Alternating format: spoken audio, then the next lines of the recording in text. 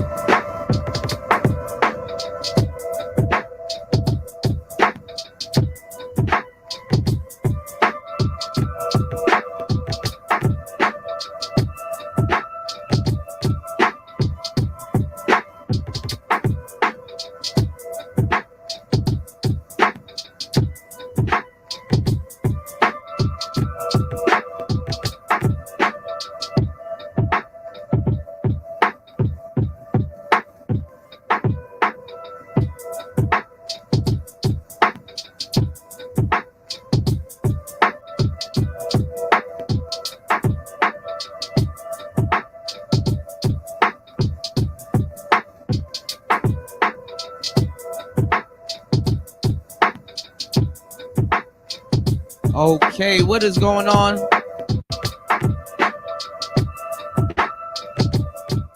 Shout outs to everybody here. I bet I've been making some lo-fi.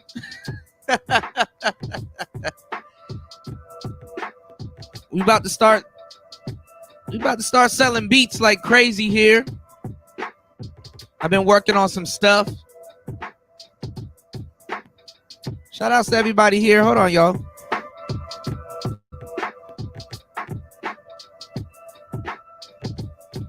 Yeah, the bass line. I was gonna add some bass line to it. I'm gonna let y'all hear what I've been working on, man. Shout outs to Mike Reed, Brian Will in the building, my boy Ebo Sosa in the building, my girl Little Shirley in the building. Y'all already know tonight's gonna be a good one. It's gonna be a banger. It's a banger. It's a banger, y'all. I got some lo-fi beats for sale. We doing 1 for 15, 2 for 20, 3 for 25. You know what I'm saying? Come shop with your boy, man. So I'm about to just be churning out a whole bunch of lo-fi beats. I told y'all how it gets when it gets a little chilly outside. I get straight to work. I'm ahead of the season. You know what I'm saying? What's going on, Tack Man? I'm ahead of the season. Hell yeah. Make sure you guys like and support tonight's show. Let's get the support up because y'all already know it's going to be a banger. Let me wait till you guys get off in the building real quick. I know we're going to have some new faces, some newcomers in the building. Let me show y'all some of the lo-fi stuff I've been working on. You know what I'm saying? You said you selling your beats 5.5. That nigga Tack Man said, buy one, get the next one full price.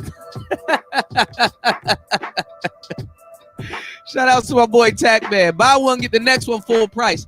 And you know, if you my boy, I'm gonna fuck with y'all. I'm gonna throw in some extra beats for you. So I got y'all. So I just been in here, you know, just been making some beats. I dropped the album last night early in the morning.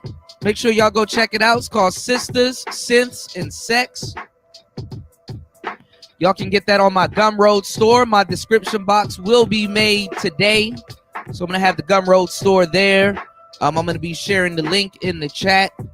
And you guys can be able to, you know, you guys could be able to head to the Gumroad store and pick up Sister Sense and Sex for free. For the free. Now I know it says about like $2 in the box over there at Gumroad. That's the suggested price. That's what Gumroad suggests I should sell it for, because Gumroad's like, no, don't sell this for free. And I'm like, nah, these my peoples. I gotta put some free shit out here. You did? So I made a free album over there that you guys could go check out. It's tech, EDM. You got EDM, you got some techno, you got some trance, you got a little bit of hip hop. You know, you got a little bit of groove music to feel good, deep house music. So I got that out right there. And then we got a lo-fi project coming soon. As you can see, this beat right here though is for sale. This one right here, I just got done making this joint. So I'm gonna clean it up, make it masterful, and yeah, you know. And you're right, I was thinking about it. I don't need bass lines on it. But let me show y'all what I've been working on real quick. Because I just like right before I got on air, I just finished cooking this up. Let me show y'all what I've been working on. So I've been putting in big work, shit, to tell you the truth.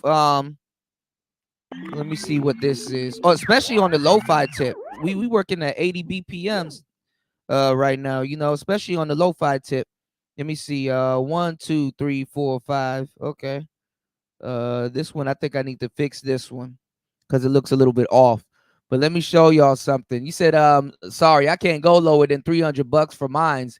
Mixing service is my thing, man. I know that's right, Ebo.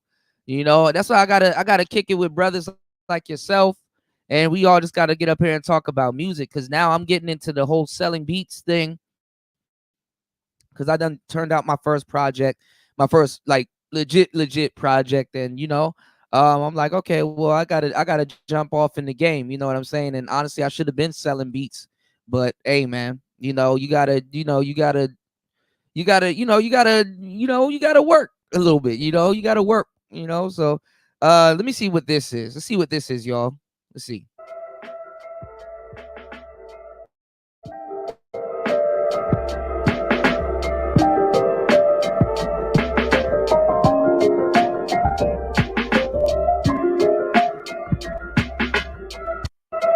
All right, let me take this back a little bit.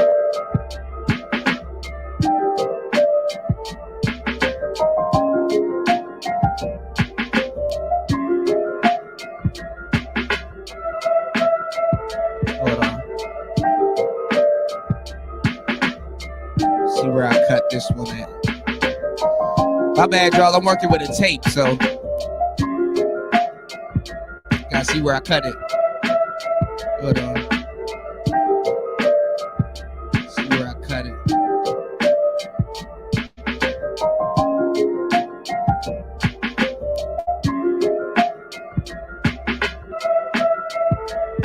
Okay, I don't know where I cut this, but you know, we got some things going on. I gotta master this too. I just keep moving on throughout the tape. So that's what that is. I add some keys in here. Some keys. Then I got the bass line right here. Which is a subtle bass line. You know, if you're doing lo-fi, you don't gotta do big bass lines, but you know.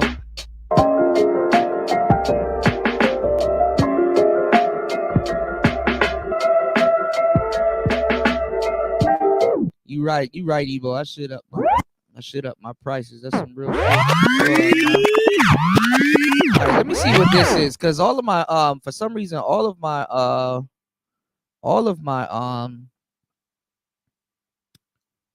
where my lines are, all of them are off, and that's because I got this thing on 80 BPM. I'm usually at 120 BPM. See 1, 2, 3, 4, 5, 6, 7, 8, 9, 10, 11, 12, 13, 14, 15. It should be at 16. Hold on, y'all. This might be it. Let's see. Let's see what we got.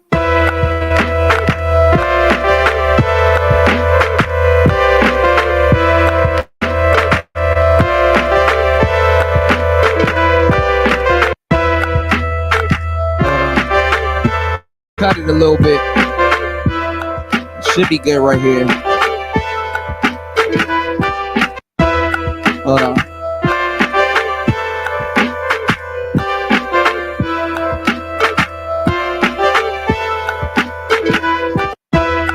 Hold on.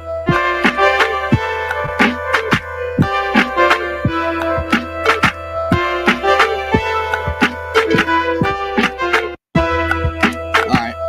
My intro is off. Go back. Let me see. In. Let's see. It's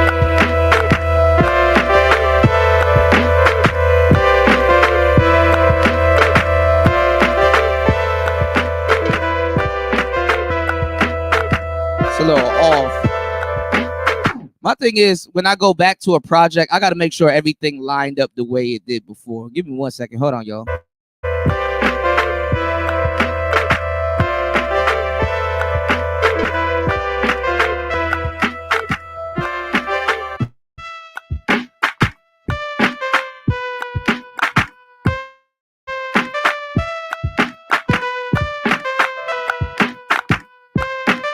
I gotta bring it in better. But y'all get the gist.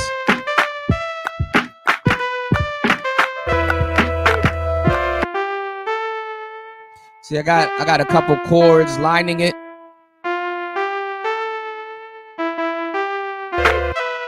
Another set of chords lining it. Another set of drums too. Got the bass line right here. Another set of chords.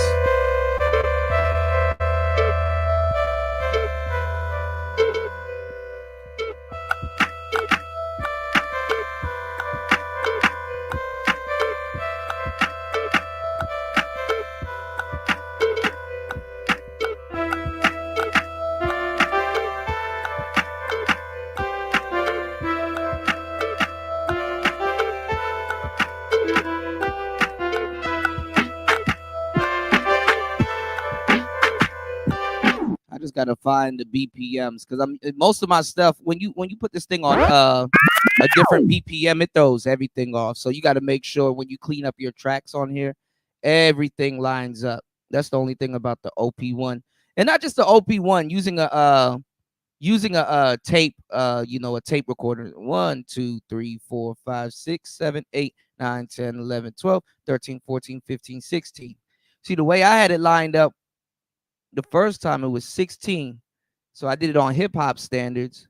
Let's see what we got on this one.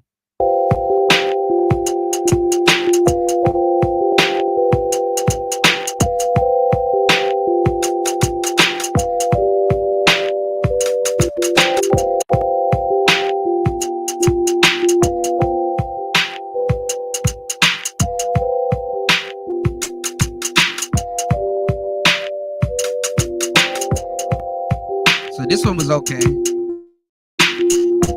This was minimal. I gotta add a bass line to this one.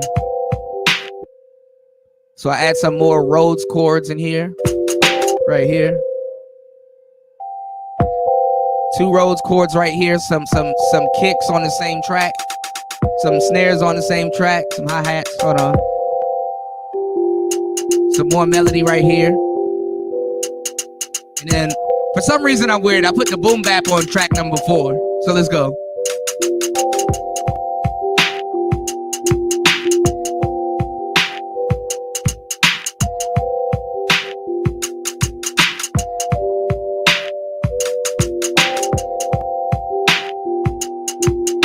So we're gonna have some more gonna have some more stuff coming soon. Let me see. I think this is the last one. Let's see. I just been putting out a bunch of boom bap stuff. So 1, 2, 3, 4, 5, 6, 7, 8, 9, 10, 11, 12, 13, 14, 15, 16. Yeah. It's off by the grid.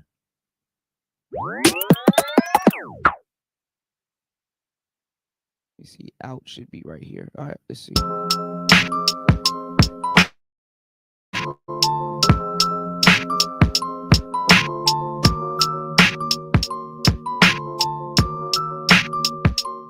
What's going on, Brownie Ellie?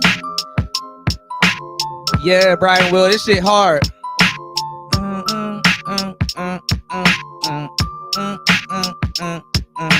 Hell yeah.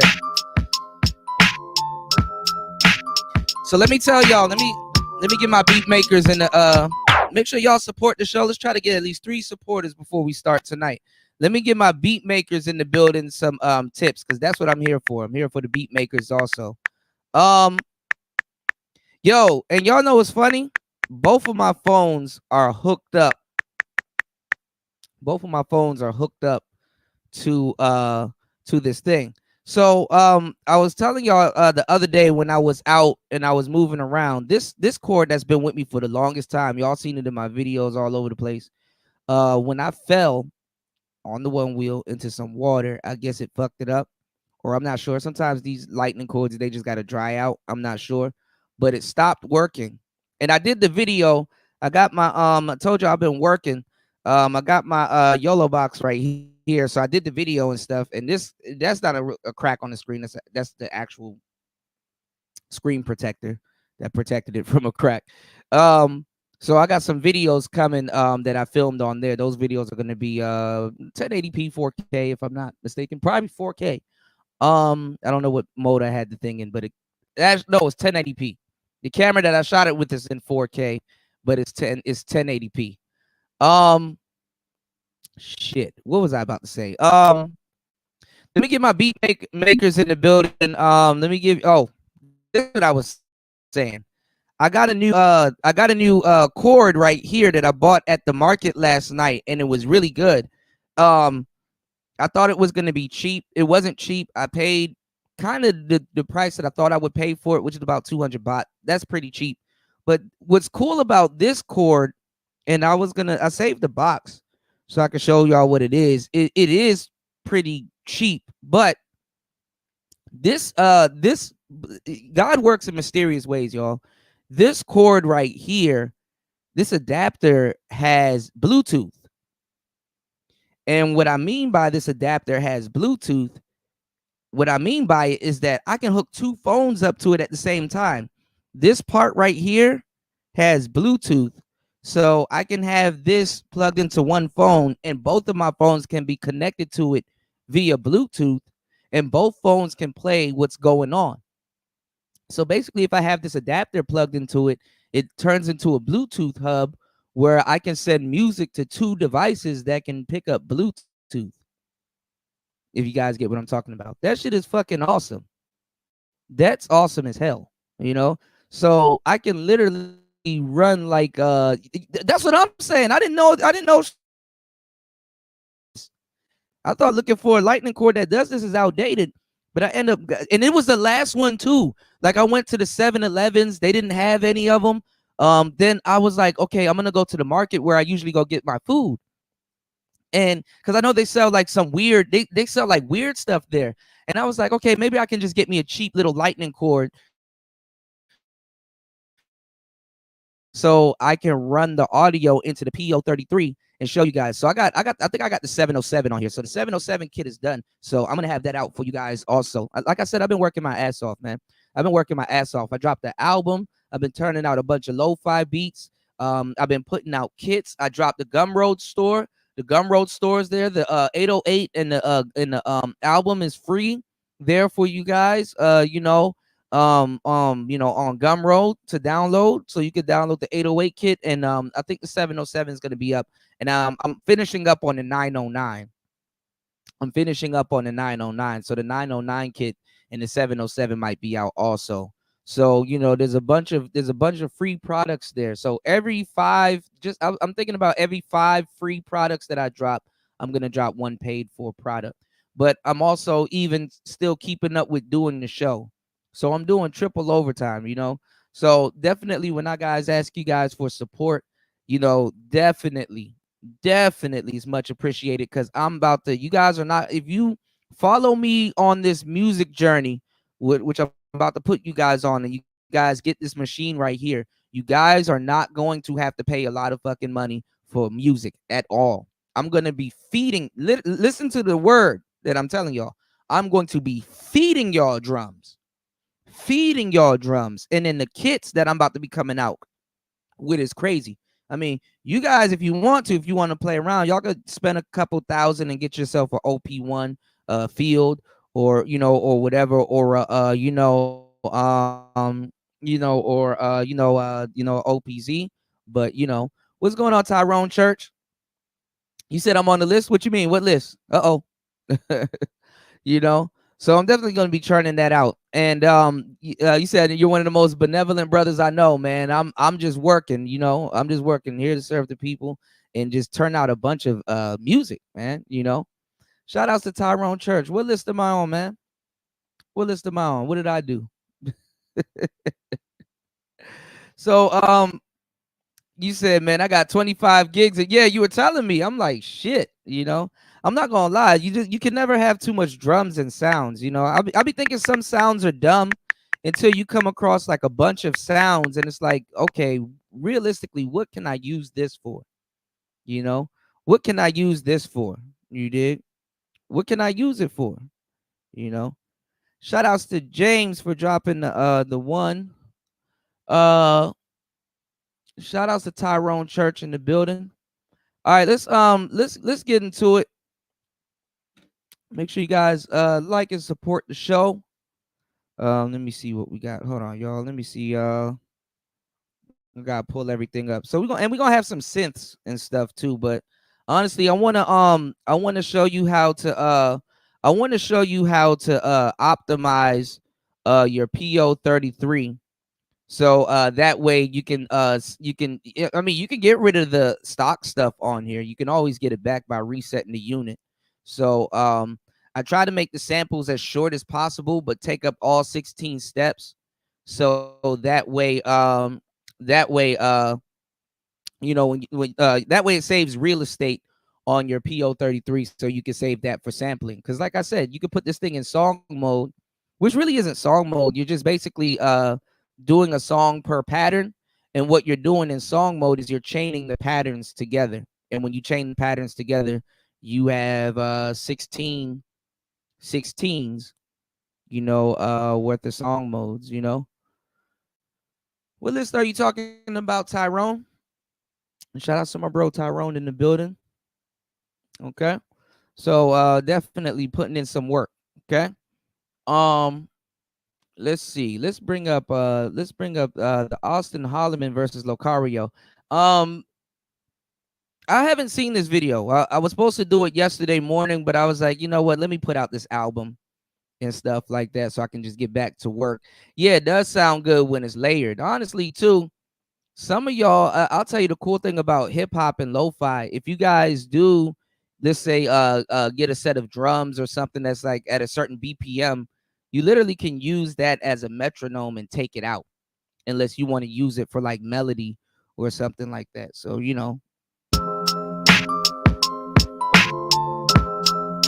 but I freehanded all of this, so some of it's not even quantized. So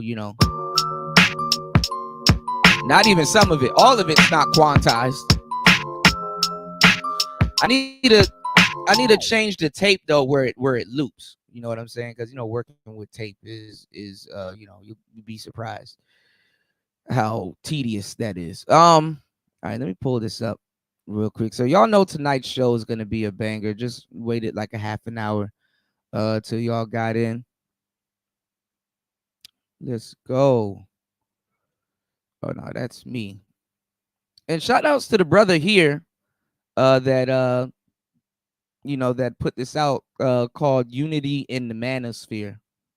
His channel is Kings and Dreams. So shout outs to the brother here. Now, I want you guys to realize something, and I want new brothers that's coming to this space to realize something, because y'all have, y'all favorite people in the space and in the manosphere. Y'all have y'all favorite people, and y'all don't realize that the manosphere doesn't include everybody. At one point, it did, but it doesn't include everybody. If you guys have been here for the longest time, you'll realize that the space has been going through a bunch of wars. And what I mean by the space has been going through a bunch of wars, I mean, you know, being that the space has gone and going through a bunch of wars, you have a lot of dating coaches that don't consider themselves manosphere.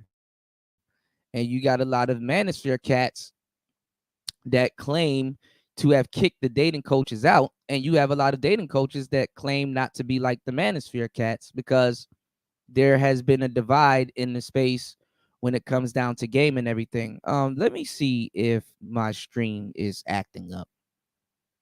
Let me see if my stream is acting up. Hold on, y'all. Let me see if my stream is acting up. Can y'all hear me? Let me make sure my stream ain't acting up. Make sure this shit ain't acting up. Let me put this on silent. Give me 1 second.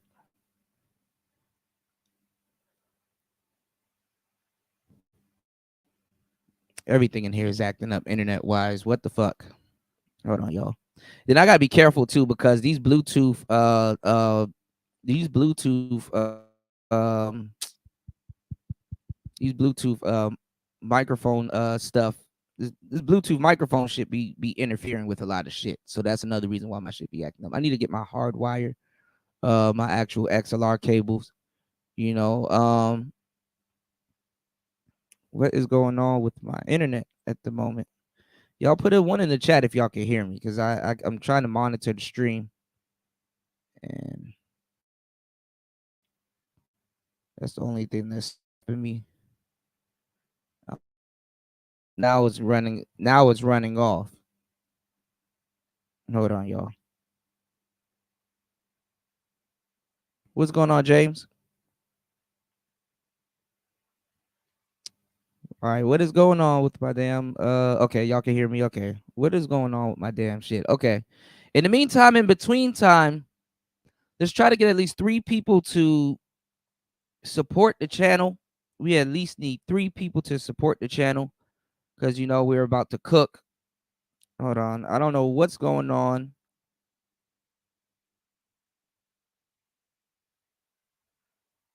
What the hell? Hold on, y'all. What is this?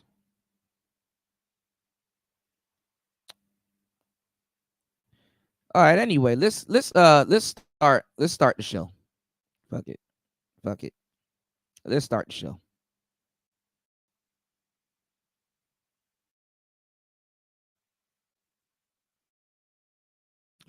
Fair use. Let's try to.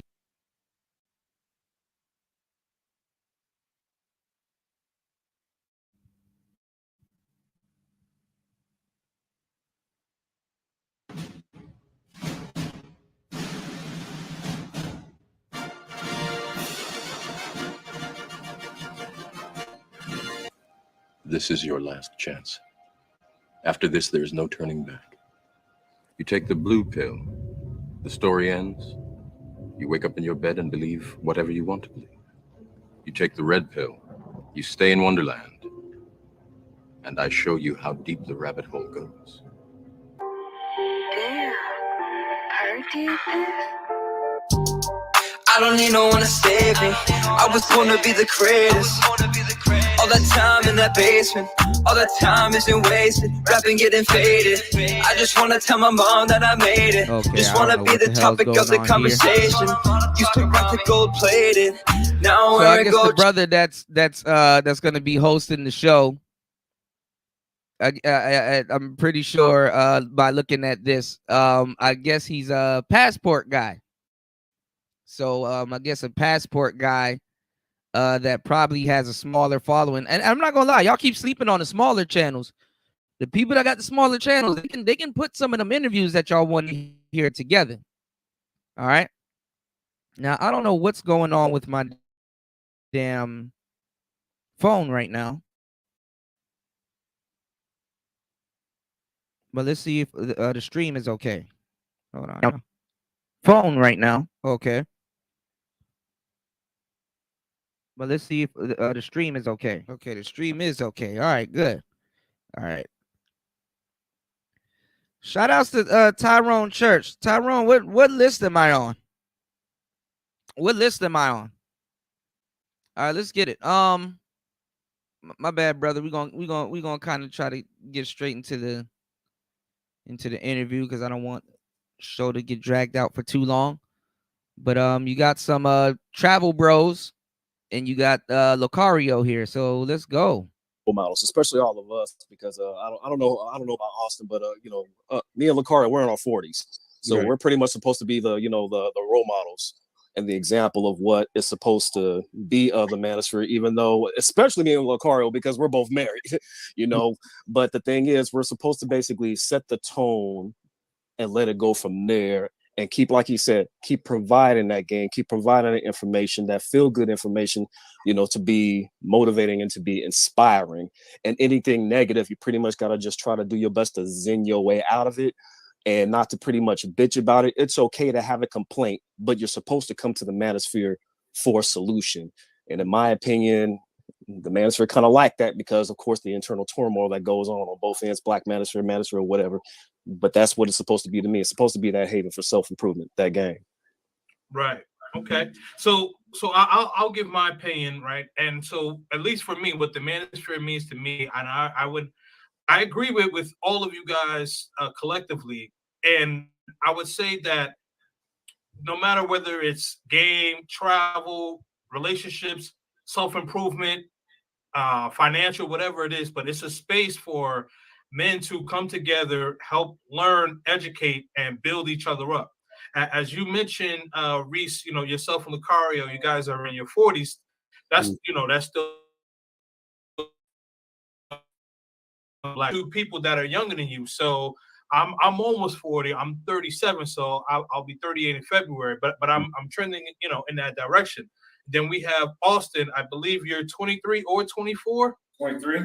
Okay, 23, right? So we got to set the example, so you guys set the example for me, I set the example for Austin, and then so on and so forth, right? It's kind of like a domino effect.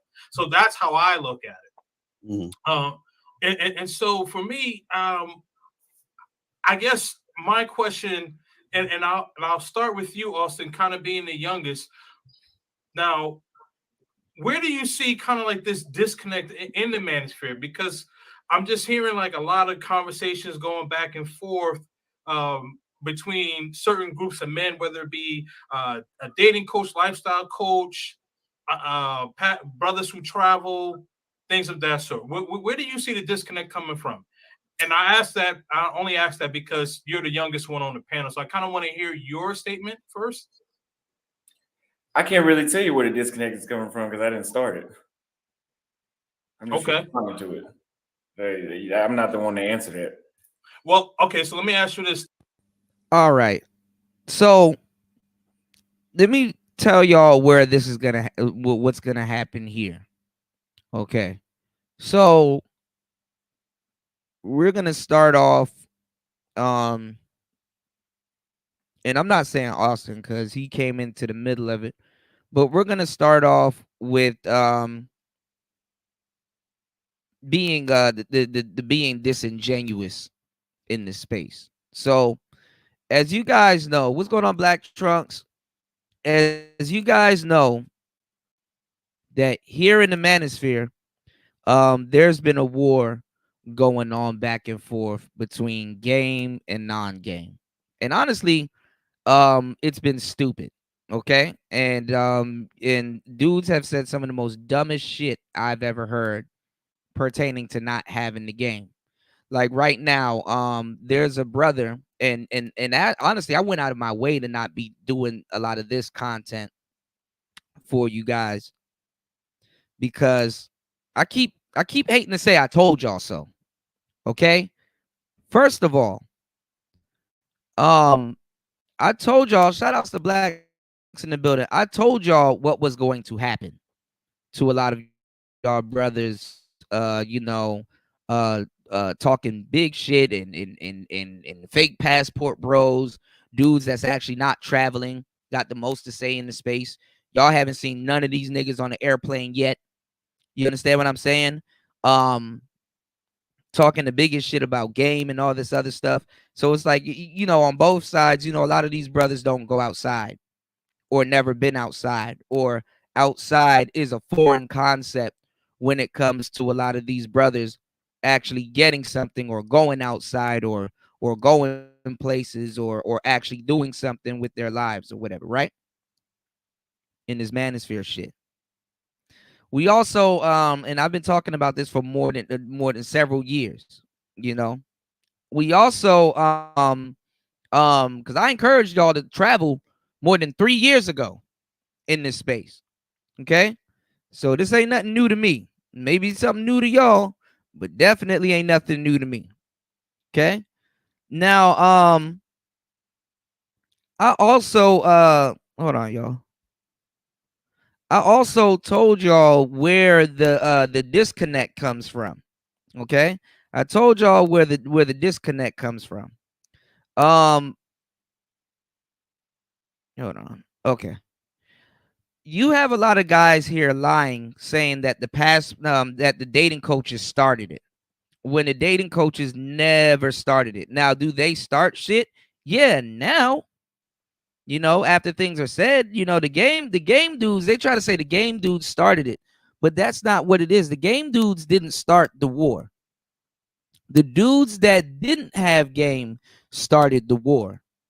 This is where you get the black pill sector of, you got to have a jawline. Oh, you got to gym max. Oh, you got to do this. You got to do that. It was a lot of brothers that were looking at guys that were winning, and talking shit about dudes that were winning or that they perceived winning. Okay. They perceived that dudes getting women was perceived as winning, and they started hating. And not even when the women would tell them that the guys that are winning and why they're winning and what they like and stuff like that, these dudes, instead of they couldn't take their rage out on the women, so they had to start hating on the guys that was actually winning, the guys that was actually getting women and stuff like that. And they still think that it's a prize to get women. These dudes don't look at women as, okay, damn nigga, I'm trying to get these motherfuckers off me. This motherfucker is a headache. Because they don't understand women. They never been around women. They spend their time trying to understand women, and the women that they believe to understand, or the women that they tried to get or couldn't get or eluded them or whatever the case may be, they come here to try to figure them out. And this is why they seek dating coaches and stuff like that. So it was the dudes that didn't have game that was causing the most problems. You understand what I'm saying? Not the dudes with the game. Now, the dudes with the game that was getting hated on, if somebody's hating on you for something and you're actually winning, and they're just taking the hate to the next level and all this other shit, then yeah, you want to flex a little bit. You might talk a little, you talk some shit. You understand what I'm saying? Well, why is the person that's quote unquote perceived as winning not supposed to talk his shit? Because when you get to the bottom of it, the dudes that were hating on the dudes with the game, or that sit around here and hate on dudes with the game, when you get to the bottom of it, when those dudes get women, they want to act like the dude with the game. So it's easily to trace where the hating is coming from. You understand what I'm saying? They want to go to certain places, even in the passport community. Ain't nothing wrong with it, but think about it. They want to go to certain places where they have an abundance of women, and they seem like they're a player. And ain't nothing wrong with that, but the thing is why hate on the game when that's what you're trying to be the whole time? And that's what we do. We hate on things that we want. In a lot of cases, we get jealous of it. We hate. The men exhibit certain traits when they want something. And players, Max, whatever you want to call them, but black, they understand it. They understand that, But a nigga flexing and saying, oh, you can't do this, oh, you can't do that, that's going to come with the territory, especially if you've been hating. Dudes sit up in this old here Manosphere all fucking day to try to be like these guys that they claim to hate. And they're asking these guys weird questions like, show your dick going into your bitch so we know you really fucking. Like, what are you talking about, dog? That, first of all, that's gay. Second of all, they want y'all to do the fucking work for them. Like, you got a lot of weirdos that's watching Austin Hollerman that hasn't gotten on a plane yet, claim passport bros to the core, and he doesn't even know this as a young guy. And probably he is learning this now. The group of dudes that he represents, or that's in the group that he represents, versus the dudes that are actually founders of the group, dudes that actually been doing that stuff, dudes that actually it ain't no biggie for them to travel. They ain't tripping off the traveling shit. They didn't just discover traveling last night. You understand what I'm saying? They didn't just discover traveling last night. And what's fucked up in the passport community is that you got dudes, you got weekend warriors talking to dudes that in a space that should be filled with expats and dudes that are actually living over there. That's why when I didn't hear nobody talking about visas and stuff like that, I said these dudes can't be legit. Can't be. Real traveling bros are not worried about the traveling. They're worried about the visa. We'll deal with the planes and the moving around and all that shit when we get to that. What's it going to be like when I touch the ground? Where can I get cell phone service? Where can I exchange the money? How much is the money? We asked different questions. So it was like these dudes couldn't be. They were just too fond of getting on a plane.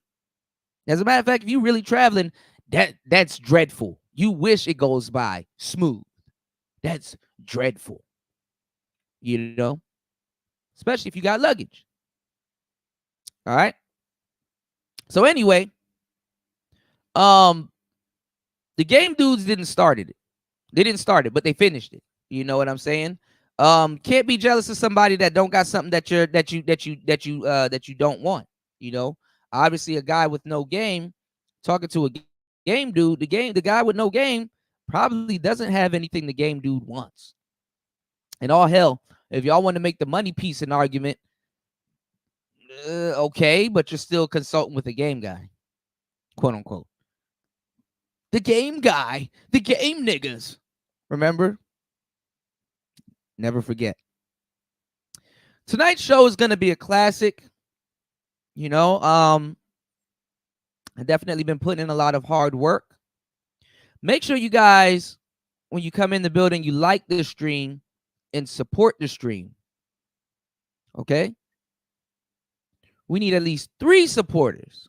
Let's try to get at least 3 supporters. You can support by using all 3 links or one.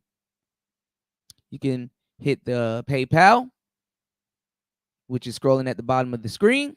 You can hit the Cash App, which is at the top of the chat section that's pinned. And you can also hit the Super Chat. Okay? Please support tonight's show. And let's get to the poll real quick before we get back into the gist of tonight's show. Okay? 32 votes in on the poll. On the poll, it says, who will win this debate? 16% said the bad boy of the dating game. 16% said the bad boy of the dating game. 25% said is that bad. 56% says the passport bros. 3% says dating coaches. Cool. Tyrone, let me know what list I'm on. That you just came in and said something and bounced out. So let's go. It's player talk. Then we're like the disconnect. So how do you feel about the disconnect then? I don't care. All right, fair enough. All right, so then Mr. Lucari, what say you? I say the disconnect is that people just aren't being honest. You know what I'm saying? So a lot of time, like for example, like right now in the chat, this dude QB is in there, and I'm about to leave in like 5 minutes if he ain't out of there. But this is a guy who's been lying on me, spreading propaganda about me.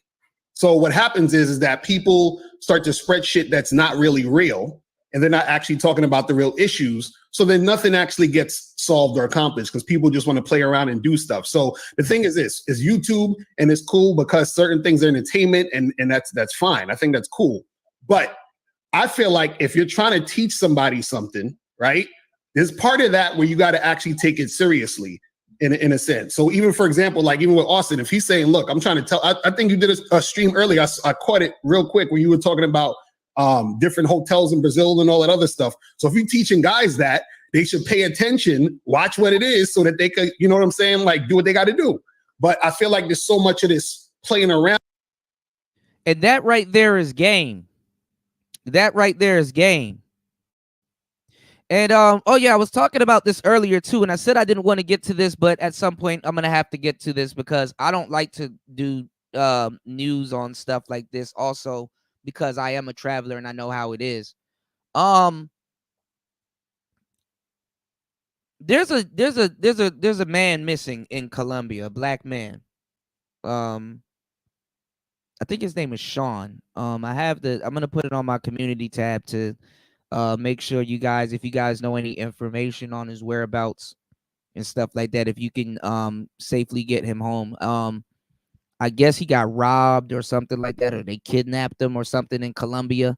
And I keep telling y'all guys, y'all need to stop playing and sticking cameras in people's face and rolling around with cameras and stuff like that. Take it from a guy that actually produces content and rolls around with cameras. Y'all need to stop. Y'all don't know what the hell y'all talking about. Y'all need to stop some of the bullshit. Y'all got to stop some of the bullshit that y'all doing in other countries when you don't know what's going on. So I guess the brother's kidnapped or whatever, or he probably doesn't have his phone or anything, so he has to move around till he get back home. You know what I'm saying? So I pray that brother gets back home in one piece, and I hope he's good. You know what I'm saying? So I keep telling y'all about the logic when y'all travel. Don't leave your game at the airport. Don't leave your mind at the airport. You know, it's logic. Y'all stop thinking that y'all don't need game in some of these places or need to move around smart or have any type of street smart. When you leave your logic at the airport, you're gonna be lucky if you can make it back to the airport. You understand what I'm saying? Don't leave your logic at the airport. When y'all leave y'all game at the airport, stuff happens. Y'all need to be watching y'all back. Y'all, especially if you're going to Colombia. Hey, what's wrong with you niggas? I don't give a damn. I'm moving with my head on a swivel in Colombia. Hell, I'm tucked away in the countryside of Thailand, and I still move with my head on a swivel. And I'm rolling around with cameras and all kinds of stuff. Niggas ain't out here with the type of shit that I'm rolling around with for the most part, getting footage and stuff for the damn show. You dig? So, hold on. And shout outs to Tyrone. You said Roger did a list. Roger Report, right? Our brother Roger, right? From the Roger Report. Shout outs to the Roger Report. If you guys, if you can link it in the chat, Tyrone, that'll be dope because I would like to check that out. Finally, I get put on the list. Finally my work is being recognized. You dig? Shout outs to the Roger Report. Let's get back into it. It's player talk. Let's go. Now where it deviates the actual information, and there's a lot of people that are just looking for people to go back and forth and beef and do all this other nonsense. So I feel like the disconnect comes from people just not being honest, not being real. And you got people out there that's just trying to start nonsense all the time just to make shit be a thing where people are butting heads. Because me in general, I like to look at the ideas. I've always said that in all my videos. Even when I talk about someone or critique someone, I'm critiquing the idea. You understand what I'm saying? So I'm not going at the person specifically. So that's how I look at it. I got you. So basically what you're saying is that you're not trying to offend the person, but more or less it's about the action, not the person, it's themselves. Right. Exactly. Okay. All right. And then Reese, what say you? In my opinion, the disconnect mostly comes from not even the creators themselves, or I won't even call them content creators, but not even the commentators, but more from the viewership, more from subscribership. If you look at when you take a look at chat rooms and everything, there's some cats in the chat like, hey, stop looking at the chat, like pay attention to basically like the topic at hand. It's like, look, we're all here for a purpose. We're going to look at the damn chat. We're going to acknowledge who's talking. We're going to acknowledge you because you're a spectator. This is what we do. And on top of all that, if you say something out of pocket, we're going to address it, especially if it's something relevant to this. And that's the problem that's been going on in the space. It's too cliquish. And the thing is, I understand that all of us, we have our own viewership, our own supporters, our own subs, whatever the case may be. And that's the problem, because it's almost like everybody has like a cult following, but it shouldn't even be that. If this is going to be one space, then everybody should be objective. Like, take it for example, like I've seen Lucario go on, shout out to Bernard Riley show. And what do everybody that chat go for? They go after his neck about the open marriage and all that other shit, instead of just addressing the topic at hand. It's like, okay, if the topic is about something else, why are you addressing his open marriage? Why are you addressing him being a dating coach if he's married and all this other stuff? Same thing with Austin. And regardless of what he wants to go overseas for, why can't you just address the topic at hand? Like he said, if he's talking about which hotels you could come up on a dope price in a Brazil or a Colombia or whatever, pay attention to that. Right. Why do you care about why he's going over there? The point is, you should be getting this game up on about these hotel discounts or whatever the case may be. It's just the viewership. Like when I said it before, shout out to O'Shea, when I talked about that the Black Manosphere kind of lacked inspiration, everybody came at my neck because they were making it seem like I said like the Black Manosphere is not helping anybody in dating, and pretty much I was. It's like, okay, do people really come to the Black Manosphere to get dating tips? No, they don't. It's almost like they just complain in the comments. And then next thing you know, well, where are we? What are we supposed to do? Where are we supposed to go and complain to? Okay, so you came to a place to complain, but you didn't find a place for a solution. This was supposed to be the place for the dang solution. Now, the thing is this, people like Lucario have solutions all day, free solutions every fucking day on this damn platform. Austin can have solutions too. King, you can have solutions too. I can have solutions too. But they don't care. They want to be entertained by the topic. They don't give a shit about putting in the work in that you guys always say to do or whatever. But the thing is this, they want to come, they want to complain, and we kind of find out maybe the viewership is young, maybe it's juvenile. So when they see us speaking, they're just like, you know what? Fuck this nigga, woo woo. So now they turn into trolls. Now they're no longer supporters of the Black Manosphere. They're just waiting to see who comes on so that they can start tossing tomatoes at a nigga. That's just what they do. But that's just what I saw in my opinion. So the moment the viewership just like, okay, let's calm down. Let's be objective. Let's support everybody that come up on here.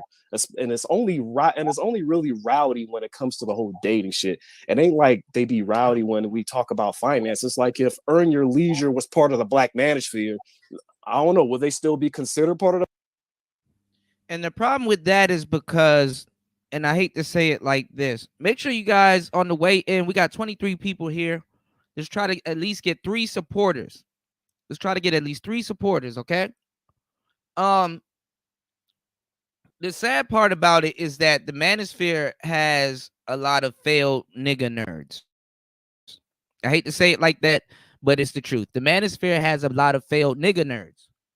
And I don't mean it with all due respect, okay? And if anybody would know, it's me. I would know. The Manosphere has a bunch of failed nigga nerds. Okay, and the quote-unquote pookies, the Manosphere is actually filled with more pookies than y'all think. Okay, that's another thing. The Manosphere is actually filled with more pookies than y'all think. The nigga nerds turn into trolls. You know what I'm saying? What's going on, Will Clinton? What's going on, Blue Collar? The nigga nerds turn into trolls because the dating coaches, you know, y'all can say what y'all want about Lucario, Steve the Dean, all the guys that's been around for a long time. You know, this is a marathon. You know, it's not about who's bred the longest, it's who can stay out on these YouTube streets the longest, to tell you the truth. To tell you the truth, to a certain degree. These guys been around for 10 years. And they get talked shit about for people that just discovered the Manosphere last night or last year or wherever. These new dudes that's coming into these spaces, they're not coming here on shut up mode, you know, because there is no boundary to get into these spaces. There's no, hey, listen, if you don't have a microphone or a legit setup, or you don't have good content and stuff like that, we're not going to take you seriously. So anybody with a cell phone and a service carrier or Wi-Fi, they can get on here and yell at the top of their lungs, whatever they think. And the crazy thing about it is that a lot of dudes here, because this is debunked, a lot of dudes would like to say that the reason why women don't treat them the way that they want to, or the way that they need to be treated, is because they're the good guy. A lot of guys in the Manosphere believe in their heart of hearts that they are the good guy. A lot of guys in the Manosphere believe that in their heart of hearts that they are the good guy. And maybe they might be the good guy. It could be cap or it could be real rap. You know what I'm saying? But the fact of the matter is that the Manosphere is filled with failed nigga nerds. Don't hate the messenger. Just listen to the message. Okay, now let's get into it. How do I say that? It's because the dating coaches are these guys been around for more than 15 years. As a matter of fact, dating coaches predate the modern day Manosphere. You know? Yeah, Debo, I didn't hear it, but we're gonna get into it. We're gonna cover it. Shout outs to you, player. Welcome to the show. You know, we're gonna get into it. Because the thing is this, a lot of these dudes, they sought out the dating coaches, and then when they realized that they got to put in work and stuff like that, you know what I'm saying? That's when they got mad. And then the thing is that back in the day, because we talk about the pickup artist wave here, because the dating coaches, they don't like pickup artists and stuff like that, but a lot of people are misinformed about a lot of different things. So I'm here to kind of bridge the gap to bring it full circle. You know, so watch me work. You dig? I've been chilling. You dig? What I'm saying is that a lot of the dating coaches, they don't like they don't like the pickup artists. They believe, but the pickup artists are correct. A lot, the real ones. Are there a lot of fake pickup artists? Of course. Are there a lot of fake dating coaches? Of course. There's a lot of fake everything. Choose which one you want to have dominion over what you're talking about or what you're doing. You dig? So what I'm saying is this, a lot of people think that a lot of these brothers are fake. A lot of people think that a lot of real brothers are fake too. That's the crazy part. So hold on, y'all. I gotta get my setting up my putting my mic stand back together so I don't have to hold this microphone in my hand. So this is the thing about the whole dating coaching and everything that we got going on.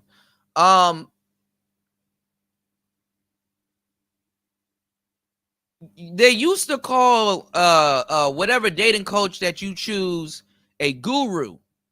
Okay? That's your dating guru. That's a term. It's not saying that you're the cult of personality. It's not saying that. It's not saying that it's basically the guy that you choose to listen to. Who are you rocking with? You understand what I'm saying? If who y'all listen to these days? If Dr. BOA is your quote unquote guru, it's cool to listen to Alan Roger Curry or shout outs to my boy Edward in the building. Edward Bailey. It's cool to listen to Alan Roger Curry, or it's cool to listen to Ron Wills, but a lot of what they're telling or the doctrine that they're teaching or their styles may conflict with each other. And what happens is when you're taking information from both sides, you're not going to move because you need to pay attention to at least one or maybe two. Not the average guy that's seeking out coaching can't take coaching from two coaches. You need to stick with one coach, because if you're not active and attractive and outside moving, the information is going to confuse you as the person that's supposed to be learning. And the information is also going to confuse your dating coach, you know?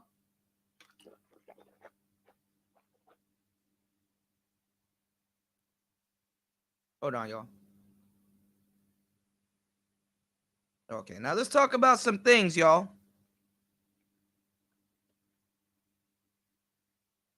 We talked about this on the last show.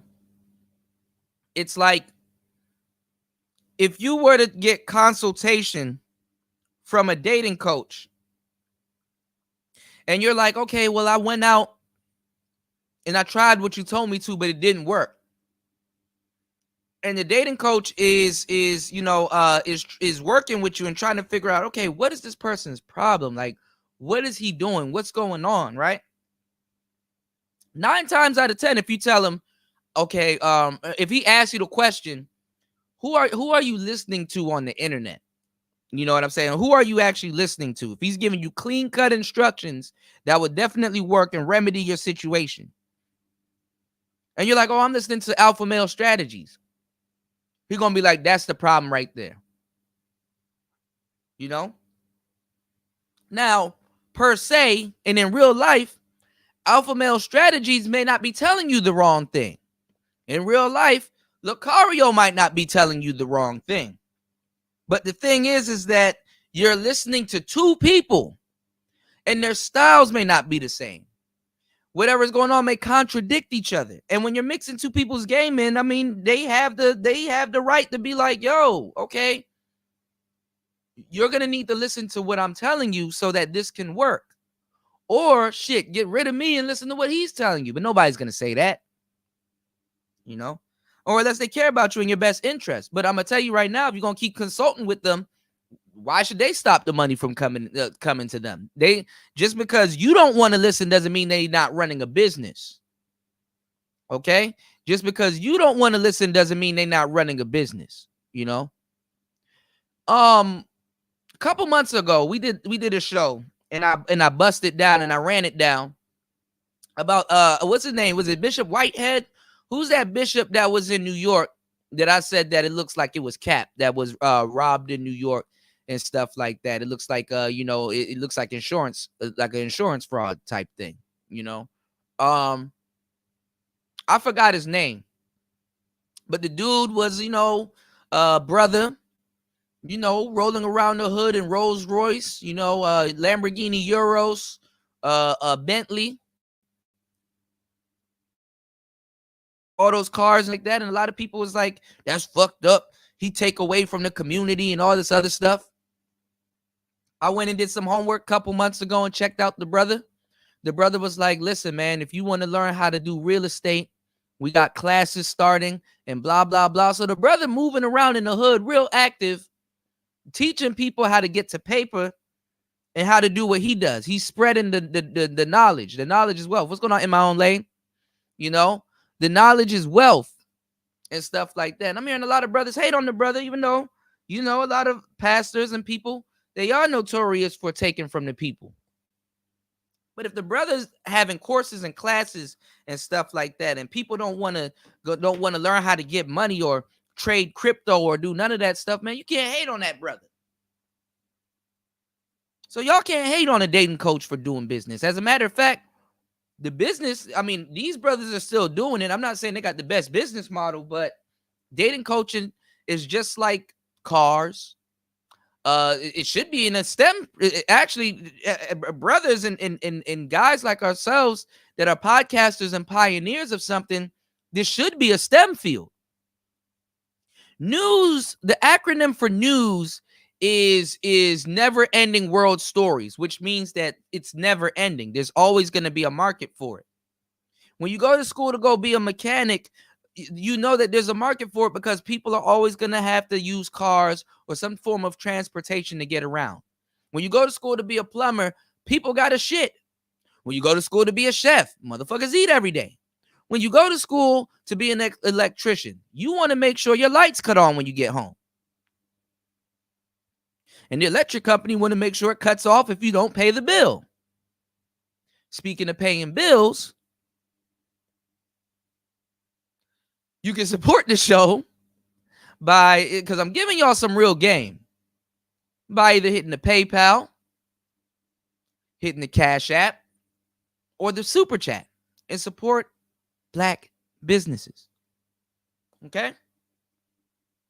Let's try to get at least 3 supporters. Okay?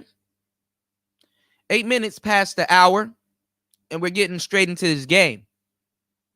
So if you're listening to 2 gurus, what you have to understand is that if you're going to be listening to 2 gurus, you're gonna have conflicting messages, and you might not move. And if you go out there and move, it might be very confusing to you what you have to do, because you have an itinerary that these dating coaches give you, and you have to learn from that itinerary. When you're listening to 2 people, you're listening to conflicting views, maybe conflicting style, but there's a point of conflict there. Okay? And if a dating coach tells you this and you still choose to listen to multiple gurus and you haven't improved, that's kind of not his fault.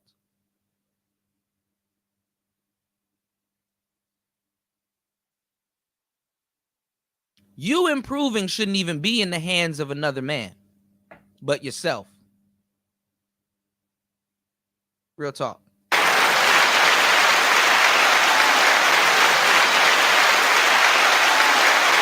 Okay?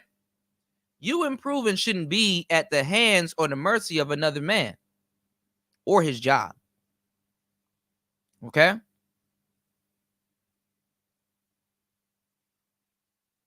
They haven't budged on any of their prices. So somebody needs help. Okay? Somebody needs help. Shout outs to my boy T. Shout outs to my boy T for dropping the $5 on the Cash App. Much appreciated.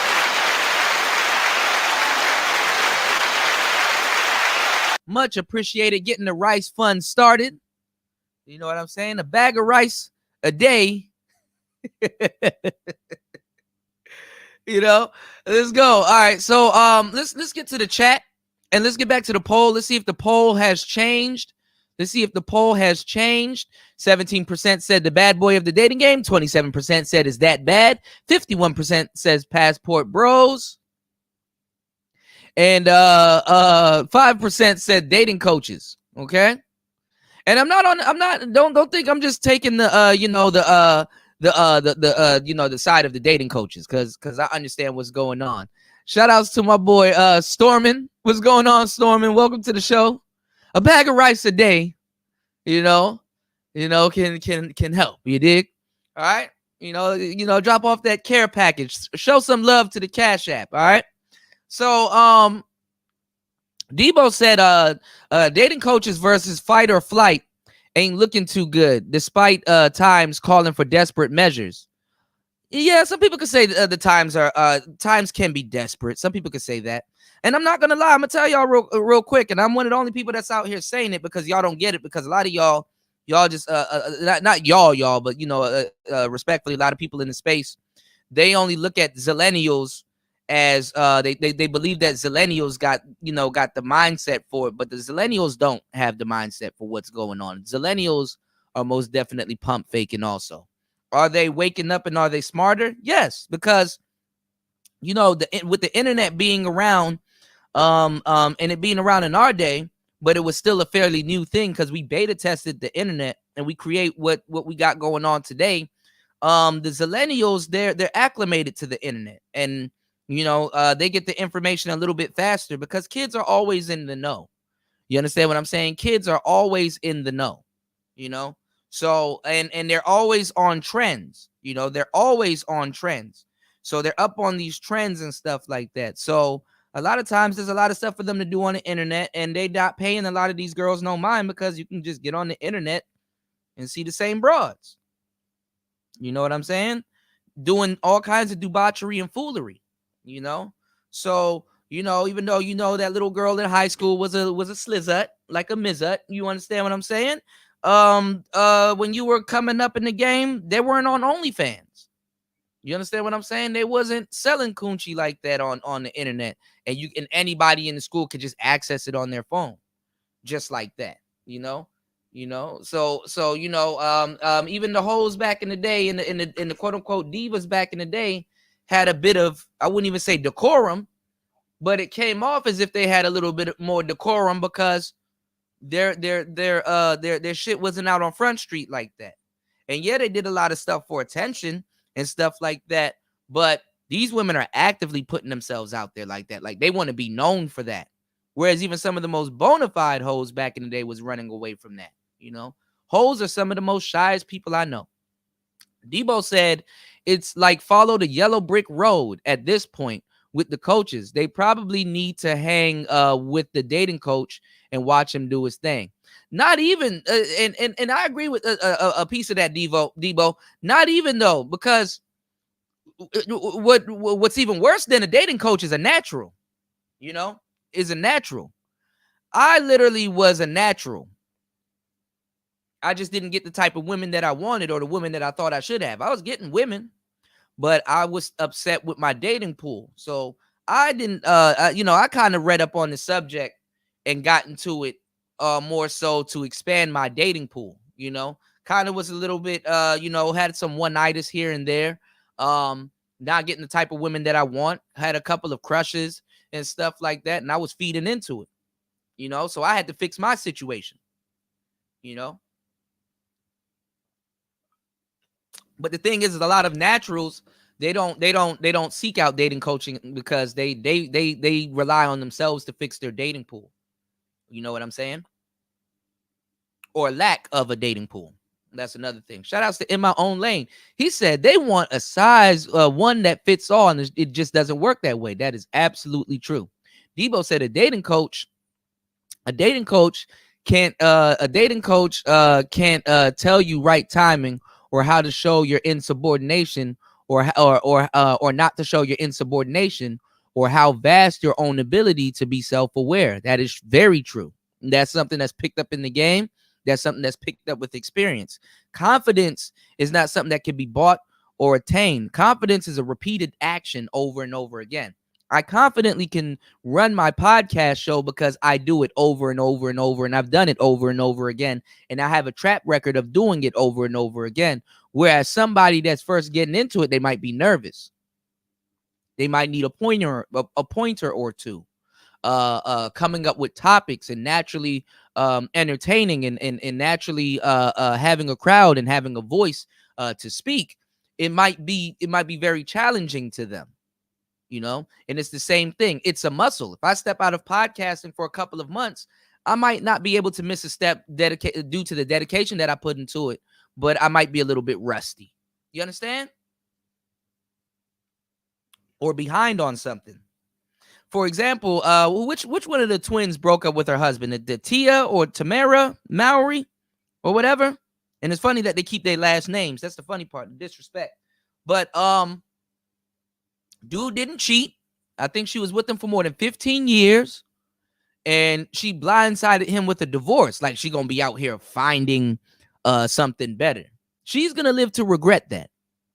Breaking up with a good man and the father of her children and stuff like that. And the thing is that the media wanted to blame that brother. I'm gonna do a show on that.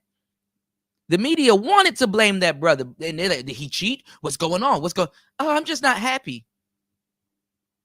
Or this, that, and the third. Oh, it just, you know, it ran its course. You know? They try to find something on the brother. Well, what did he do? What did he do? There has to be a reason. What did he do? What did he do? You know, sometimes I'm just not happy. Don't cut the cake. Kids can't look at him all sideways. You know, what's going on? Emoji James Brown in the building. Shout outs to my brother there.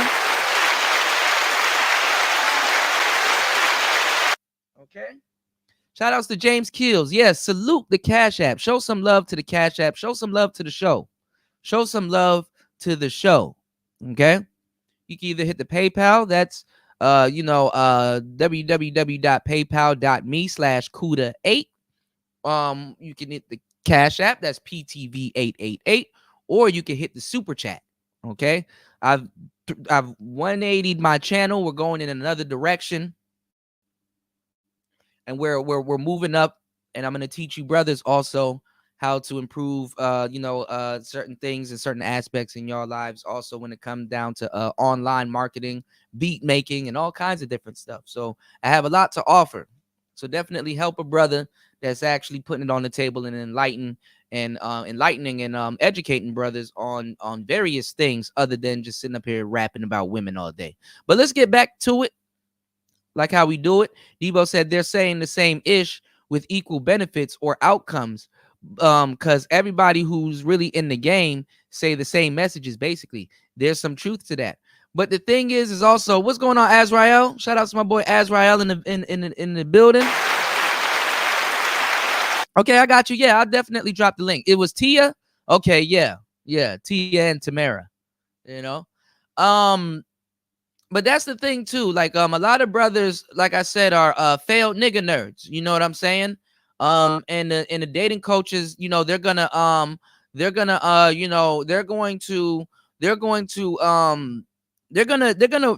outlast these guys, because at the end of the day, all Austin is kind of really doing is becoming an international dating coach. When you think about it, international dating coaches. The international guys are going to need dating coaches also, because they're going to be fucking up. They fucking up right now. There's a brother lost right now in Colombia, and they're trying to get him home. So don't leave your game at the airport. Shout outs to my bro Azrael, dropping that $1.99 on the super chat.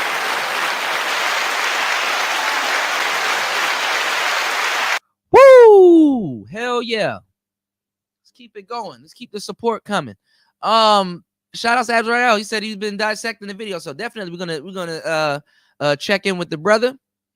Yeah, dating coaches is like getting self-help, and a lot of people don't want to do the work. Exactly. But this is the thing now. Like I said, a lot of people, and what this brother said is true. A lot of people have become trolls, because the thing is a lot of dudes here are more pooky than you think. A lot of dudes aren't the good guys that they present themselves to be, or at least guys that want to do the work. Because you would think that if you're going, through the, and honestly, having a price for what you're doing is so that you're not wasting your time. Honestly, I'm very patient, but honestly, me being patient also leads to me wasting my time, And I definitely want to do a lot of free stuff for the community, but certain things have shown me, yes, I'm wasting my time. A lot of you guys have told me, yes, Kuda, you're wasting your time. You need to get paid for this. You need to get paid for that. You need to have this. You need to have, and I also understand where they're coming from.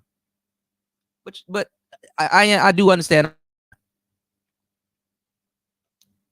I do understand that I'm wasting my time. You dig? So a lot of the Manosphere is pookies, to tell y'all the truth. And they're failed nigga nerds, okay? A lot of these dudes couldn't even start a gaming channel if they wanted. A lot of these dudes are not tech savvy. A lot of these dudes, I don't know if you want to call them societal rejects, but hey, you wouldn't be too far off. And a lot of these dudes are some of the most smartest people, some of the most talented people. And I'm talking about the audience.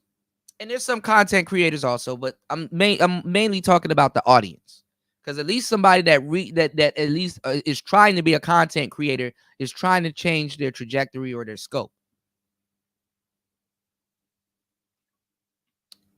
Then again, there's a lot of good brothers mixed into the audience also that don't need to be hearing this hazing lecturing, that are here to learn, that are stepping their game up, that are making leaps and bounds and doing certain things.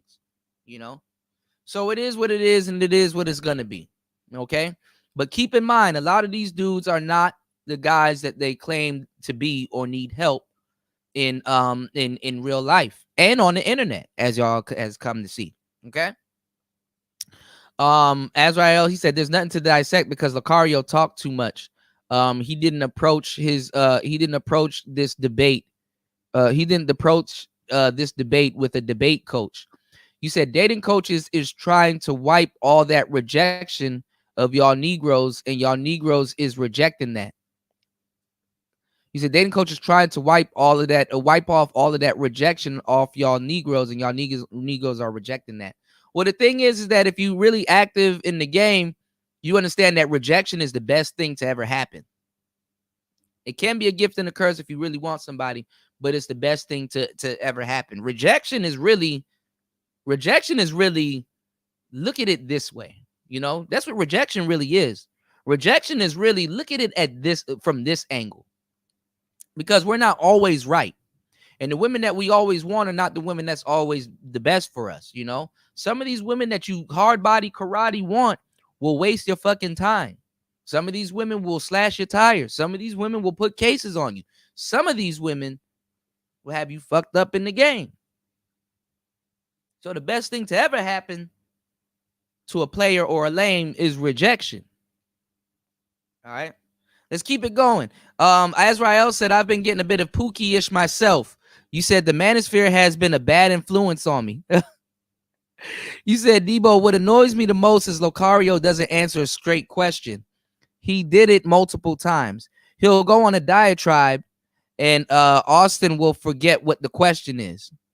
He talks too much. You said maybe Miles. Yeah, Miles is not that bad. He said maybe Miles could have all did better. Miles is a little bit slicker than Lucario. Yeah, because I think Miles is a little bit more active these days. Lucario be chilling and I guess running his business. You said he got flaked on the day before they did their first video on Austin. Yeah, it happens. Rejection happens, As a matter of fact, it's actually pretty cool to get together and talk about being flaked on and stuff like that. Because sometimes, too, man, I used to holler at my player partner. I'd be like, look at this baddie, bro. They'd be like, yo, what you got going on with that? I'd be like, bro, she flaked on me. And we both would sit there and start laughing and shit like that. And then go on to go talk about other women.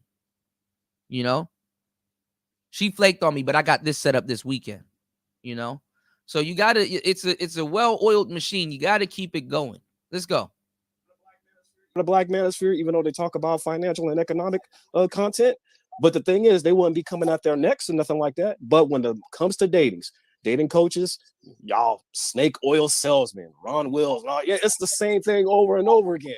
But what I see is individuals that's trying to make you better. And so they'll say, hey, you guys are saying shit that I could go get for free from somebody else. Why I gotta pay for the Bad Boy membership? Why I gotta pay for this? Why I gotta pay for that? What's with this game is to be sold, not to be told and shit. It's self-improvement. What's the difference between hollering at Lucario or hollering at Ron Wills and going to buy a Tony Robbins book? He's the self-improvement guru. But since it's some black shit, it's some nigga shit, that's when it has to be attacked.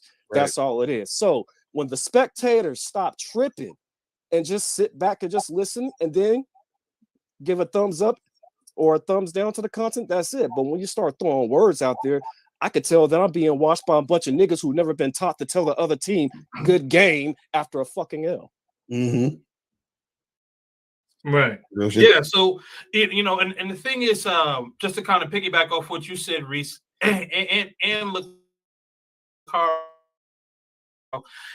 think that it really is a crab in the barrel mentality where it's just like either people don't want to see you do better than what they're doing, or it's like people don't want to believe in what you're doing, and it's just that they want to pull you down, right? And I don't think that us as men, that's not what the Manosphere is here for. It's supposed to be about self-improvement, right? Now, if you say, hey, you know what? I don't believe in what Mr. Lucario was saying, that's cool. But you don't necessarily have to say, oh, like he's full of shit, he's lying, or whatever the case is. Now, if he has proof and people are purchasing what he has to offer, then let that be that. You don't have to purchase it, but you don't have to go say, oh, he's this and that, or Austin Holloman, right? People are saying, oh man, like you've only been to Brazil, like, or Colombia, whatever the case is. You don't know anything about traveling the world, but he knows what he knows from his experience. He's talking about his experience where he's been. So you can't necessarily take that experience away from somebody, right? So that's the way I look at it. Mm-hmm. Also, I want to say something real quick. See, it's funny. I'm looking at the chat, and so people are like, "Oh, well, Lucario, you started this. I didn't start anything." So what happened is that people got to understand that dudes have been going overseas for years. Since some of y'all were probably 5 years old and 2 years old. Older dudes, like I was in Brazil when most of y'all were like 7 years old. You understand what I'm saying? So this is nothing new. Now, what happened was, and I'm not saying that anybody started this, started that, but what I was hearing was people were saying that, well, because we have our passports, dating coaches are obsolete and game don't exist and all these other stuff. So if you're saying this about something and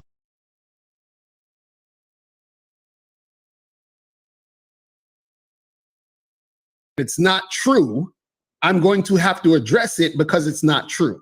And so when you're saying things that are lies and that are not true or that's misinformation, it needs to be addressed, because if you're spreading misinformation, then what's going to happen is people who are trying to learn are not going to learn. Do you see what I'm saying? And so the problem is that, again, you have people out here that they don't give a fuck about what I'm saying. They don't give a fuck about what Austin's saying. They don't give a fuck about Reese. They don't give a fuck about Ken D saying. They just want people to fight. That's it. They want to see a bunch of stuff. So for those people, I don't really care about those people. I just don't want to be associated with those people. That's all I'm saying. You know, when certain people are in the chat or talking this and talking that,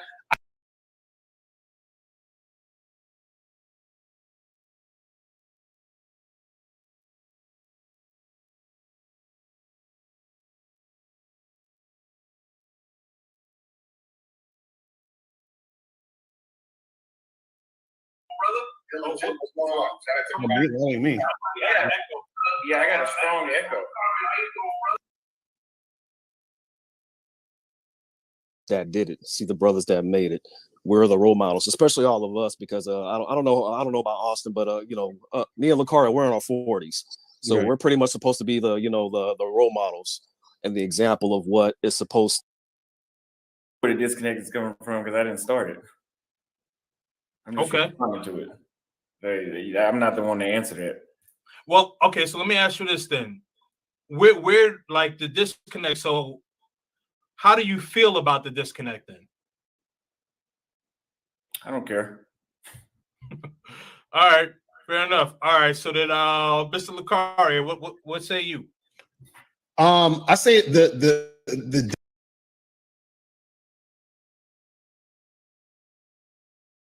Okay, I don't know what the hell is going on with YouTube. God damn. disconnect is, All right, here we go.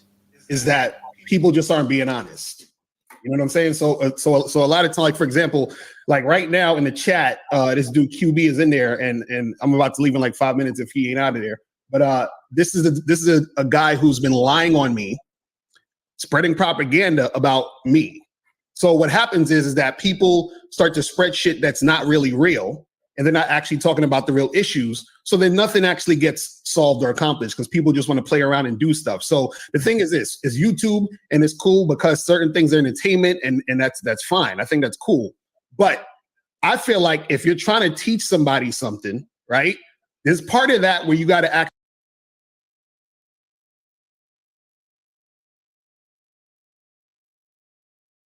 take it seriously.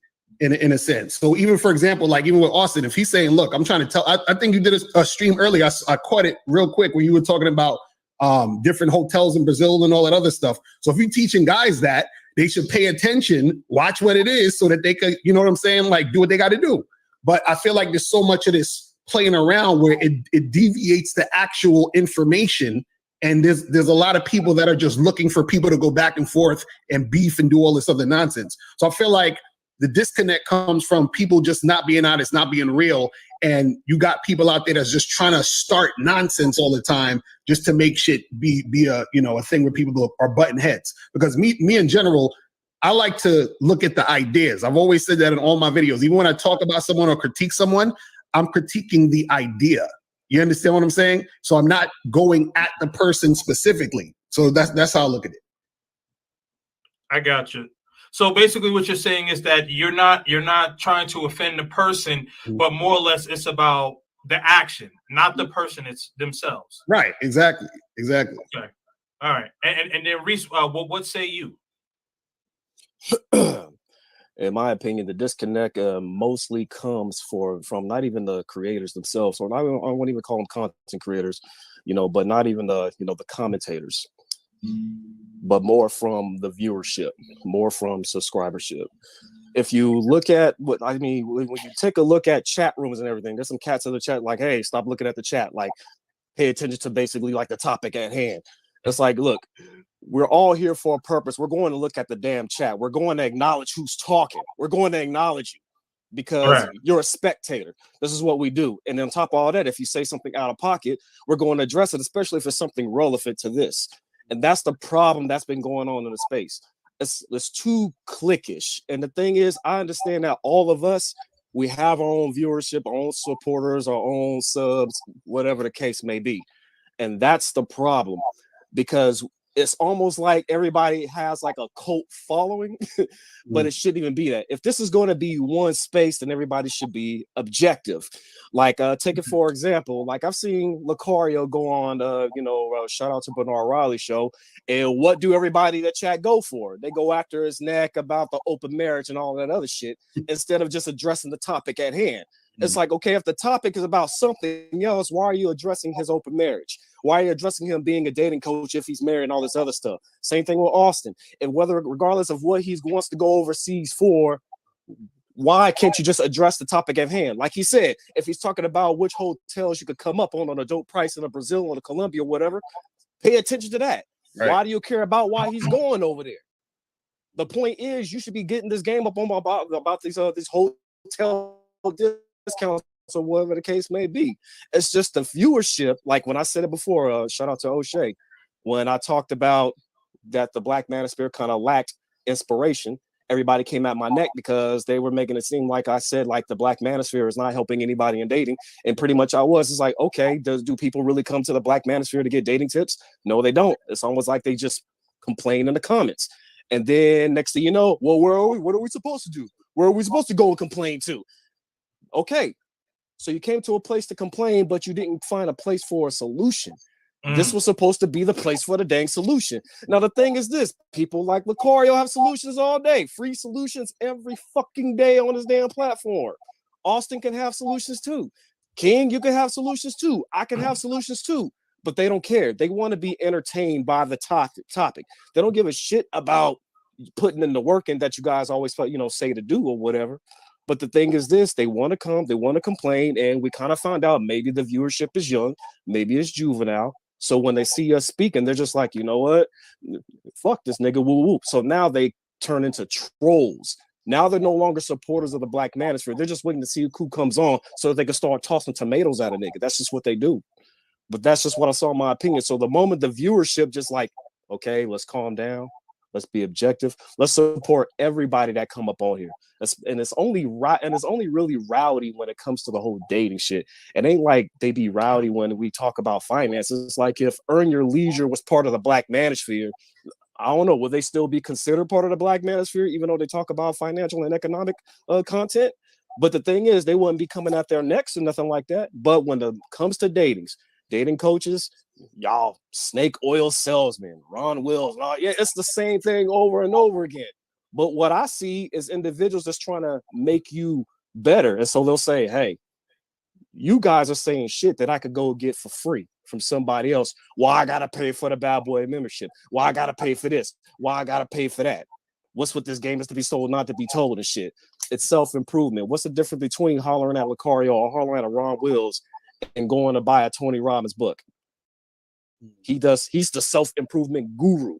But since it's some black shit, it's some nigga shit, that's when it has to be attacked. Right. That's all it is. So when the spectators stop tripping and just sit back and just listen and then give a thumbs up or a thumbs down to the content, that's it. But when you start throwing words out there, I could tell that I'm being watched by a bunch of niggas who've never been taught to tell the other team good game after a fucking L. Mm-hmm. Right. Yeah. So, and the thing is, just to kind of piggyback off what you said, Reese, and Lucario.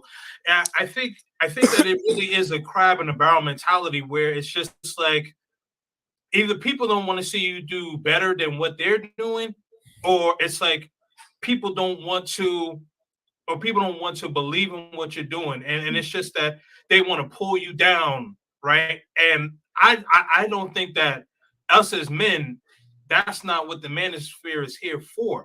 It's supposed to be about self-improvement, right? Now, if you say, hey, you know what? I don't believe in what Mr. Lucario was saying, that's cool. But you don't necessarily have to say, oh, like he's full of shit, he's lying, or whatever the case is. Now, if he has proof and people are purchasing what he has to offer, then let that be that. You don't have to purchase it, but you don't have to go say, oh, he's this and that, or Austin Holloman, right? People are saying, oh man, like you've only been to Brazil, like, or Colombia, whatever the case is. You don't know anything about traveling the world, but he knows what he knows from his experience. He's talking about his experience where he's been. So you can't necessarily take that experience away from somebody, right? So that's the way I look at it. Mm-hmm. Also, I want to say something real quick. See, it's funny. I'm looking at the chat, and so people are like, "Oh, well, Lucario, you started this. I didn't start anything."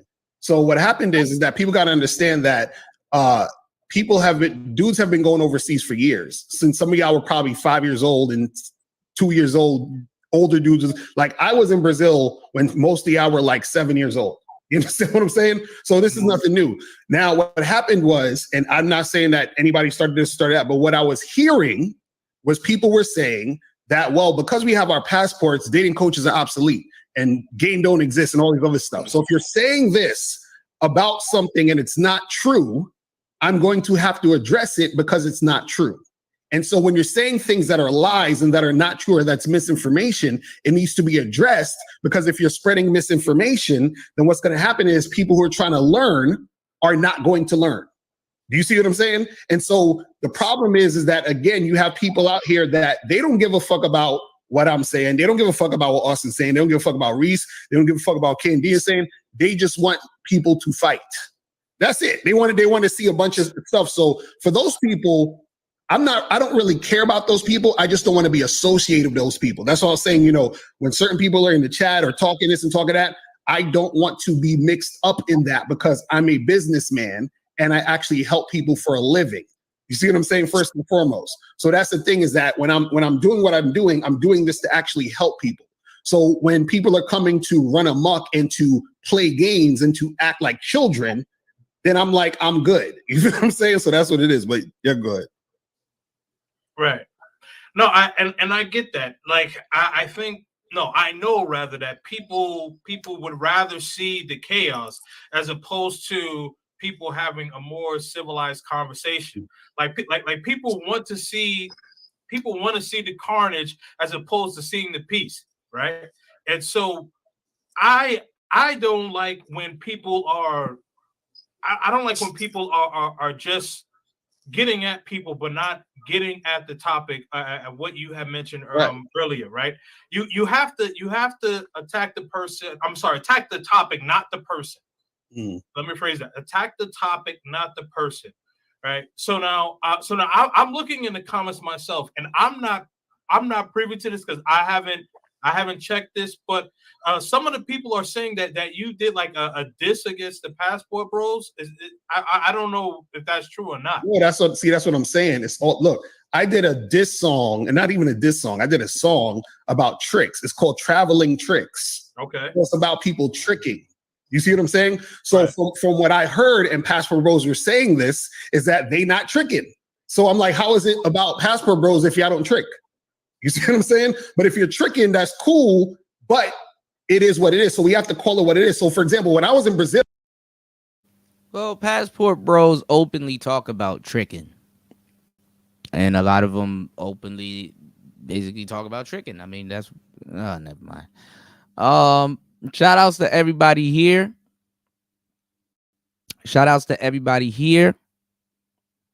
Make sure you guys like and subscribe. We got 32 people in the building. We can at least get 3 supporters. You can support by hitting the Cash App, hitting the PayPal, or hitting the Super Chat. You can support the show by hitting the Cash App, the PayPal, or the Super Chat. Now, a bunch of stuff has been said. Okay, so I guess they're going into it right now that where Lucario was getting into the I guess his gripes with the passport community, and at the same time too, you guys can't police what this man is seeing. You know what I'm saying? Even over the years of him talking about it, because I was telling y'all, dating coaches, they were on that passport shit a long time ago. Even Tariq, Tariq Nasheed. But Tariq actually too, he's big on going to Hawaii. Hawaii, you don't need a passport. I remember when I was waiting for my passport a couple of years ago. I wanted to go the furthest I can get from Washington, D.C. The furthest I can get without a passport, and I went to Hawaii. So Hawaii was very fun. I had a blast. Chilling in Oahu. But what I'm saying is this. The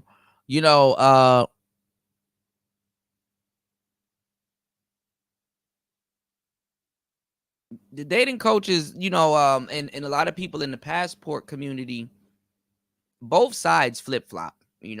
Both sides flip-flop. Both sides flip-flop. Yeah, Hawaii is definitely expensive. Everything has to be imported. But both sides flip-flop. Passport brothers don't have it all together. A lot of these dudes are acting like they discovered fire. And dating coaches, they don't have it all together. Because, honestly, if you're going to be on here complaining about women, even as a dating coach, but telling guys that are leaving, hey, man, you need to date this fucked up woman that I'm sitting here complaining about. You dig? You dig? But then again, the game is to is about you. What do you want? Do you like women talking to you like that? Do you accept that? What's your cup of tea? That's really what the game is about. And honestly, you can sift through a lot of women and people in general by sticking to what your cup of tea is and not settling. Because usually when you're settling, you get talked to sideways and all kinds of debauchery starts happening to you. What's going on, Tony Walker Jr., aka Rob Mash? Make sure you guys like and subscribe to the channel. You said, why does this debate matter? Should it matter? I don't know. I mean, the passport wave is dying down. Thank God. It's dying down. And some of these dudes that y'all heard talk all this big passport shit, you have not seen that nigga on a plane yet.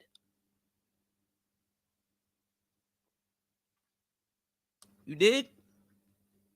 This happened 3 years ago when Marco, Jessica, and a whole bunch of people that was over here kicking the passport brother shit and talking to y'all about traveling and stuff like that.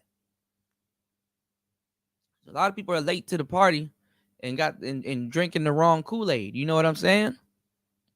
You dig? Yeah, Azrael. But the thing is, too, I mean, Austin, he's sticking to his guns. He got to get the full squeeze out of the shit. So a lot of people did want to see it. And then, to a certain degree, a lot of these brothers, they do, a lot of the game dudes, they do sit around and, they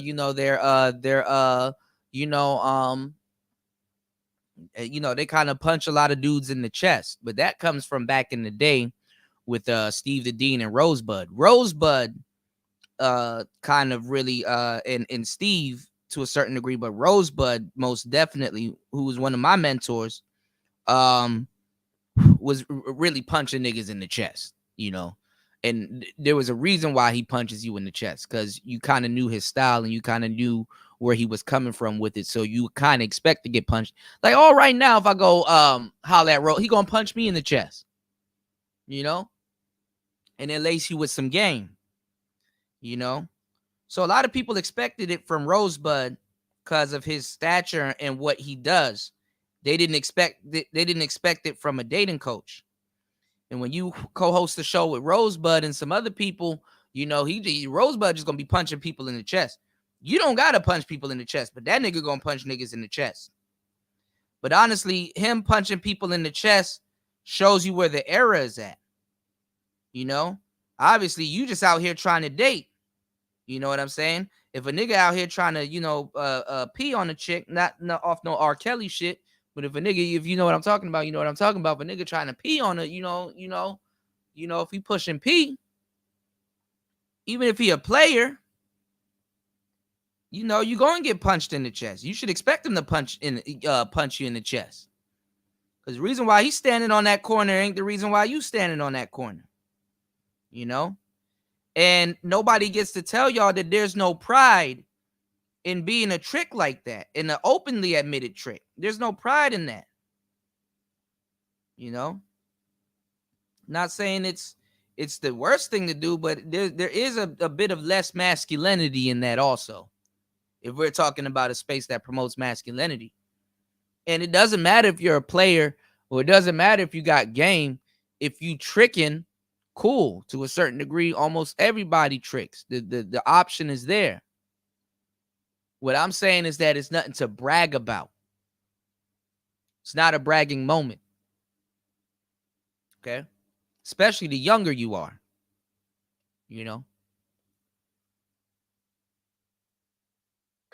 I tricked when I was in Brazil, when I was like 22, 23. You see what I'm saying? So what it is that because I was tricking, I'm not going to come and say, hey, listen, when I tricked over there, when I was 21, 22, 23, I was doing some player shit, bro, man. I was doing all this, like, I had like tight game when I was tricking. You understand what I'm saying? No, I was tricking. So if something is what it is, we got to call what is what it is. And that's fine. So this is my thing. I don't have a problem with people tricking. That's your business. I have a problem when people are saying tricking isn't what it is. That's the issue. And that's what I'm saying, where people have to be real about what's actually going on instead of just saying things that's not actually what it is. That's all I'm saying. You see what I mean? Like, just be about what it's about. You see what I mean? It's almost like if I would be full of shit if I was like, man, my coaching doesn't cost that much, and I'm just doing this for free because that's all no, you got to pay. The game costs. So I'm letting you know exactly what it is. Like, this is a business. I'm not hiding any of that. So if somebody's like, oh, Lucario's trying to make money, you damn right I'm trying to make money because this is my business. You see what I'm saying? So I'm not going to pretend I'm not trying to make money when I'm actually trying to make money. So if a person's tricking, that's cool. Just own up to being a trick, and that's fine. But you got to be, and this is what I'm talking about, being a man. If you're a man, then you would just own up to what you do and what you're about. You see what I'm saying? That's what I'm talking about. Gotcha. Okay. All right. And shout outs to everybody in the building. Shout outs to Azrael, Ebo, Sosa, James, Tony. Shout outs to my boy UFO Kamikaze in the building. Well, thank you. Actually, I don't even think my channel is clear because I'm still at 720. StreamYard hasn't got 4K yet. When StreamYard gets 4K, I most definitely it will be clear. But for 720 and me shooting in high res, let's see. 720 me shooting in high res, yeah, it does look good because my camera is pretty good. I got a pretty good camera. This is actually a cheap camera, but you got to know a thing or two about lighting and stuff like that. But I appreciate it. Thank you so much, UFO Kamikaze. Shout out to my brother UFO Kamikaze in the building. 40 people in the building, 39 to 40 people in the building. Make sure you guys like and subscribe. Please make sure you guys are hitting the like button on the way in. We're going to get back to the poll. Also, support the channel. Support the channel. Support the channel. You can support the channel by hitting the Cash App. That's PTV888. That is PTV888. You can also support the channel by hitting the Super Chat or the PayPal. Let's get back into it. Great conversation that's being had right here. I agree. Let's go. So I don't mean to just lean on you, Lucario, but I had a second part to that. So you mentioned that when you were in Brazil, you did pay for play, whatever the case is, right? So now let's say, and I'll open this up to you, Reese, and you, Austin, as well. Now let's say that you have a brother, right? He does pay for play, but he's also talking to regular girls on the side. So does that make him a trick, or is that a guy with game as well? You want to go? Who want to go first? You know what? Since you did a lot of talking, so I'll go with you, Reese. So the question was, does a man have game if he's paying for pussy and if he's dating socially? Correct, right? So let's say like, all right, so let's say a guy meets 10 women, right? Yeah. 3 out of the 10 women pay for play. The other 7 women, he got them organically. Does that make him a trick? Oh, well, if you pay for the booty, that just makes you a trick, period. But if you're one of those individuals where it's just like, you know what, let me go ahead and grab this because I got the bread, I want a nut, boom, you do what you do. Now, the thing is this, like Lucario was explaining before, there's a facade of what gentlemen are doing. They're posting up pictures with prostitutes talking about, yeah, I pull this. Chicks out here. Right. Yeah. I'm kind of against sticking all these cameras in a broad's face like that and having them circulate around the internet, because them broads, after a while, them broads do find out exactly what you're doing and what the groups and everybody else is doing.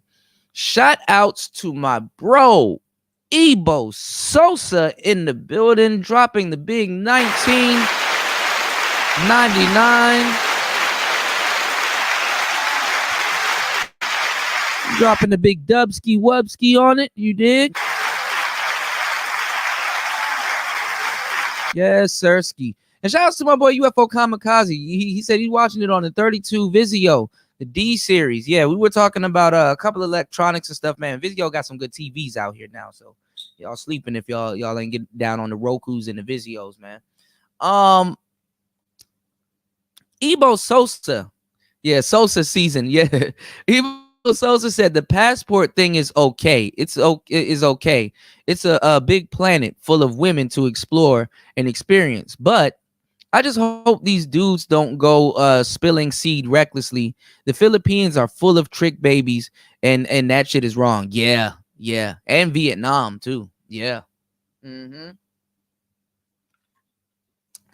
I ain't gonna lie, until I got to Southeast Asia, I didn't know there's a bunch of there's a bunch of white men here with kids.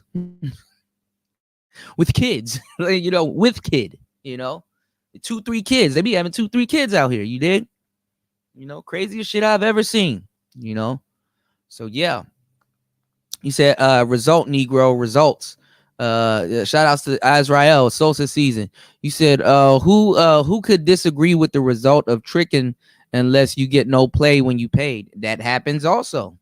And a lot of those guys are getting set up and wet up. You know what I'm saying? So that's why I tell you guys, you got to have the game. Tricks definitely have to have the game because they're shooting themselves in the foot. Tricks definitely have to have the game. Tricks has I've been telling y'all this. I'm the only person that's been telling y'all this from the jump. Tricks have to have more games than players. They got to have more game than the player, than whoever. They got to have more game because of the position that they put themselves in. Okay? All right? Don't get set up and wet up. You know what I'm saying? You gonna end up in Colombia. You're going to be a part of the wet t-shirt contest, and you're going to be attending your own wet t-shirt contest, okay? So y'all niggas don't be in these foreign hoods, these foreign favelas and shit like that, getting into a wet t-shirt contest. You dig? Niggas signing up for the wet the wet t-shirt contest. Nigga, nigga gonna wipe your nose, You dig? Yeah, you gonna wake up, your fucking liver gone, like goddamn.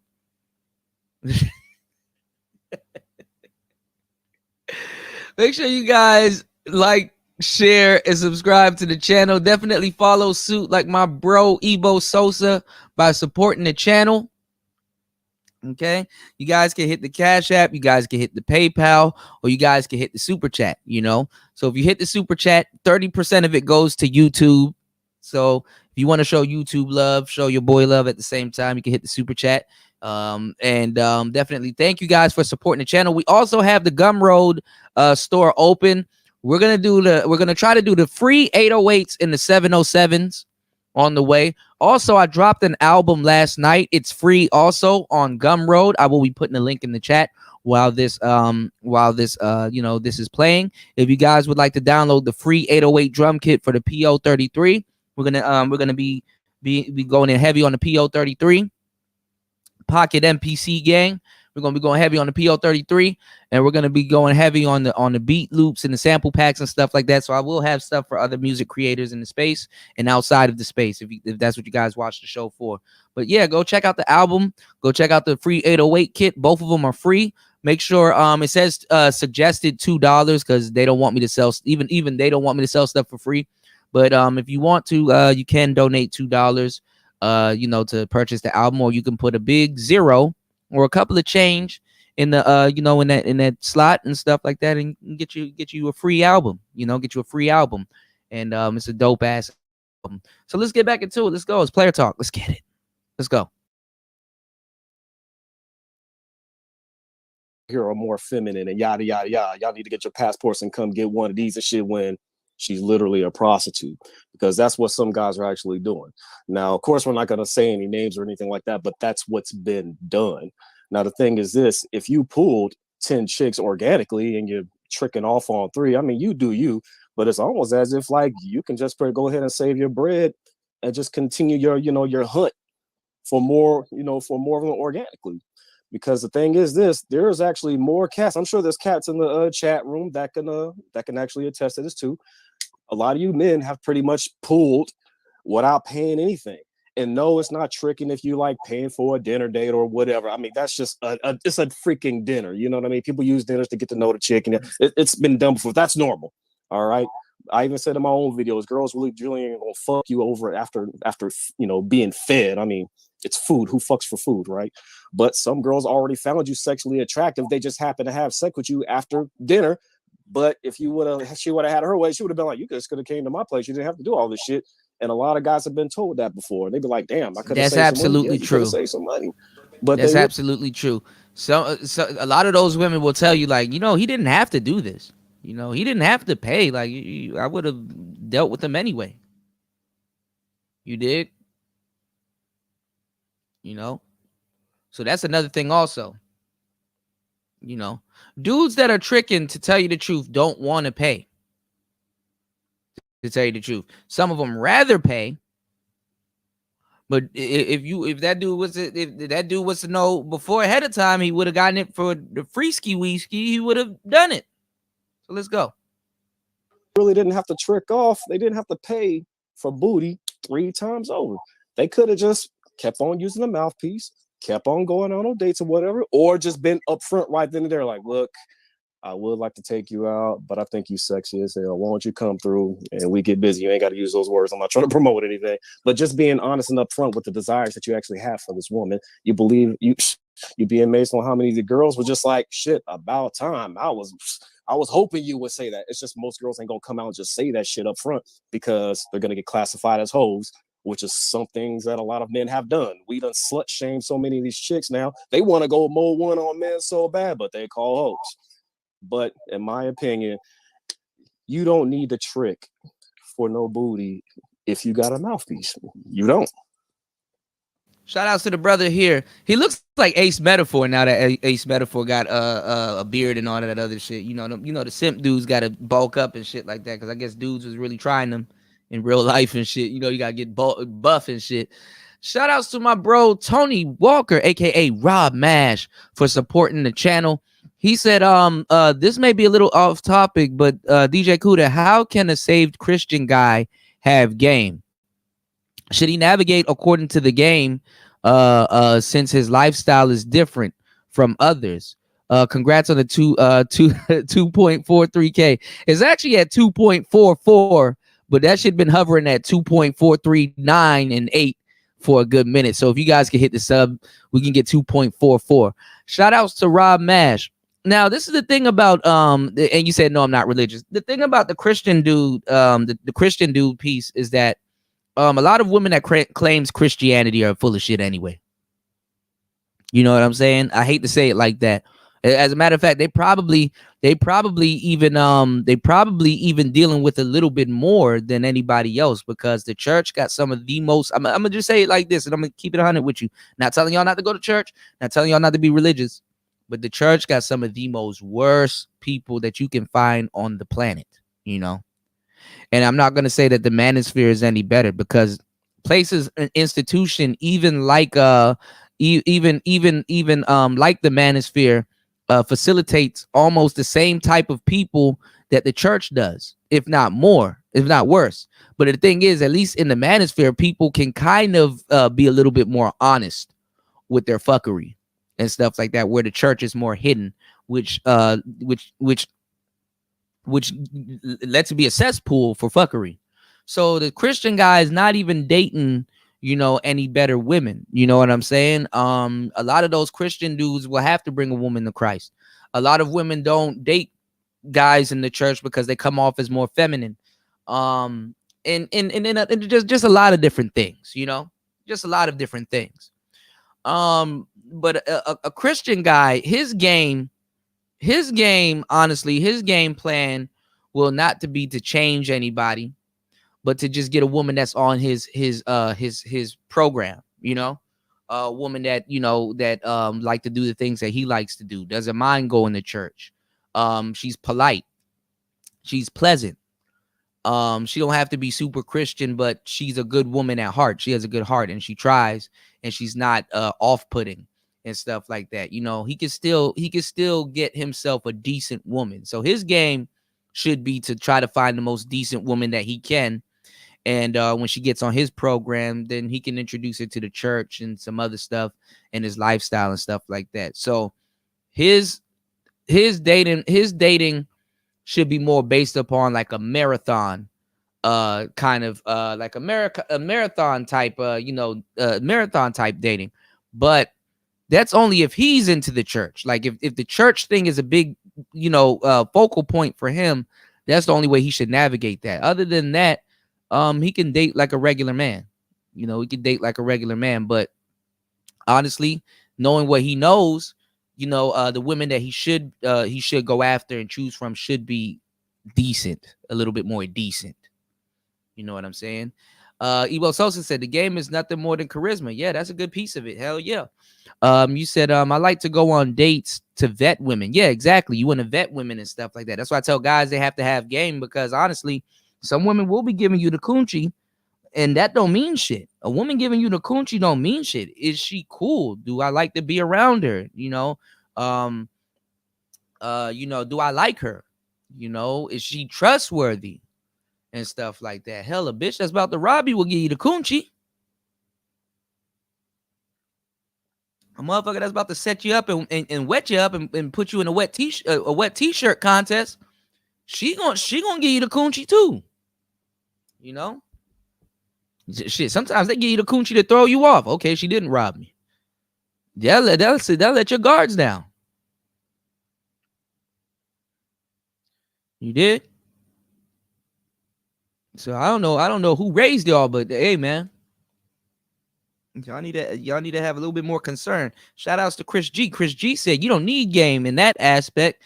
She just needs you to be on. She just needs you to be on the same page. Yeah. Y'all just need to be on the same page for the most part. You know, don't make religion a deal breaker. You know what I'm saying? Because you can miss out on a lot of things that God is even trying to show you. So don't make religion too much of a deal breaker. You know. So, you know, that's that on that. That's the game on that. You dig? Shout outs to my bro Eric Bird in the building. Real homies in the building tonight. Make sure you guys like and subscribe. You can support the channel by hitting the Cash App. That's PTV888. That is PTV888. You can also support the channel by hitting the Super Chat or the PayPal. Okay? We in it. Let's go. Let's get back into it. Okay, gotcha. Austin, what say you, brother? Ask me the question again. So the question is that if you travel to whatever country, right, and you, let's say this, out of 10 women, you get 7 organically, three are pay for play. Would you be considered a trick? Since I've been traveling, I've only paid 3 times, actually, exactly. The rest of them I didn't. I fucked them because I wanted to. It's not that I had to pay for it. All right, hold on now. I got to call Cap right there. I got to call Cap right there. I got to call Cap right there. And this is kind of, I'm not taking sides now. Where's Naked Her Go Crazy? That brother disappeared. And shout outs to Naked, wherever you at. I know you've been listening, okay? This is kind of what Lucario's talking about. Even though brothers cap on this all the time, like, I only paid like two times. Bruh, you have a whole channel with endless stories of you paying. He done told more than 5, 6, 7, 8 stories of him paying. And telling you how the money was well spent. All right, please. Please don't say it was 3 times, Shout outs to everybody here. You said, well, Sosa, some of us have learned the hard way. I'm not exempt. Yeah, nobody's exempt. Not even me. Not even I. You said be objective, Cooter. We're your only hope. No, I am objective. I'm being objective. Because both sides lie about this. Even players lie about that shit, about paying. So most definitely, but Austin, you paid more than 3 times. You paid more than 3 times, broski. And that's okay. All right. Let's get back into it. Have to pay, then yeah, you're a trick, but I don't have to. Right. But so what you're saying is that most of the women that you got overseas was organic, correct? Yeah, if I wanted to only sleep with prostitutes, I would have stayed here. Gotcha. Understood. Okay. And then look, Mr. Lucario, what say you? Yes, so basically what you got to understand is that being a trick is a lifestyle, meaning that if this is something that you do. So a lot of people get it twisted. So a person can be tricking in a particular situation, but that doesn't necessarily make him a trick. So for example, let's say you got a guy who has a wife, right? And he cheats on his wife with a prostitute or whatever, right? So he's tricking in that moment, but he's only done that one time. So he's not a trick. A trick is a person where they do that all the time. That's how they get the sex. That's their lifestyle. So for example, if Kings and Dreams, if you set a Biggie verse, right? You started rapping a Biggie verse, right? That doesn't make you a rapper. You're just rapping. You see what I'm saying? You see what I mean? So that's the thing is, if you gave someone dating advice, you gave one of your friends dating advice, that doesn't make you a dating coach. You're just at the moment giving dating advice, because dating coach is not your lifestyle, just like being a rapper is not your lifestyle. You see what I'm saying? So it's about the lifestyle. So if that's your lifestyle, that's what makes you a trick. You see what I'm saying? So now the confusion a lot of people get is that they don't understand that concept. Now, what happens is that every guy that's paying for pussy isn't necessarily a trick, right? But if it's your lifestyle to pay for pussy, that means you are a trick, because that's how you do your thing. You see what I'm saying? Understood. Being a rapper, and I can tell you this because I check the boxes on a lot of things. It is your lifestyle also. It is your lifestyle. Well, one that's actually done something or know anything about the industry or has gone anywhere in the industry, it is a part of your lifestyle. You got groupies, you meeting all types of people. You're in certain towns and stuff like that. They may know you, they may not know you. And rappers actually influence a lot of people to trick. Girl, you gotta know it ain't tricking if you got it. You ain't never ever had to go in your wallet.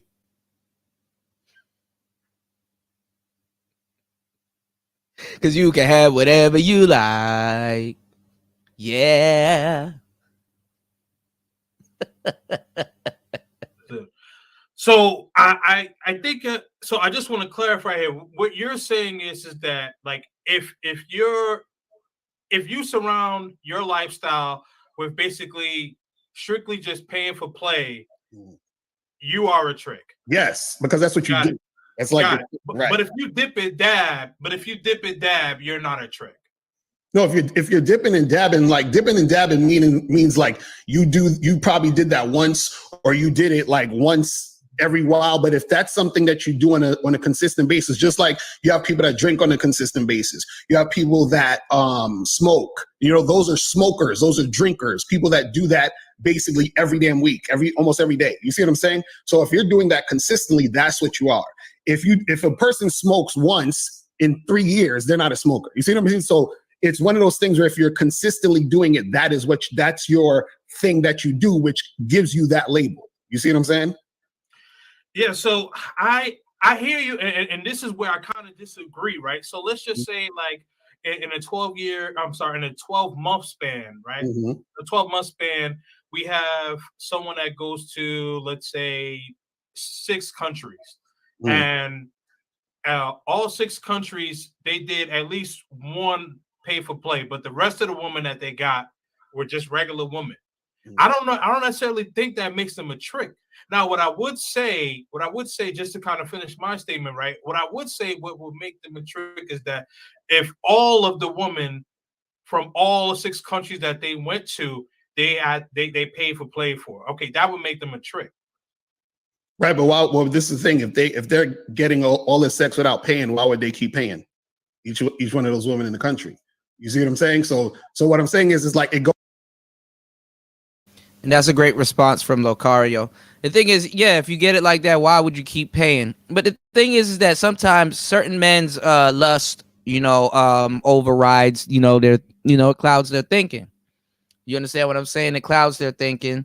And if it's that easy, I mean, some dudes, they don't want to spend, it's kind of like what Alan Roger Curry talks about, where he says, okay, I would like to spend 2 weeks of non-monogamous whatever with you or whatever, Both ways is to justify tricking, whether you look at it Lucario's way or you look at it the other people, the other guy's way.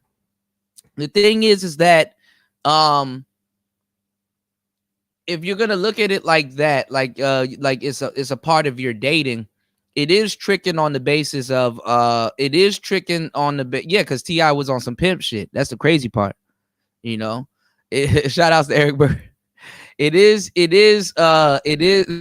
fighter killing me, man. What?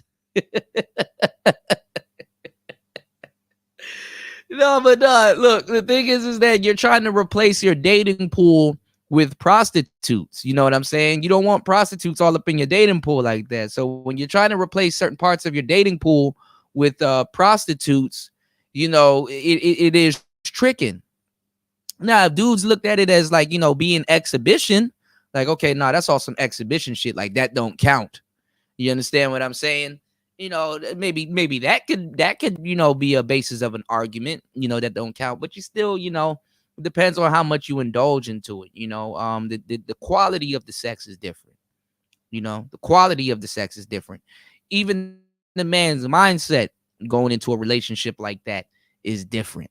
You know what I'm saying? So deep down inside, I'm not even going to say, it's up to the player or it's up to whoever's doing it. I mean, and then the game could tell you one thing. But deep down inside, if you got to ask certain questions, that means you're second guessing about something. Something don't feel right. Something in your soul about your dating pool or something that you may have done, it's fucking with you. And it's on your conscience. And a lot of you guys come to the space to get some clarity on it. Well, I paid for this one girl, but then I took this other girl out for cheesecake. Did I trick? It's like, dog, niggas literally asked me, I bought my wife something for Valentine's Day. Did I trick? Like, nigga, that's your wife. And I don't know why you feeling some type of way. Was she being an asshole or a brat? And you felt that she didn't deserve anything or shouldn't be rewarded, or she been nagging you or doing something, unbecoming of a woman towards you? I don't know, nigga. That's your wife. You dig? So, I don't know why brothers feel like this. And it be the brothers that be talking shit about the game. Why are you worried about tricking if game doesn't exist? Remember? Why do you feel some type of way? Why do you spend your days in the Manosphere concerned about certain things? Even if a guy claims that the game doesn't exist, he exposes himself because he doesn't want to get played. Well, the game doesn't exist, right? So it's either it exists and you got played, or it exists and you're in denial. Let me tell you something. Anybody that's telling you the game doesn't exist, which a lot of brothers were saying it until I made them change up their damn tune. Because they talking different now. They changed up their whole tune. And they talk about game all day. Anybody that's telling you that game doesn't exist is running game on you. That's the oldest game in the book. That's the oldest game in the book.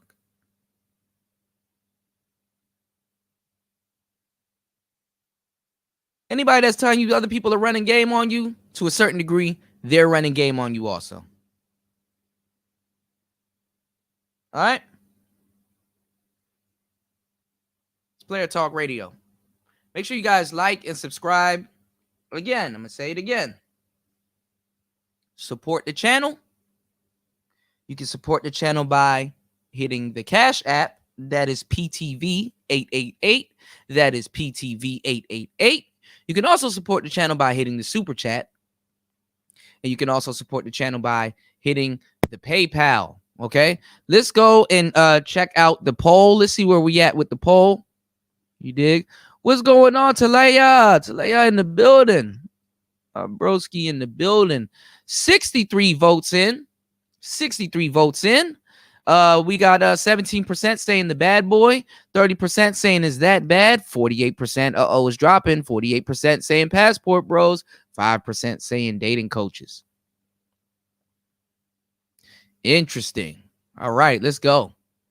It's like if I'm getting this free water every morning, why would I give somebody $1 for it? It doesn't make any sense. You see what I'm saying? So usually what'll happen is that you usually have a guy who can get sex, and then certain circumstances cause him to trick. But then you have another type of guy where tricking is what he does. He's a trick because that's what he does on a consistent basis. So what I'm saying is you're not going to have a person who's a trick who also in the same type of frequency is not tricking, because then he wouldn't bother tricking. You see what I'm saying? Part of why he's tricking is because it's easier for him to get the sex versus him not tricking. Because if you get the sex easier, he just wouldn't trick. Right. Yeah, I guess that's where we kind of like agree to disagree a little bit there, because like if it's someone that's getting, like, obviously it's situational, right? So if someone is there, let's say someone is there in a country for maybe 10 days, 8 out of 10 days, they've been getting the woman organically, and they maybe have like 1 day left, right? They have 1 day left, and then they end up getting like 2 or 3 girls, pay for play, because they don't have enough time to build that organic connection with the other ladies. So I don't think that makes them a trick. Right, so but I think that's where you and I disconnect. But I mean, I understand what you're saying to a certain degree. And then it's like that part where it's like, but if the majority of the time he's able to pull a woman organically, then that doesn't make him a trick. That's the part that's confusing, is that a person who can, right, usually won't. Meaning a person who can pull is usually not going to trick like that. That's what I'm saying. Like, so like, for example, if I'm rich, and let's say, usually I just go buy stuff. I'll go into the store, give my credit card to buy. Yeah, I mean, I expect both sides to contradict themselves. And I don't know what's going on with Lucario lately. Lately, his metaphors and kind of his stuff has been off. But yeah, I mean, to a certain degree, a lot of people in these conversations are going to contradict themselves and vice versa. I mean, the whole thing is kind of disingenuous also, too, to a certain degree on the dating coach side. I mean, if you got a whole bunch of brothers, and I think somebody, shout outs to Minister Jap, man. I don't know what's going on with Jappa. Jappa been going through it lately. I don't know what's going on that side of the game, but shout outs to my bro, Minister Jap. But somebody brought up a good point too. It's the same thing that was recently, kind of being talked about with Jap. I mean, if you're gonna say that the women here in America is bad or blah blah blah, or they're German shepherds and this, that, and the third, and the brother's trying to find something elsewhere, you know what I'm saying? Then by saying that he's leaving or whatever, or running or whatever he's doing, you're still trying to advocate or sell the woman here in the space. You know what I'm saying? The same woman that you're complaining about. So to a certain degree, you know, that conversation, when we get into, when we look at it from that point of view, you know, we need to have conversations like that, you know, where it's kind of pushing the envelope. Not just saying that people are, you know, contradicting themselves, but what I've been saying is like, you know, to have like a real conversation about it, sort it out, you know, what is what, you know, come to a resolution. You know what I'm saying? Because if men as a collective are going to say that it's that bad here, then to say that somebody that's you know, using their dating pool or exercising their options and dating out and leaving, if that's their their reason for going or whatever, you know, because I would say, you know, find something other than women to travel. But if that's going to be the motivator for people to travel, then go ahead. It's the same thing with the dating coach. If women are going to be the motivator for guys to seek help and try to get some counseling or coaching, you know, then you know, go right on ahead. Same thing with the Manosphere, that the Manosphere failed to understand. Women brought a bunch of dudes here. A lot of these dudes wouldn't be here if it wasn't for women, and a lot of these women in return wouldn't be here if it wasn't for dudes giving them the platform. Because all of those women shows and stuff that these women love so much, the Manosphere has created those shows, those platforms and stuff like that. You dig? So, you know, you know, it just is what it is. I think we need to push the envelope and start having that conversation. That needs to be brought up, not in a facetious way to say, hey, look, I got a point where I won, but more so in a let's come to the table and talk about that. So I'm going to be definitely, you know, hitting that talking point. You know what I'm saying? You know, a little bit later on. You know what I'm saying? Shout out to my boy Ebo Sosa. He said, speaking of Jap, bro, did you see Grinch absolutely obliterate him? No, I did not see that. What the fuck is going on now? He said it was all Mortal Kombat fatalities mixed with a Saw movie. Yeah, damn, what happened? I just kind of see him getting online drunk and stuff like that, and something's on his mind. So I didn't know. God damn. Uh-oh. You dig? Uh-oh. You just knew something was bothering him, you know? You know. But it happens. 36 people in the building. We can at least get 3 supporters, 3 more supporters. Let's try to get at least 3 more supporters, man. You can support by hitting the super chat, and that's down at the bottom. You can support by hitting the likes, which is free. You can share the show, which is free. You can subscribe to the show, which is also free. Or you can also hit the super chat, or that's down at the bottom. You can hit the PayPal, or you can hit the Cash App, which is PTV 888. That's PTV 888. Definitely bless the Cash App. Show some love and support to the show. Support your interests and support a black business. You said they've been had beef for years. Oh, I thought they were cool. Cause I know AM and Jap was cool, and I know a minute ago they started doing the Angry Church. You know what I'm saying? They started doing the Angry Church. So I thought all was well in the land of YouTube, but then again, you know, y'all never know. You know, that's why I try to. You know, I know I'll be out of the mix, but I mind my business. You know, I make sure I mind my business. You know. And mind and mind my business. You know what I'm saying? Mind the business that minds me. You dig? So you dig? Let's get into it. Make sure you guys are definitely showing love and support. That makes me go harder. Throw something on the rice fund. Let's go. Let's get back into it. Bye-bye. I never asked for the price because I got $50 million. So then why would I all of a sudden ask for the price when I never asked for the price? So what I'm saying is, if I can pull women, why all of a sudden would I start paying? You see what I'm saying? If I can pull without paying, why would I automatically pay all of a sudden now for this particular woman? Well, again, what if it's so? And I don't want it to be like the Kings and Lucario show, but what if it's just like? But what if it's situational where he meets this beautiful woman and wants to get with her and doesn't have time to build a connection with her.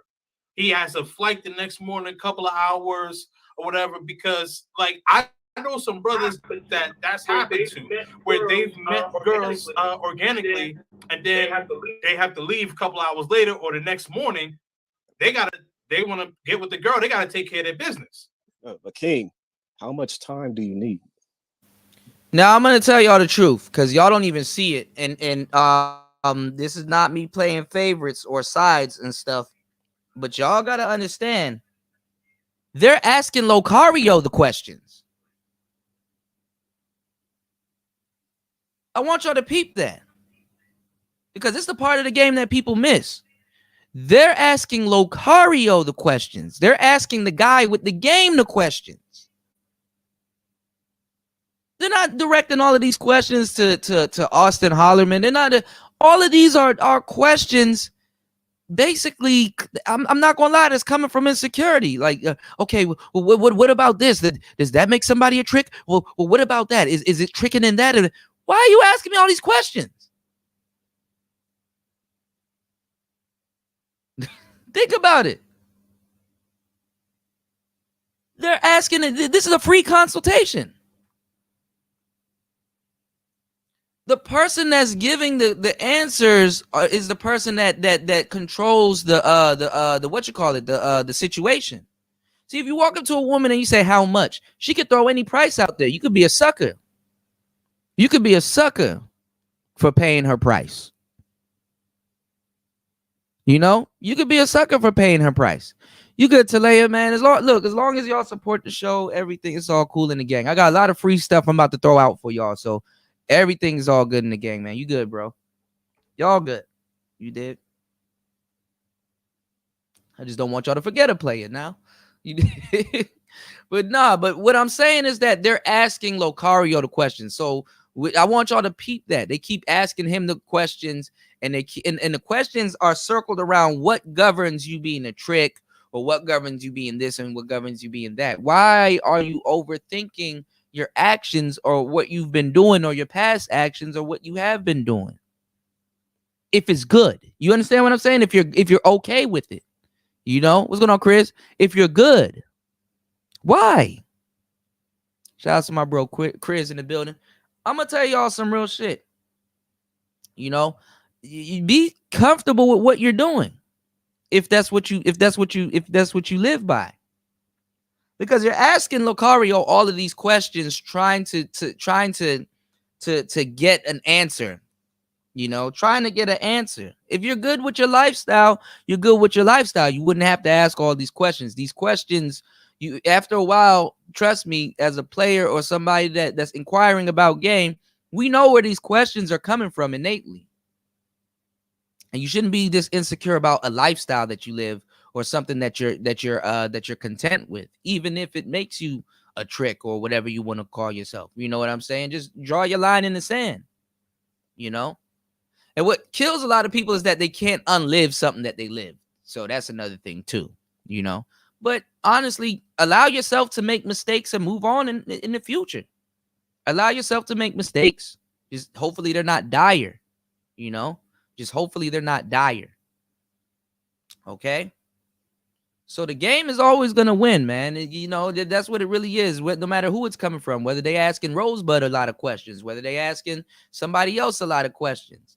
The person that's answering the questions is the person that's giving y'all the value.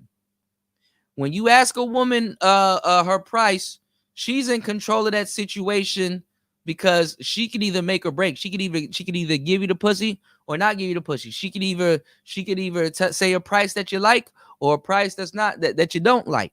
The price is right.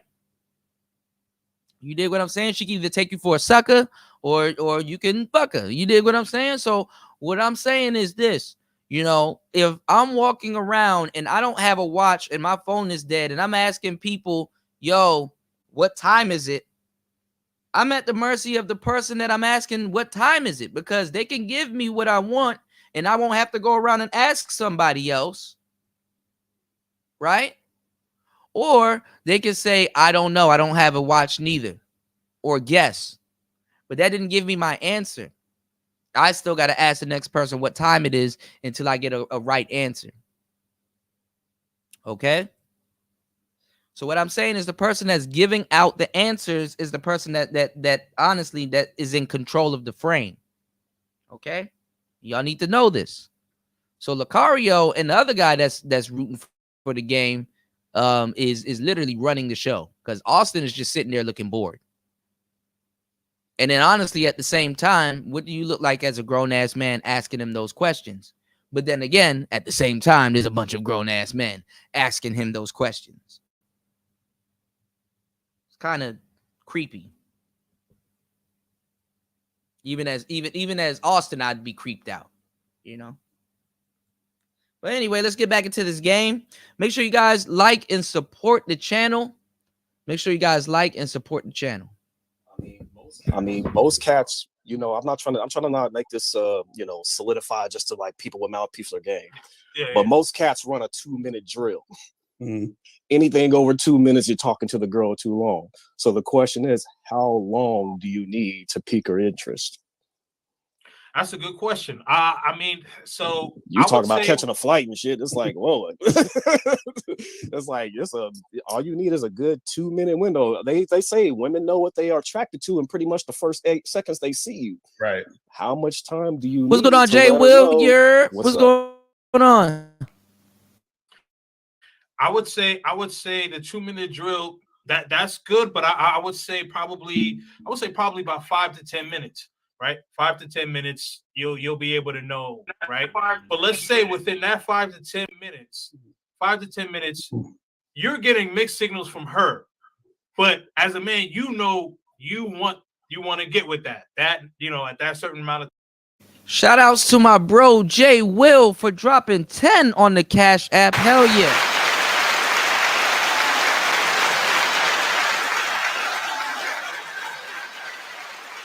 Hell yeah.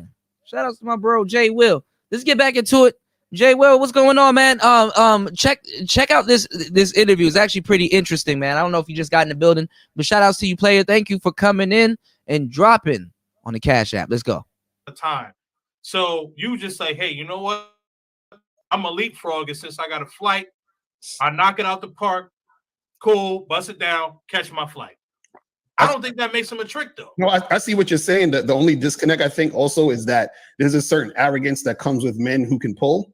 So when you can pull, you're kind of like, if I pulled 8 chicks on my trip without paying no money, usually I'm not going to go and pay for this particular woman, because his mindset is I'm the prize, so I could get these chicks to fuck with me, period.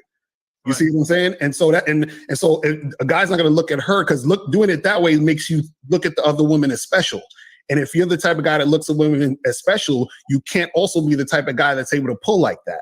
So that's what I'm saying. It's like the problem is that when certain guys don't understand this, because they don't do this, it's hard for them to fathom it, because saying this entire sort of example, it only makes sense in the sense if you're that type of guy who pulls, because then it's almost like, well, I feel almost like I deserve to get it how I get it. So why would I get it a different way if I'm always getting it that way most of the time? You see what I'm saying? So it's just that type of thought process. Yeah, no, I hear you, and I hear you, and I. Now, Debo, I can say I agree with you that the game side is more questionable, even if a game coach results to tricking from time to time. But the people that should be questioning the game coach, they're not questioning the game coach. Because honestly, a trick can't question a game coach, to tell you the truth. You know, the trick can only say you're doing what I'm doing. And that's a drag down statement. That's like, well, you down here with me. So you know you're down somewhere. You know, but at the same time, you know, the people that should be questioning the dating coaches, you know, players, Max, other dating coaches, you know, that should be the council. You know, I mean, I'm not going to say, I mean, tricks can get entertained by watching that. You dig what I'm saying? Because sometimes we fall short. A lot of people fall short of what they claim to be, you know, especially players, even regular squares, you know. So what I'm saying is that, you know, out of all people to hold them to task, it shouldn't be tricks.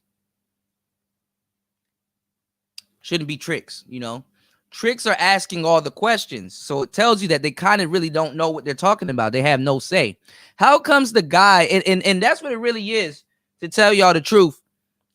A lot of dudes wanted to get Locario and a whole bunch of other dudes and guys with game onto the panels and stuff like that, because the thing is that that's a way of getting free game. A lot of people want free game.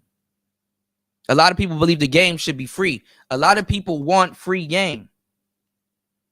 I can testify to that. A lot of people want free game. They want the game for free. Okay? A lot of people want free game. And they don't understand the value of even paid game. You know, they don't understand the value of even paid game. Because they're asking him these questions. I don't want y'all to skip past that part. They're asking him these questions. They wanted to get him on here basically to explain himself. That's one thing. But a lot of people don't skip past the fact that a lot of people want free game. You understand what I'm saying? Because he literally could just answer this question like, yo, go get the course. Or go get this. I already did. Especially if I'm going to tell you something. As a content creator, if you already put something out on something, by all means, you can just tell people, yo, go get this. You know, go check this out. You know, especially if you've been doing it as long as Lucario's been doing. Now, I'm not saying that Lucario is right. What I'm saying is that they're getting free information from him. Okay, they're getting free information from him that he already put out to tell you the truth. That's free. All right. So a lot of people always want to get free game. Okay. Because if anything, the passport guys will be doing the majority of the talking, and the game guys would be doing most of the question asking. You don't see quote unquote game dudes asking questions. They're not here to question Austin and all these other people. They're actually on the panel being asked all the questions. So never forget that, you know, never forget that. I'm not saying it's good. I'm not saying it's bad. It's not right or wrong, but look who's giving the value in the conversation. I agree somewhat, and then there's a part where I disagree. But I want to move forward, right? So let me ask, and I'll start with you, Austin. What do you consider a passport bro? That's a good question. I would say someone that travels more than 3 to 4 times a year. Not they can't be a once a year traveler. But I didn't make that term, so I can't. Yeah, I don't know what the true term of it is. It's like, and that's a part of the problem too. Somebody, I'm telling you, because the Passport Brothers been turning on Austin low key, and niggas don't even realize it. Somebody that's leading a group doesn't know what it is. Doesn't know what it is, and then he got it tattooed on him. You might want to know what it is now. You dig? But shout outs to the brother. I mean, you might want to know what it is, bro. I mean, I tried to warn you, but I know it's gonna sound like it's hating. So I just let it go. You dig? I just let it go. Definitely, I want you to prosper. You know, I hope you do get the 70 grand. You know, at least it'll show that black men do support other brothers. You dig? But you need to know what it is. You know, you need to know what it is that you're supporting, because I'm gonna tell y'all right now, y'all don't know what these Passport Brothers look like until you get to the airport and you see this nigga fresh off the plane with the dragon shirt and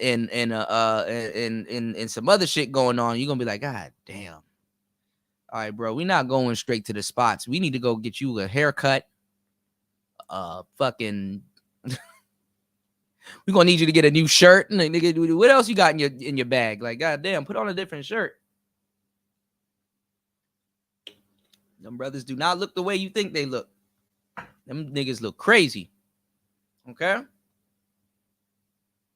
So let's get it. Like, what's the black manosphere? I feel you, bro. I guess we all have our own interpretation, right? But what does it mean to you? What does it mean to Austin?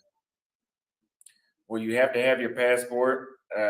Possible expat. You spend more than 3 to 6 months out of the year and outside the United States. Okay. Hell yeah, man. They turned on him. They turned on him. And if he get that 70K, they're going to turn on him even worse.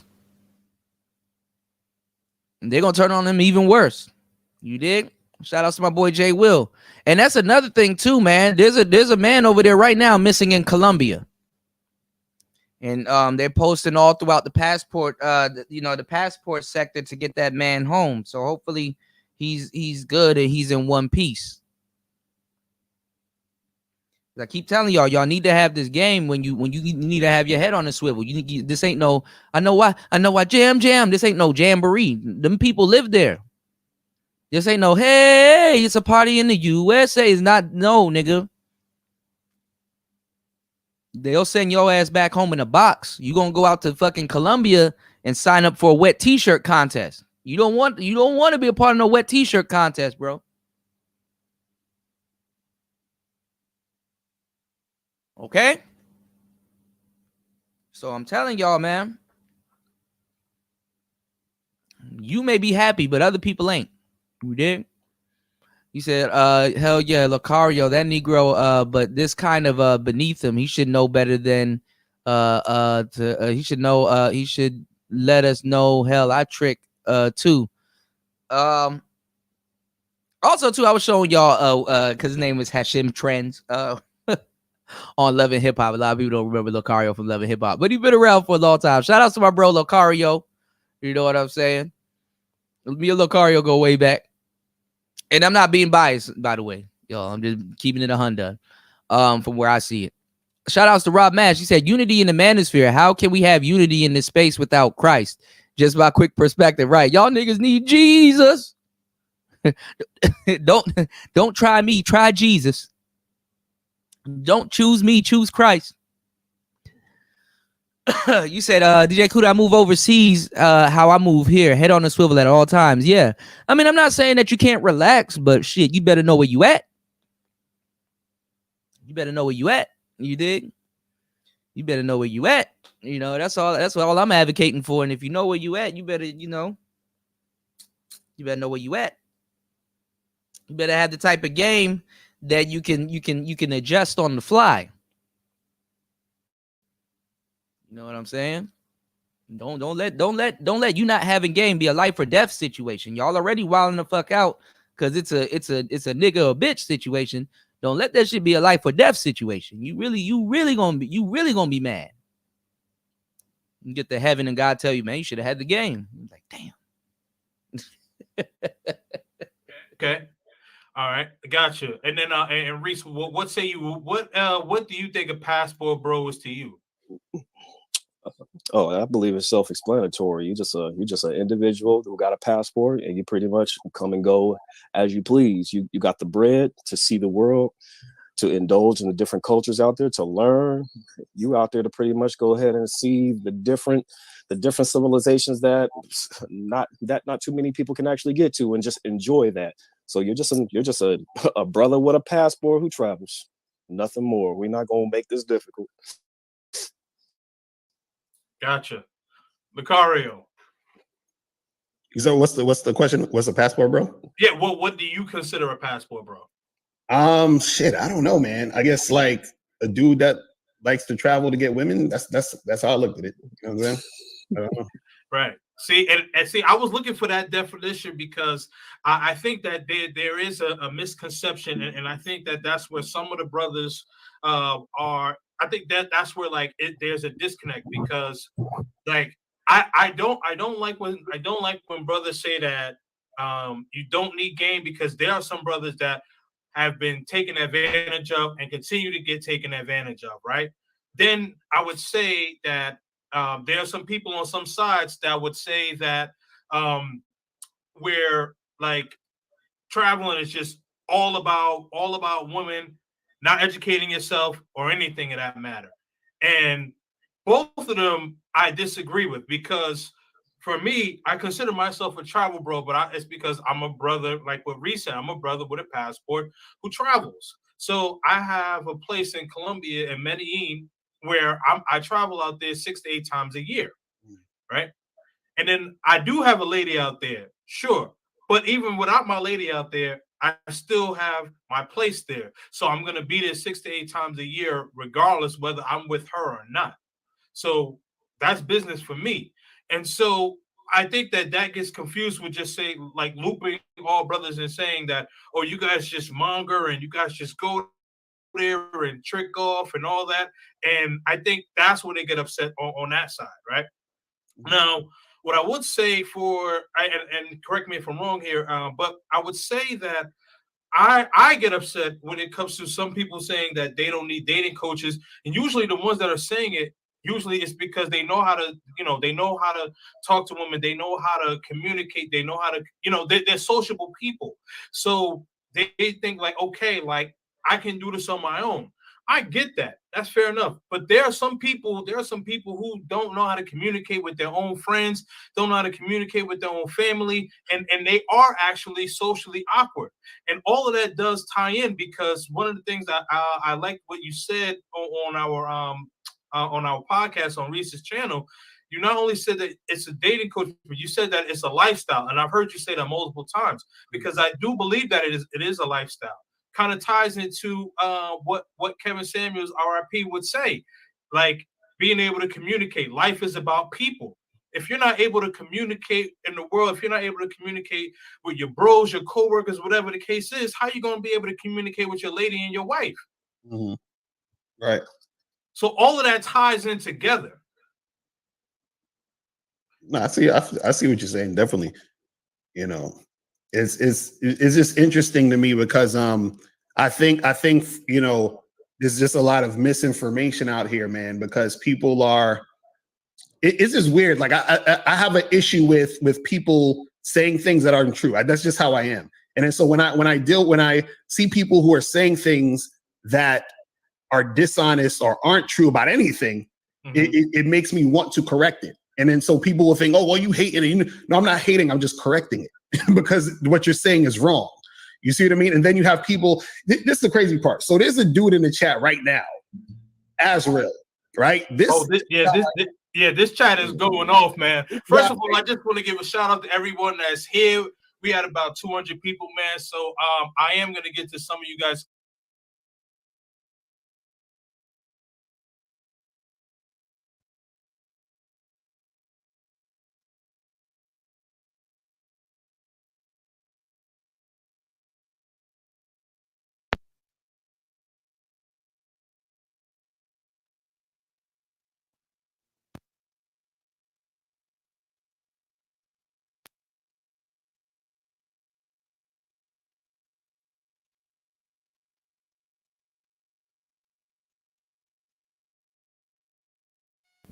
All right, hold on, y'all. My bad. I had to plug in my damn Bluetooth thing for my microphones.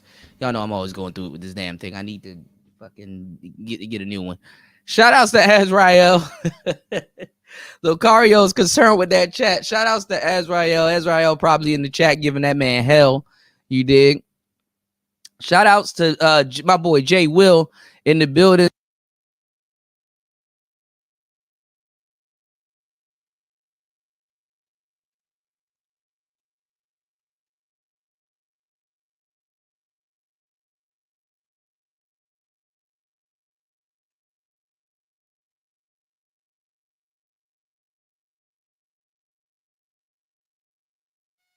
Everything trying to cut off on me all at once. So I'm gonna put this thing on the charge. Give me 1 second, y'all.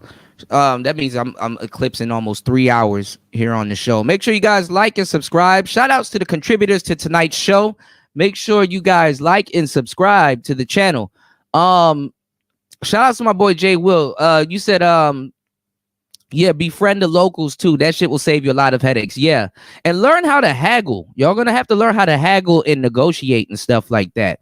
Because you get ripped off when you get to places such as Thailand and a lot of these other places. You guys need the game when y'all get out to places like this, because if you don't know the price of certain things, you will get haggled. So you guys have to have the game. And what I mean by that is that, like, you guys got to know the price of the price. How you gonna know you're getting ripped off if you don't know what shit costs?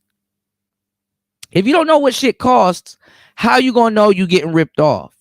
Okay, so you guys got to have somewhat of an idea of something and be able to talk and haggle. And it's not about running game on somebody or jipping somebody, because it's not the other way, because it goes both ways. When you realize that they find out that when they realize that you realize that they're running game on you, you have them eating out the palm of your hand. You understand what I'm saying? Because both of you guys want to do business with each other, but it got to make sense.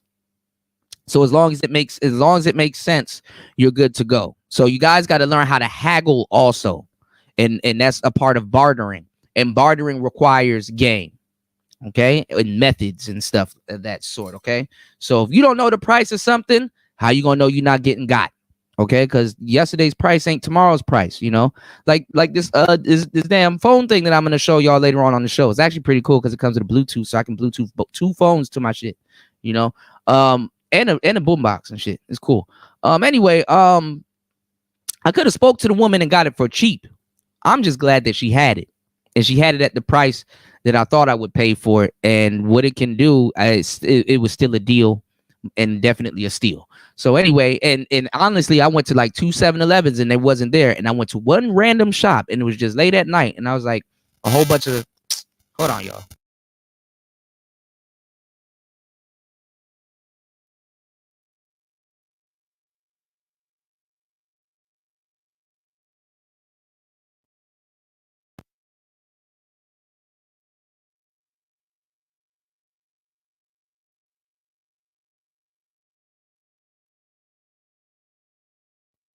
All right, I had to switch channels.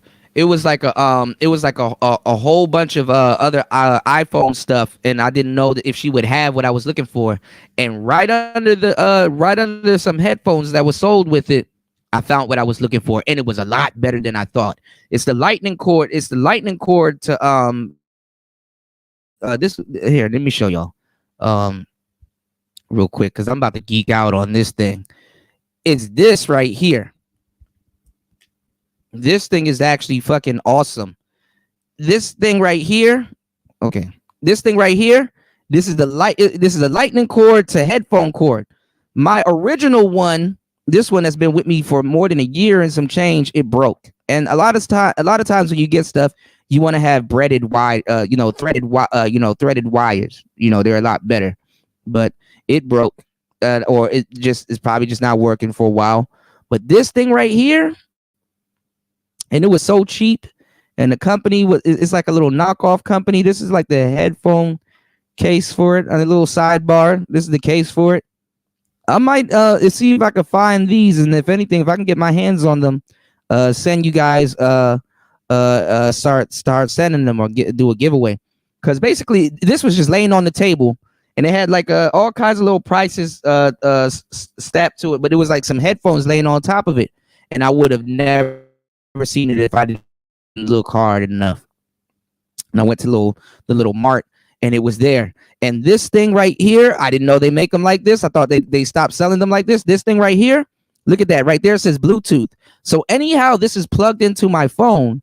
My phone will be powering the Bluetooth capability that's in here, and I can use my other phone or some speakers and stuff like that and tap in to it, and you know what I'm saying? And like dual, it'll send a signal to whatever you got going on. Like, I don't know how it works though, because I mean, obviously, if you have your headphones plugged in and you're on a phone call, you don't want people to eavesdrop on you that way. So I'm pretty sure there's some security for it. I guess you could turn it off or whatever. Or nigga, if you watching porn, oh look, a lightning cable, and somebody tapped into your Bluetooth, nigga.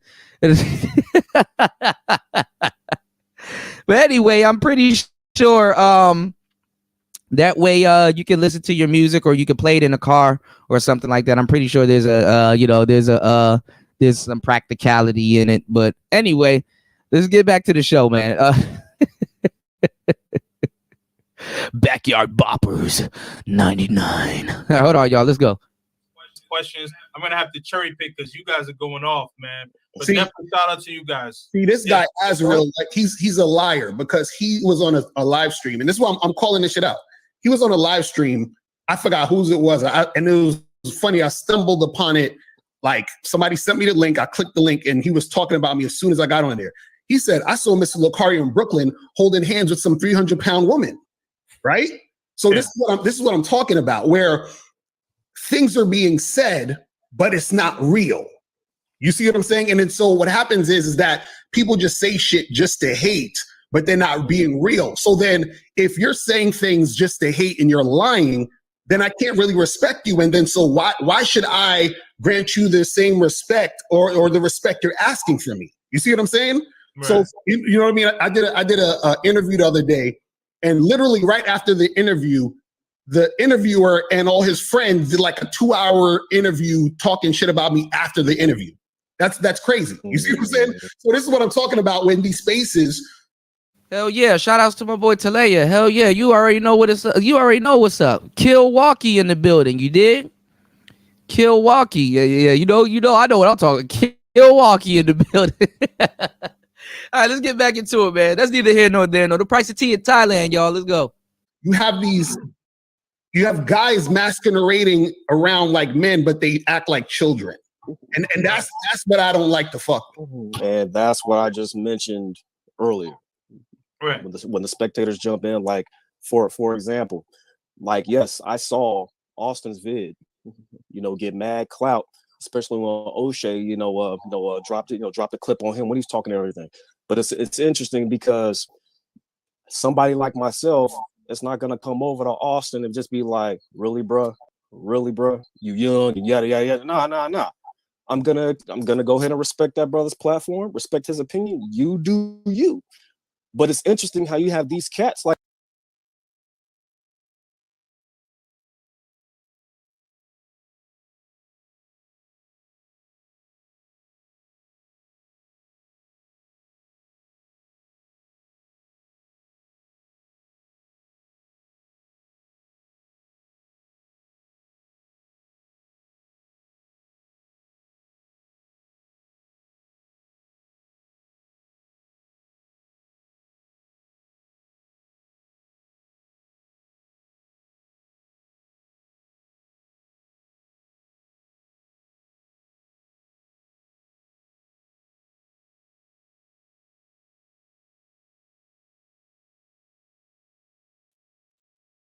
All right, we back. Hold on, let me pull it back up. I'm gonna tell you some real shit too, and I think this is kind of where I don't know if he's getting at this, because don't let me see that hold on, y'all. Don't let me see that they kind of got that same grievance towards O'Shea too, because O'Shea was pushing, a lot of the game brothers in the space, and and then all of a sudden the support kind of did die down. So I don't know if that's where this brother's getting at, but all right, let's go. I see what you're saying. Definitely, it's just interesting to me because I think there's just a lot of misinformation out here, man, because people are. It's just weird. Like I have an issue with people saying things that aren't true. That's just how I am. And then so when I see people who are saying things that are dishonest or aren't true about anything, it makes me want to correct it. And then so people will think, oh, well, you hate it. No, I'm not hating. I'm just correcting it because what you're saying is wrong. You see what I mean? And then you have people. This is the crazy part. So there's a dude in the chat right now, Azrael, right? This chat is going off, man. First of all, I just want to give a shout out to everyone that's here. We had about 200 people, man. So I am going to get to some of you guys' questions. I'm going to have to cherry pick because you guys are going off, man. But definitely shout out to you guys. This guy, Azrael, like he's a liar because he was on a live stream. And this is why I'm calling this shit out. He was on a live stream. I forgot whose it was. And it was funny. I stumbled upon it. Like somebody sent me the link. I clicked the link and he was talking about me as soon as I got on there. He said, I saw Mr. Lucario in Brooklyn holding hands with some 300-pound woman, right? So this is what I'm talking about, where things are being said, but it's not real. You see what I'm saying? And then so what happens is that people just say shit just to hate, but they're not being real. So then if you're saying things just to hate and you're lying, then I can't really respect you. And then so why should I grant you the same respect or the respect you're asking from me? You see what I'm saying? Right. So you know what I mean? I did a interview the other day, and literally right after the interview, the interviewer and all his friends did like a 2-hour interview talking shit about me after the interview. That's crazy. You see what I'm saying? So this is what I'm talking about. When these spaces, you have guys masquerading around like men, but they act like children. And that's what I don't like to fuck with. And that's what I just mentioned earlier. When the spectators jump in, like for example, like, yes, I saw Austin's vid, get mad clout, especially when O'Shea, dropped a clip on him when he's talking and everything. But it's interesting because somebody like myself, it's not gonna come over to Austin and just be like, really, bruh, you young and yada yada yada. Nah. I'm gonna go ahead and respect that brother's platform, respect his opinion. You do you. But it's interesting how you have these cats like this who troll in the chat room. See, they come over to our shit. Mm-hmm. We don't go over their shit. They come over to our shit. That's the thing. Like you said, they will go ahead and make podcasts and they talk. Yeah, somebody talked about me too and shit. Mm-hmm. But it's like, yo, and I just want to go ahead. I'm going to take the time to go ahead and congratulate Austin because, yeah, your body count, not sex. Your body count as far as subscribers go, they snowballed. The thing is, somebody like myself, just where Lucario is at. And it's interesting because you guys both have a count where I would love to be on some authentic shit. Austin, you was authentic with your shit. Lucario, we already know how you get down. Mm-hmm. But it's interesting how Austin really ain't, saying no shit about Lucario and Lucario saying no shit. It's like, yeah, maybe he probably did a reaction video or whatever.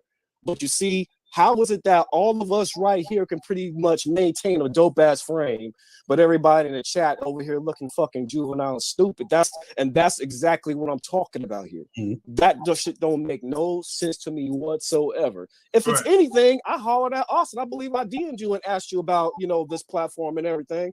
And the rest was there. Yeah, it was like, okay, cool. I'm supposed to hit up Kings. It was done. I couldn't wait to get up on this shit because we black. And I can't wait to talk to my brothers about this shit. And this is how we go down. I was like, nigga, this ain't 21 convention. They ain't gonna be no beef here. It's like we all disagree and we can agree. Right. But look at your chat.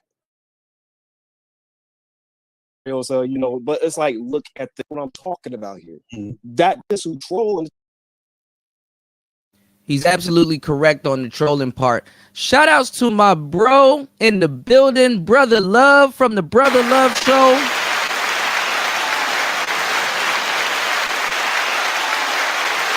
Yes, Sirski. Shout outs to Brother Love in the building. Make sure you guys like and subscribe to his channel. Also, while you're there, click the notification bell so you get a notification every time he goes live. Shout outs to my Brother Love in the building, man. Make sure y'all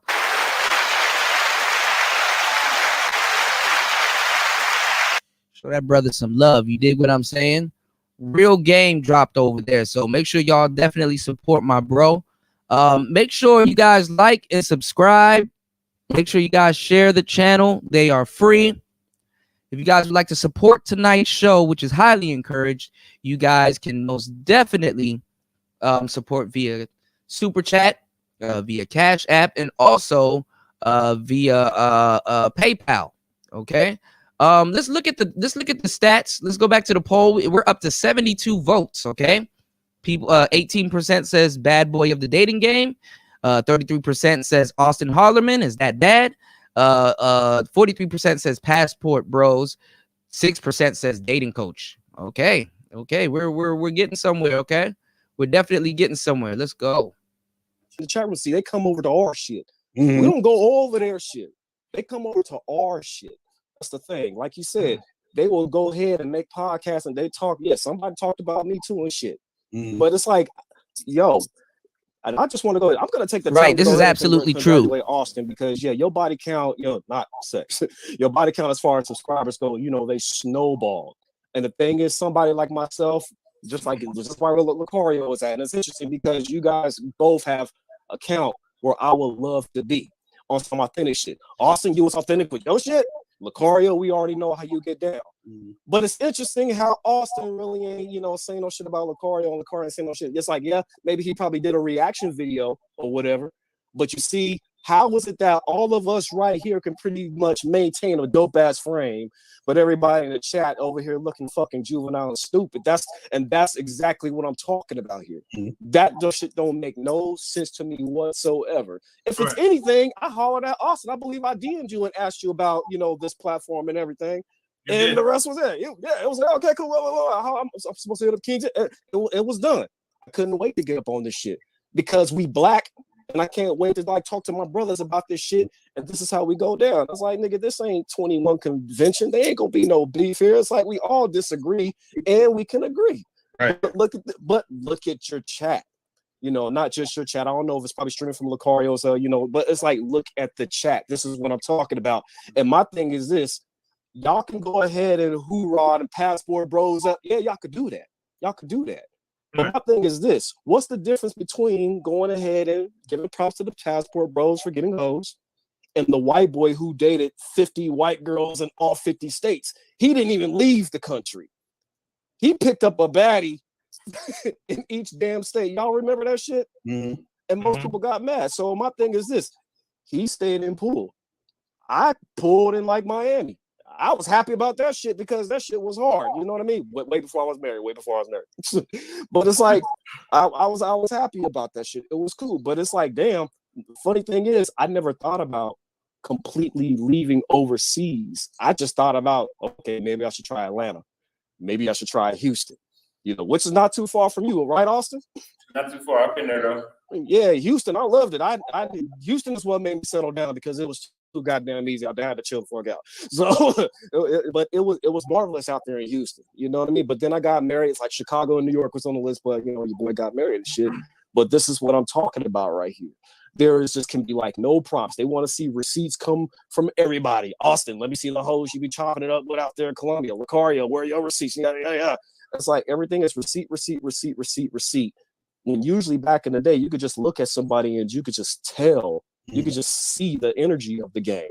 Like when Kevin Samuels morphed into average at best, because I remember when he was iPhone 7 Cameo Salmons, Suit Saturdays and colognes and shit.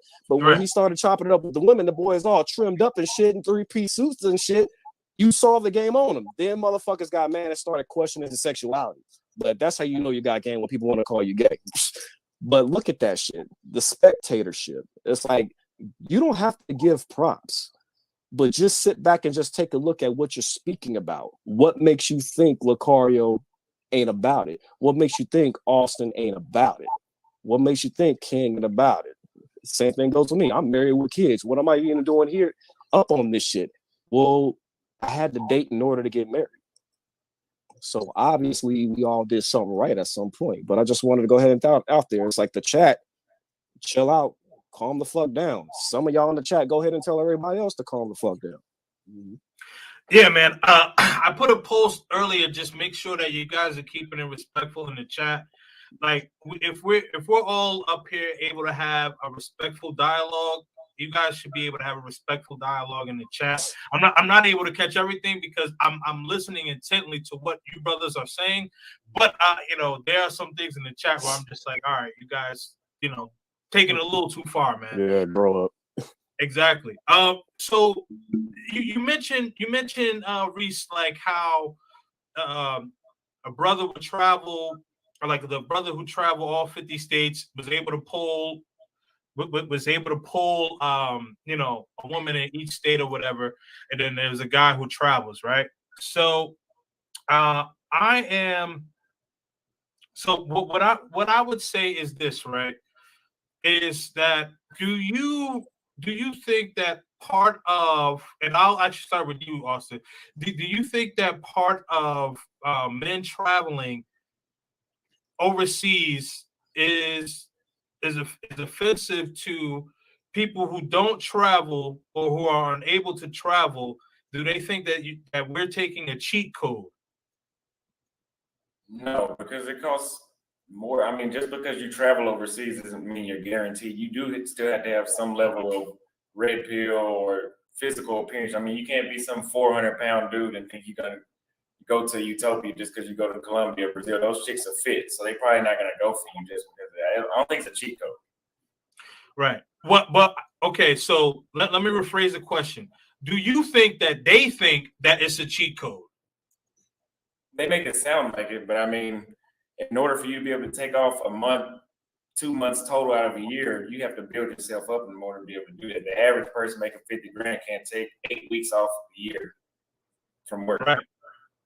Yeah, and that's where I completely agree with, because I've been on some platform, and some of the people who are against brothers traveling, or have the negative misconception with traveling, saying that brothers are quote unquote dusty, desperate, whatever the case is. You have to be a man of means, and you have to be a man of means to be able to travel and move around, especially if it's 6 to 8 times, or even for years at a time, whatever the case is. You have to have some resources. You have to have something about you, long story short, and able to do that.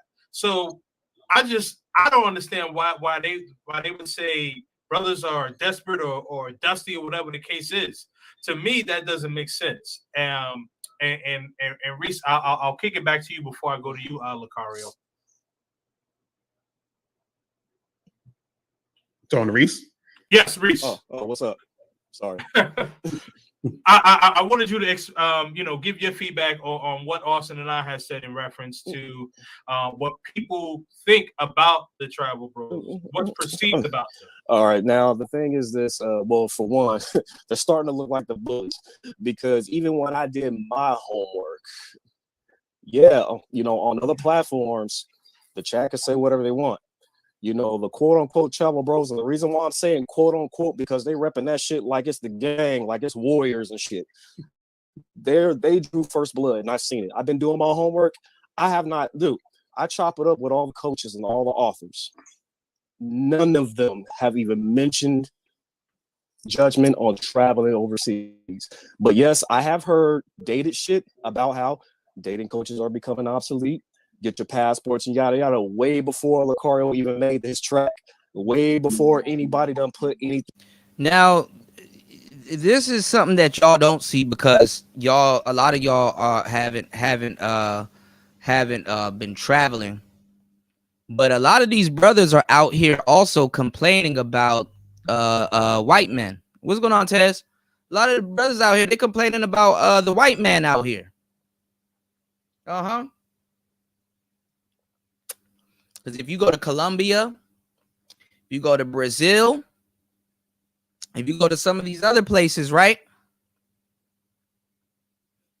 Them niggas are getting to play. Them niggas are getting to play.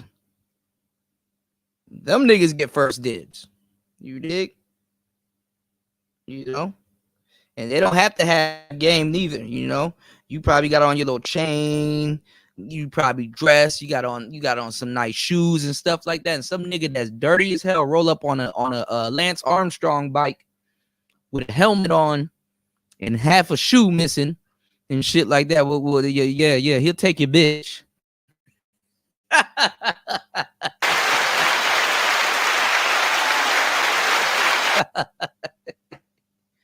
Hey, you come here often? Goddamn. Did you see I was talking to Maria? Maria about to get in on the Santa Maria with him. Maria about to leave your ass. Maria, nigga Yin about to get in the tuk-tuk. Like, nigga, you don't need to take the tuk-tuk. I got an Uber right here. Nah. I go with him.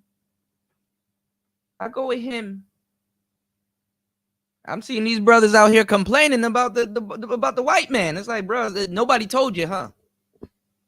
You're gonna need this game with you wherever you go. Stop leaving your game at the damn airport. Maybe that'll teach you.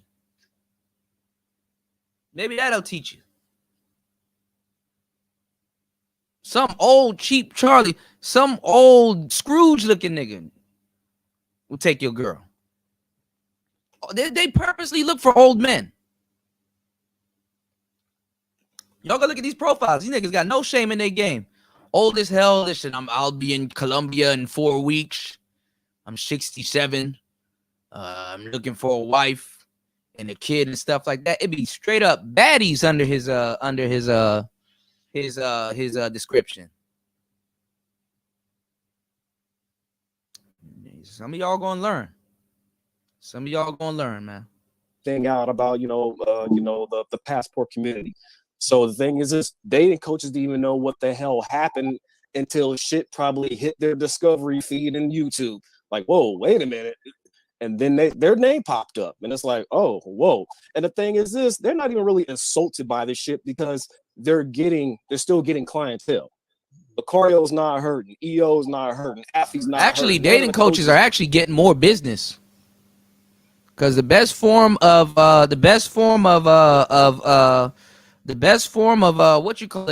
advertisement is word of mouth. Word of mouth. That's the best form of advertisement. Word of mouth.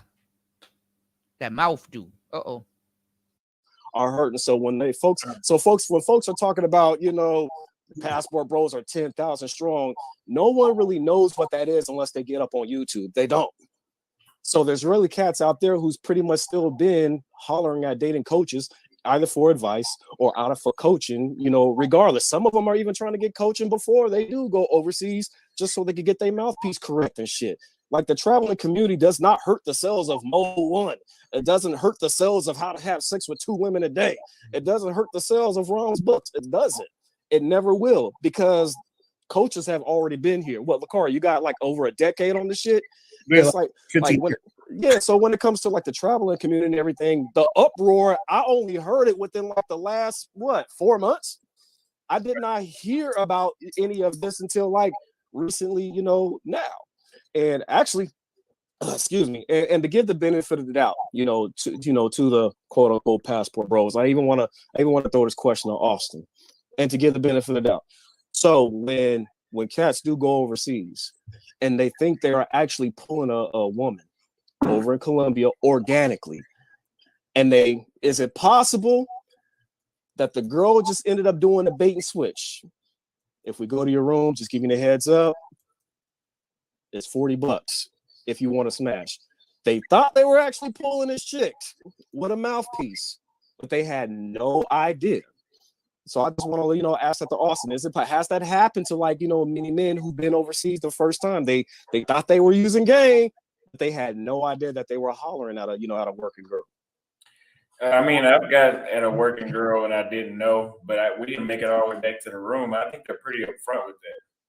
Oh, okay. I had her probably within 5, maybe the third text, she told me the price. I was like, oh shit, I didn't know you was a prostitute. Oh wow. But I had enough to get all the way back to the room.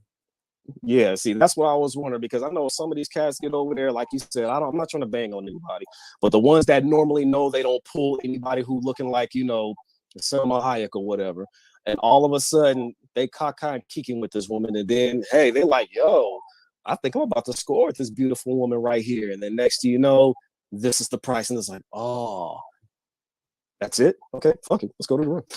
I want to say something real quick. I think, the thing that's annoying to me a lot of times with all this stuff is that there's just a lot of, again, like I'm saying, there's a lot of propaganda, misinformation, and people just saying stuff just to put out certain narratives. Like, for example, people say, when people talking about receipts, see, and this is the thing that people don't understand. If y'all are paying attention, right, which most people don't pay attention, but if you were paying attention, you would see the receipts. Meaning that on my ring, on my finger, this is a wedding ring. My girlfriend is in the chat of damn near every live stream that I do. She's in the chat right now, right?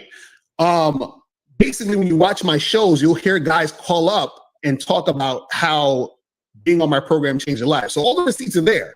You see what I'm saying? But as far as me getting with other chicks and posting them on fucking YouTube and all that other stuff, that actually goes against what I teach. Because what I teach when it comes to game is about discretion.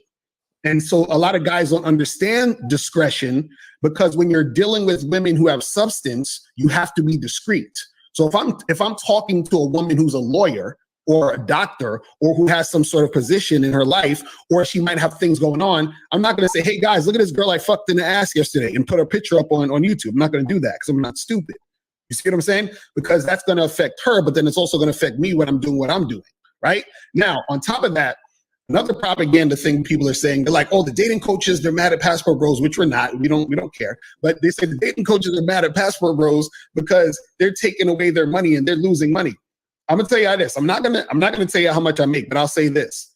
I make enough money to where I can work one day. Not scratch, I can work half a day a month and basically maintain the amount of money I'm making.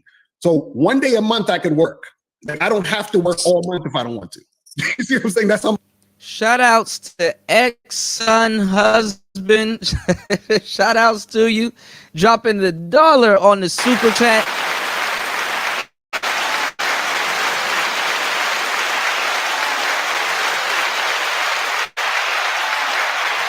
Yes. Dropping the $1 on the super chat. What's going on, player? Shout outs to you. Welcome to the show. How much money I'm making. But I'm just trying to put that out there to let you guys know that people actually want the information because they actually want to learn how to improve their lives when it comes to dating and relationships and stuff like that. I got you. So okay, I just kind of wanted to just go back to you, Reese, right? So when you asked Austin that question, when you think that it's like an organic woman or whatever the case is, then next thing you know, she kind of does a 180 and says, oh, like you got to pay whatever. Has that happened? Sure. But I would also say that happens in the States a lot. Like I have a lot of family in Miami, and I've been down to South Beach where I'm hanging out with a girl, talking to a girl or whatever. She tries to hit me with the finesse, but I know the finesse is coming. So it's like, so I would say that it actually more happens in the States than outside of the States, because outside of the States, usually the woman is going to be telling you up front, right? Like, hey, it costs this much or whatever the case is. Also, they're usually in areas where red light district areas, if you will. So if you're in that hot spot, then 9 times out of 10.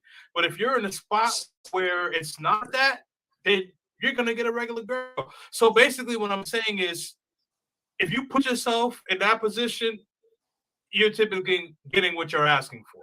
Mm-hmm. So I think what everybody's talking about, I think they want us to debate the original videos from when I first came out that Lucario made. Mm-hmm. Yeah, that's what he's here for. Well, I mean, I see, that's the thing. He not, and this is what a lot of people are here for. And this is the problem with the space. Like, the brothers are actually giving y'all some real information, and people are here to see a debate. Well, are y'all gonna fight? Which one is more right? Y'all like to find y'all favorite YouTubers, and then y'all like to clash them together like action figures. Both sides are giving y'all the game. Now, one nigga just said, okay, well, look, both sides are really making some great points, man. This actually calls for a conversation, not a fight. You dig? Oh, but here we go. Let's get into the nigga shit if he entertains it. Let's go. I never. I forgot what was in the specific video. What was said in the video? Video about me, the reasons why I left the United States to debate.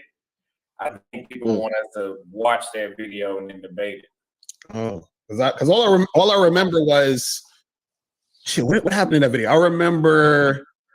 Well, this is one of the points I wanted to make too.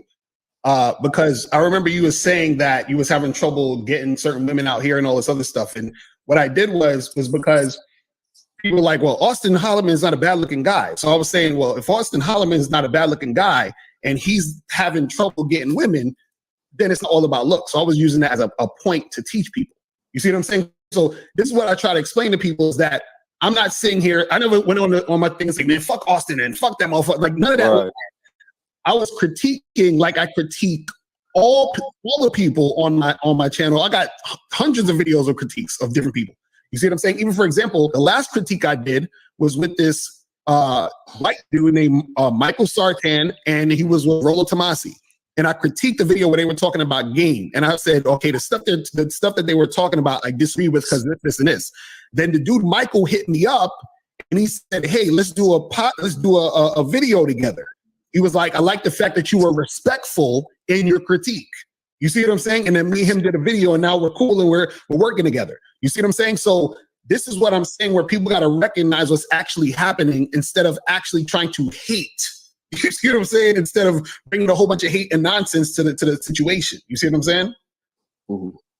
So, okay. I haven't seen the video. Can we pull up the video? Can you pull up the video? You mind if I ask Austin something? Video. It's like an hour and a half or something like that. Oh yeah, no, never mind. Okay, Yeah. Can I ask Austin something? Oh yeah, sure, man. Go ahead, man. Yeah, so brother Austin, because the thing is, when you do a stream or when you do a video pre-recorded and you post it, you know, anybody can perceive it as whatever they want because they really don't know what happened. This could be content, or it could just be like, oh, this is really what it was like.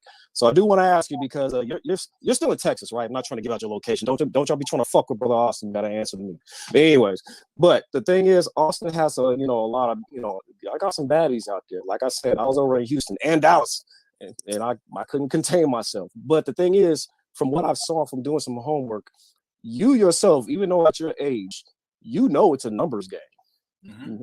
Yeah, and the thing is, when I was kind of like, I don't want to say I was studying you, but I was kind of studying you. You don't seem like somebody that was really so too pissed off. It don't even seem like you felt defeated. You just exercised the option to go overseas because you kind of felt like, hey, the experiences over here was kind of a bit better and shit. But when you're over here in the States, do you really, really, really have a hard time bagging women? I mean, I think it's because I have a certain level of bullshit I'm willing to put up with. Oh, okay. Yeah, so I want you to explain that to everybody here, because I kind of feel like you're misunderstood.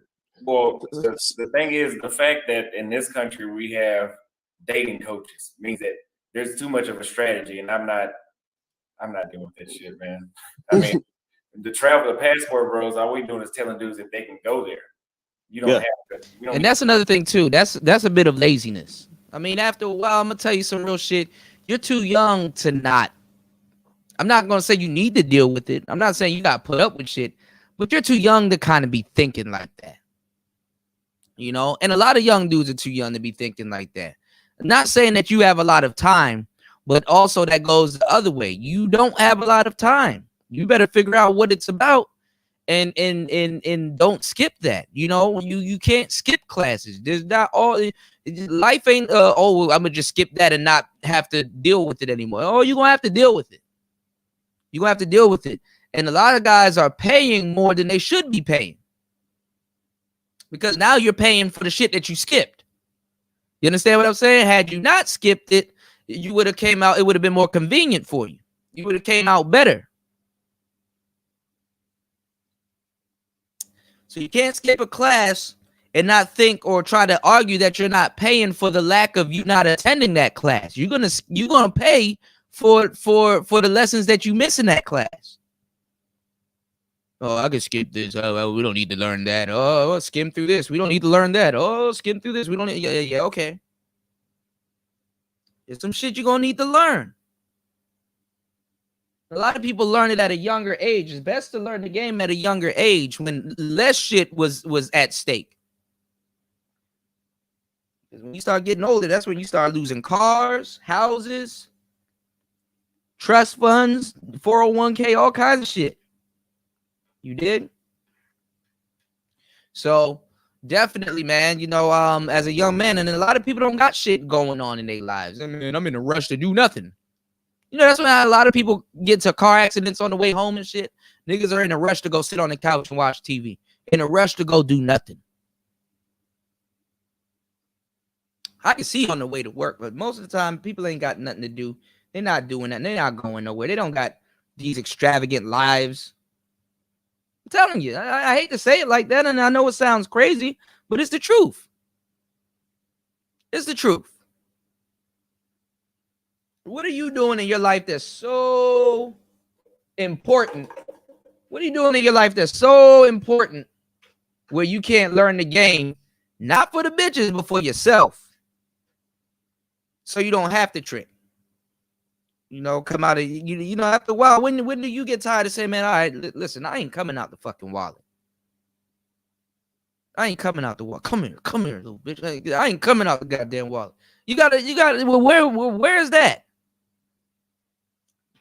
So I know a lot of dudes don't feel masculine tricking. This is where all these weird ass questions are coming from and stuff like that.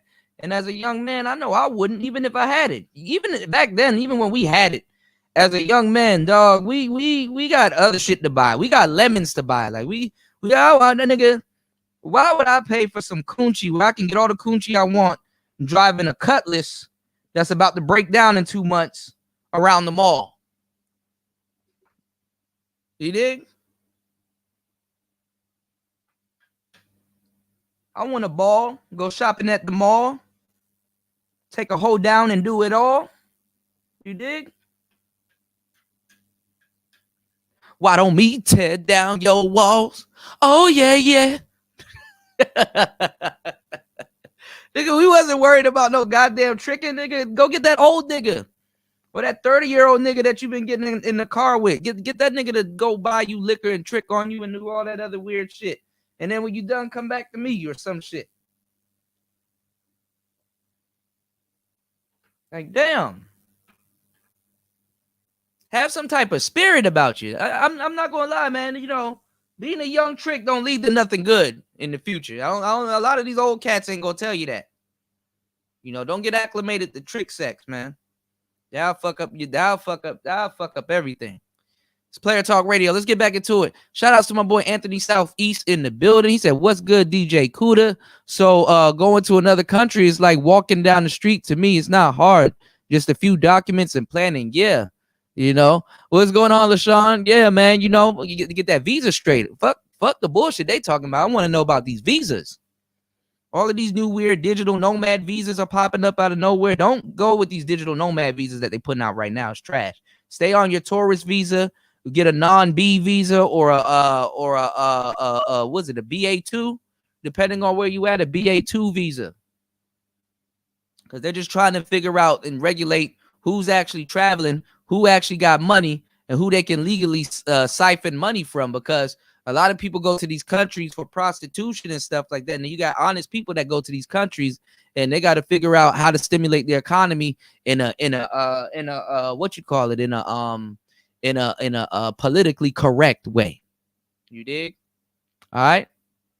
38 people to 40 people in the building, in and out. I know it's late at night, early in the morning. That's still an impressive audience and still an impressive number to be holding for a long time. Make sure you guys like and subscribe. You guys been listening to me for about 3 hours and 34 minutes. 3 hours and 34 minutes, okay? So make sure you guys like and subscribe.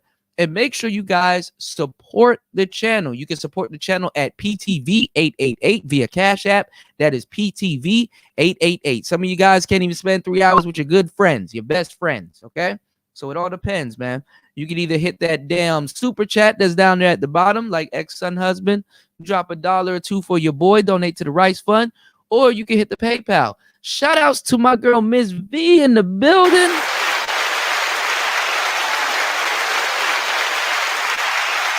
Oh, I know today's going to be a good day. Oh, yay, today going to be a good day. Shout outs to Miss V in the building. If you guys haven't gotten a chance, make sure you guys head over to Make This Go Viral TV's channel and subscribe, especially if you are an upcoming YouTuber. She has a lot of information that you guys need to hear, okay? She's going to tell you what you need to know and give you what you need to hear, you know?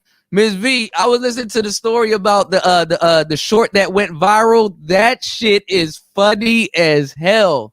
Shout outs to Ms. V, and make sure you guys head over there, support her channel. You definitely congratulate her. She has gone viral, and it'd be the craziest shit on the planet. Okay, if y'all don't know what video we're talking about, head over to her channel and check it out. It's Player Talk Radio. Give me a second. Let's get back into it. Let's go. She's right here in the chat. Make sure you guys click her.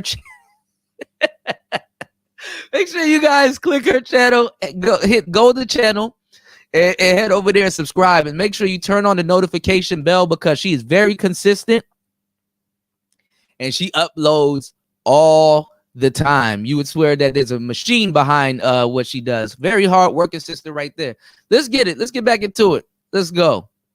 I need to tell you how to deal. I mean, you just can't be a dumbass about it. I mean, don't go over there with lust for glasses instead of your regular eyeballs. Right. And so right now, so when you pretty much let's just say cold approach, women in here. So are you getting pushback? Are you getting a number and they're just not responding and you just go to the next one? Or are you pretty much just like, you know what, I'm just cool. Did you just fully just give up? I know you made a video once that you said you got back to the airport. You saw some white girl that was kind of jocking, but you was like, you didn't care about that shit because you literally just touched down back. But honestly, if you got choosing signals from a woman that looked like she was feeling you, are you not pursuing that? No. Oh, so you're done with American women? Yeah, I'm leaving in less than 5 days, and I don't have a return ticket. Oh, okay. No, that was it. The thing is, I mean, choosing signals don't mean shit either. I've gotten choosing signals. What's going on? Antisocial Socialite podcast in the building. How are you? What is going on? Let me see. Okay, this thing is bouncing between 99 and 51. My bad, y'all. I'm looking at something in the background. Yeah, Antisocial. Our boy Austin is here. Shout outs to Austin. Shout outs to it's tongue twister. The Antisocial Socialite podcast in the building. Make sure you guys head over to her channel. Don't bring the fuckery. Make sure you guys head over to her channel also and check her out. But definitely, yeah, man, we're talking about they actually sat down and had a debate, for what it's worth. And you said Austin is a bit weird to me. Yeah, there's certain things people pointed out. He doesn't seem weird to me. He has more of a sarcastic undertone. And there's a lot of things that people pointed out, but I'm like, okay. But yeah, he does seem a little bit bored. He does seem a little bit bored, but hey, I mean, he's leading the charge, so let's check it out. Just to get rejected. Yeah, see, that's another. See, that's why I'm glad we're all here talking. No, I'm glad we're all here talking about that shit because we've all got the choosing signals. We all got rejected, and then we all just moved on to the next. And the thing is, yeah, I can go ahead and grab a passport too. Well, I'm married now, but back then I could have too. But I just decided, you know what? I'm gonna go to Scottsdale. Let's see what's popping out there. I'm gonna go to LA. I'm gonna see what's popping out there. And yeah, the environment changed. So that kind of lets me know if I had no problem pulling out here in the States, I need to stay the fuck out of the other countries. I need to keep my ass here because I don't know what I'm gonna do overseas. But I just really wanted to know that because honestly, it's like when I just look at you, it's like I gotta have a feeling like if me and him had a night out, we'd be dangerous. I just kind of feel like that. Like if it was like me, you, and Lucario King, I kind of feel like we would turn the fuck up. We would. So I just want to chime in here because I know he was talking to you, Austin, but I just want to chime in here. Like, yeah, we would definitely have a great night, what have you. See, the problem is that most men who are traveling now, the problem is that not getting the woman. It's about keeping the woman because their hypergamy is just such at a level 10. Now, women worldwide are hypergamous no matter what, right? But the thing about it is that you have the hypergamous, then you have the attitude, the pushback. So it's like, okay, you know what? I can take a little bit of hypergamy, but if she's willing to give me peace, then I'm willing to fly over there and have that, right? Because you mentioned Houston, LA, New York, where I'm from, Miami, beautiful woman, for sure. Definitely gonna have a great time, right? But if we say, hey, you know what, we're gonna go to Kenya. We're gonna go to Kenya, the motherland. Man, listen, we can get 4 or 5 women and have them rocking with us for years, as opposed to spending $4,000 or $5,000 having a woman maybe rock out with us for a week. I'm only speculating, but what I'm getting at is that it's a short-term answer, but we like long-term solutions.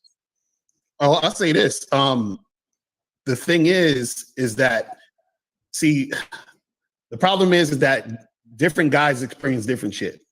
Right. You understand what I'm saying? So that's really what it boils down to. So some guys, the same thing, the same piece, the same type of cooperation, you know, the same situation where women are not playing games, guys in America, in the West, are experiencing that right now as we speak. So the same woman who might have an attitude with you is going to not have an attitude with another guy. The same woman who's going to give you pushback is not going to give another guy pushback. So a lot of it has to do with the specific dude and also the women that he's dealing with. So what happens is that if a woman has an attitude, that doesn't mean she has an attitude with every guy. She has an attitude with men she's not attracted to. If she's attracted to a man, she's cooperative. That's how it works. You see what I'm saying? So the thing is that, hey, if you feel like, well, I'm getting a lot of attitude from these women, so I'm gonna go do my thing over there, that's cool. But understand that it's not necessarily that the women here just have attitudes, because guess what? The women here are getting dick. And so that means guys are having sex. So that means that there are certain guys that aren't getting the attitude. You see what I'm saying? That's how it works. Right. I don't get that. Oh, my fault. Go ahead, Austin. No, I've slept with plenty of chicks that had attitude though. They were just bitches. That was just them though. Right, but also that's true, and That's also, a fact. That's a fact. And also, those same women who had an attitude, there were other guys who slept with them, but they didn't have attitude with those guys. That's what I'm saying. Like, a woman could still, she's gonna choose who she has attitude with. You understand what I'm saying? So what happens is a woman can still have attitude with you, and you can still smash. But understand, the more attractive she is, the more cooperative she's gonna be. So what happens is you can still interact with a woman and flirt with her and seduce her in order to get sex. That just means that that woman who has an attitude has medium interest in you. But usually when a woman has high interest in you, she's giving you zero attitude because she doesn't want to fucking mess it up. You see what I'm saying? That's how it works. No, I gotta, man, and Lucario, like, I feel like I'm attacking you, but no, it's not attacking your points, but it's just that, like, I have to chime in here on that one, because the reason why I say this is because, like, what Austin said, like, you know, you've gotten a woman, they've had attitudes, whatever the case is, right? And their attitude just won't change. And it's also about maybe the environment of you know, of who they're around. Like, so if you have women that have you know, girlfriends that have attitudes, or, you know, they stuck up females, whatever, they tend to act like that. Or women think that they have a lot more options. So that's, like, I understand what you're saying, right? Because at one point, where this is where I agree, if a woman is giving you an attitude, for the most part, maybe it's something about you that she's not completely attracted to. On the other hand, right, you have the Western culture that gives, you know, makes that inflates the woman's ego to a sense to where she is not she's not really living in the reality. So there's that part, right? And so for Austin and I, for brothers who travel, like, we're saying, like, okay, have a little attitude, it's all right. But if you got a big attitude and you think like your shit don't stink, like, we out of here. No, I understand what you're saying, but that's what I'm saying. What I'm saying is her attitude. Like, if you have a girl named, you know, Sandra or something, Sandra, let's say, for example, I'm trying to holler at her, and then she give me attitude, and then she go to you, Candy, and then she's super nice, cooperative, smiling, asking you, hey, do you want something? Like, she's being very, very polite and submissive to you, because she may have more attraction for you than me. So to a certain degree, what he's saying is that there's no such thing as a good girl and a bad girl, to tell you the truth. A girl that could be good to you will be complete hell to another nigga. And a girl that could be complete hell to another nigga will be good to you. You know what I'm saying? And there's some truth in that. Also, too, you know, what he's saying is that she has the capacity to be submissive, just probably not to you, you know. But then again, I'm not even gonna lie. I mean, even though that may be the case, you know, is what she calls submissive even worth it? You know, I mean, if you spending 99% of your day not being submissive, little bullshit submissiveness that you can offer somebody, that's not even, you know, you ain't even the Tom Brady of you know what I'm saying, of you know, being submissive. You dig? So I don't know, you know, like, I cook lasagna. When the last time you cooked lasagna? 5 years ago? Nah, we just gonna order lasagna tonight. You, but nah, man. Shout outs to Anthony Southeast. He said, in my view, you are what you attract. I mean, no mouthpiece, just attract. That too. But you are what you are what you negotiate also too. You are what you negotiate. What's going on? Life of Pablo in the building. Decentralized dating market. Laugh out loud. SMH. Yeah. Because genuinely, she's supposed to be pleasant. You dig? He said no actual culture from family or formations he's ignoring. I mean, upbringing and stuff like that. Yeah. Because there's definitely, a bit of Americanized stuff that we can talk about, and we know what we're talking about, and we're not tripping. It's just making sure you're not delusional. Let's get back into it, y'all. So her attitude is going to be directly correlated to her attraction to the man. So the thing is this, and shout out to my Mr. Limit channel. He said a woman is going to either listen to her man or society. So what happens is that if the society is causing her to be influenced to have a certain attitude when dealing with men, because she's dealing with a lot of men she's not interested in, right? What happens is when she meets the guy she's extremely attracted to, her attitude will switch and change. This is why, for example, you have a lot of black guys who will say, man, these black women got attitude problems. But isn't it interesting when they get around a white boy, they're very polite and pleasant, and some of these white boys are getting them easily because when they're dealing with that particular white boy, they shift their attitude and their energy. You see what I'm saying? When women are at work, their attitude ain't the same with their boss, right? Because they shift their attitude based off the situation and the circumstance. So this is what I'm trying to say, where it's not a problem with the specific woman. It's just really the woman that you're dealing with and how y'all two are interacting with each other. So a lot of times when you put it on the women as a whole, then you take yourself out of the equation. And then you don't look at what you're doing in the equation in order to get that type of response in general. Because the thing is this, like I said, guys experience different stuff. When I deal with women, right, I don't get no attitude from women because I don't deal with women who give me attitude. So what that means is that when I first talk to a woman, right, I'm not trying to get with her or holler at her or continue to chase her or whatever it is if she's not showing any interest from the jump. When she's showing interest from the jump, that's when I interact with her and I give her more attention and I actually do shit with her. You see what I'm saying? I think we should do this. I think me and Lucario should just debate. I want you to debate my points that you disagree with. Okay, what's the points? I don't know. You made a few videos about me, so you got some points. Oh, man, me drink. I probably have to see the video though, because I don't remember exactly what you're saying. Because I just go off the video and what's going on in the video. You know what I'm saying? Okay, I'll say one thing. Well, because you saying that like it's that bad in America, right? So this is the thing. Like I said, if it's that bad, how are these women getting sex? They're women, they can get sex. Right. So who are they having sex with? Top, what is it, 17%? There's 17% of men, I think it is, that's getting 70% of the women pregnant, right? Okay, so that's what I'm saying. So what I'm saying is it if certain guys are getting sex, right? That means that those guys know what it is to get it. You see what I'm saying? So what I'm trying to say is that if it was that bad, then nobody would be fucking. That's what I'm trying to say. Well, Kevin Samuels proved to us that all these women are shooting for the stars. So men in the lower and middle class are getting overlooked, and they're the ones taking most of the games. You're saying that most of those guys are getting like games played on them?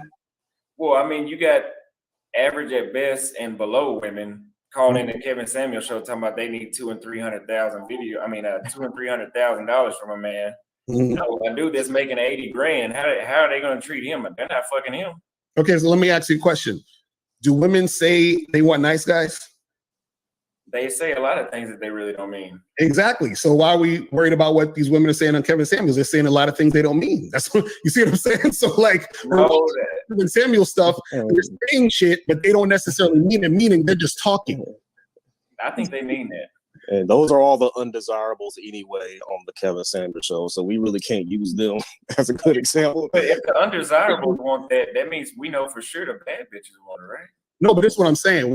For example, most guys say they want a baddie, right? what happens is most guys aren't going to get a baddie because they don't got the type of game to get her and even keep her. So even though they say it, it doesn't mean that it's going to happen. So it's the same thing with women. Women, they'll say, oh, I want this guy, that guy, that guy. They can talk all day, but it don't mean it's going to happen. It don't mean they're going to get it. And it doesn't necessarily mean that because they're saying it, that's going to impact how you relate to that particular woman. Well, let me ask you this. Does game take time to learn? Yes, absolutely. Does it take time to implement? Yeah. Okay, men with means and they have shit going don't have time to fuck around with bitches like that. Right, but this is what you got to understand. You get what you pay for. So what happens is there's always going to be a balance. So if you don't put in time on yourself, what's going to happen is you're going to have to pay for the type of energy you want to receive back. If you put in time on yourself, the women are going to receive you a certain way. So you're going to be able to get women without having to put in any extras that's outside of yourself. So what happens is that I agree with you where if guys are dealing with these women, they're going to have to put in some time in order to make things happen. Now, how much that time is depends on the particular guy and his skill level, right? So what happens is some guys think tricking or giving money out is going to make it quicker to get a woman, right? But some guys who actually have game and who knows how to talk to women, flirt with them, and get them in that type of frame of mind, they can literally approach a woman at a club, pull her that night, and bring her back to the crib and smash and do whatever the hell they want to do. So all I'm saying is that, yes, it takes time, but what happens is that you got to pick your poison. So either you're going to take time to work on yourself so that you can get the results you want, by you doing you, or you're not going to do that and you're going to have to do things outside of yourself to get a surface level interaction with a woman. That's your only two choices. Yeah. You might as well jump in and Austin, when you were overseas, how long did it take you to bag a chick? Because the thing is, out here, maybe it took longer, but when you were out there, from what it looks like, you had no problem, and the time was smaller, wasn't it? One same day to one day. Yeah. So my thing is this, to me, I guess this is what it looks like. It's not really an overseas domestic thing. It's kind of basically just like a you and that woman thing. You experience overseas what I've experienced here my whole entire life. Right. So it's kind of a trip. So the thing is, it's really like you have, dude, I would love to be a fly on the wall to see what you do overseas, because maybe you're very magnetic.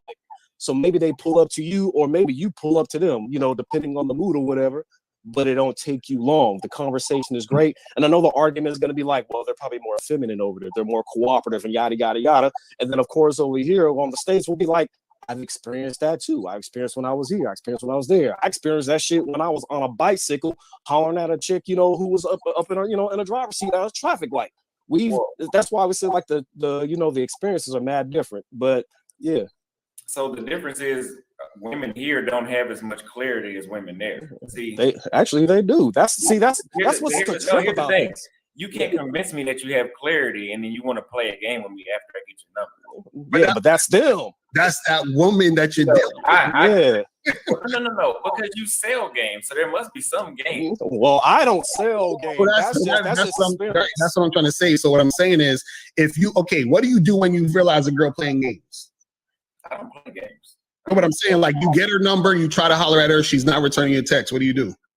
Next to bitch, I'm an adult. Exactly. So that's the game right there. That's exactly what you're supposed to do. But then the difference is in the States, all you're doing is next to.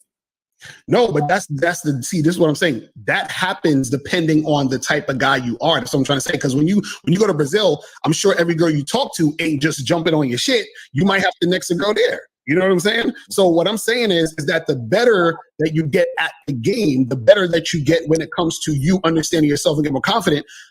What you're going to recognize is you're going to have more women who are extremely cooperative, the same way those women in Brazil are. So what I'm saying is that if I can go down the block or down the street in my city and get the same exact type of cooperation, then I don't got to go nowhere. So what I'm saying is, if a guy can't get it, that's cool. He may have to go somewhere, which is fine.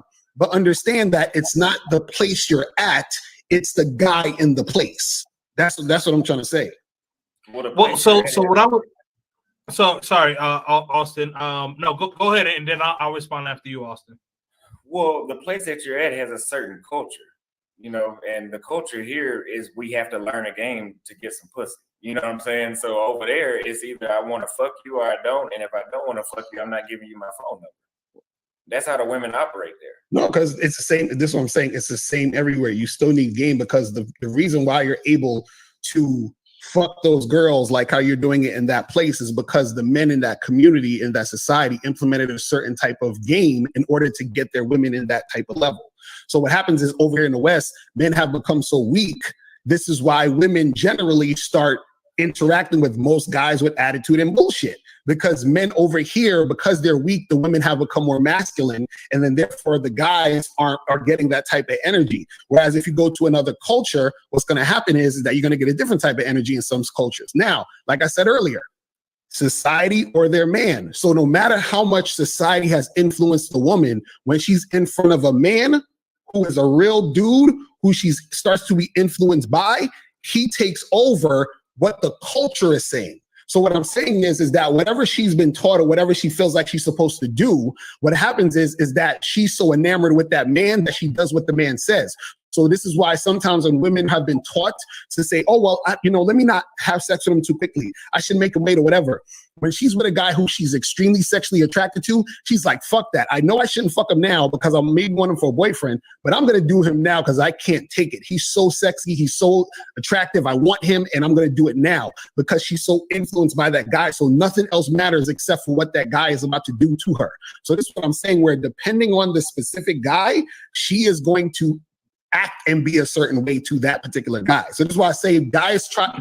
See, the problem is men, they don't understand how powerful they are and they don't understand their value. So when you don't understand your value, when you deal with women, they see you as powerless. They see you as having no value because you don't see yourself as having value. So this is why you're not getting those same type of experiences when you're dealing with women.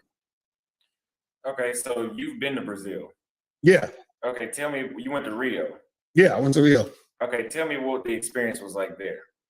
Yeah, Rio was cool. I went there. It was like 2006 or 7, something like that.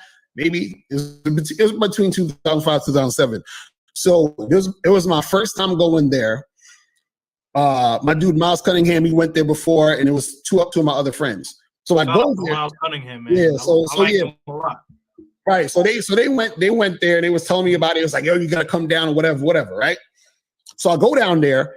And we chilling and everything, and I'm talking to the women and all this other stuff.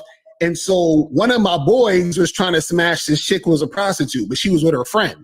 So then her friend didn't want to go unless, like, I went with her friend. So I was like, fuck it, we'll just go. So then when we went upstairs to the spot, he was doing his thing. I was doing my thing with the chick.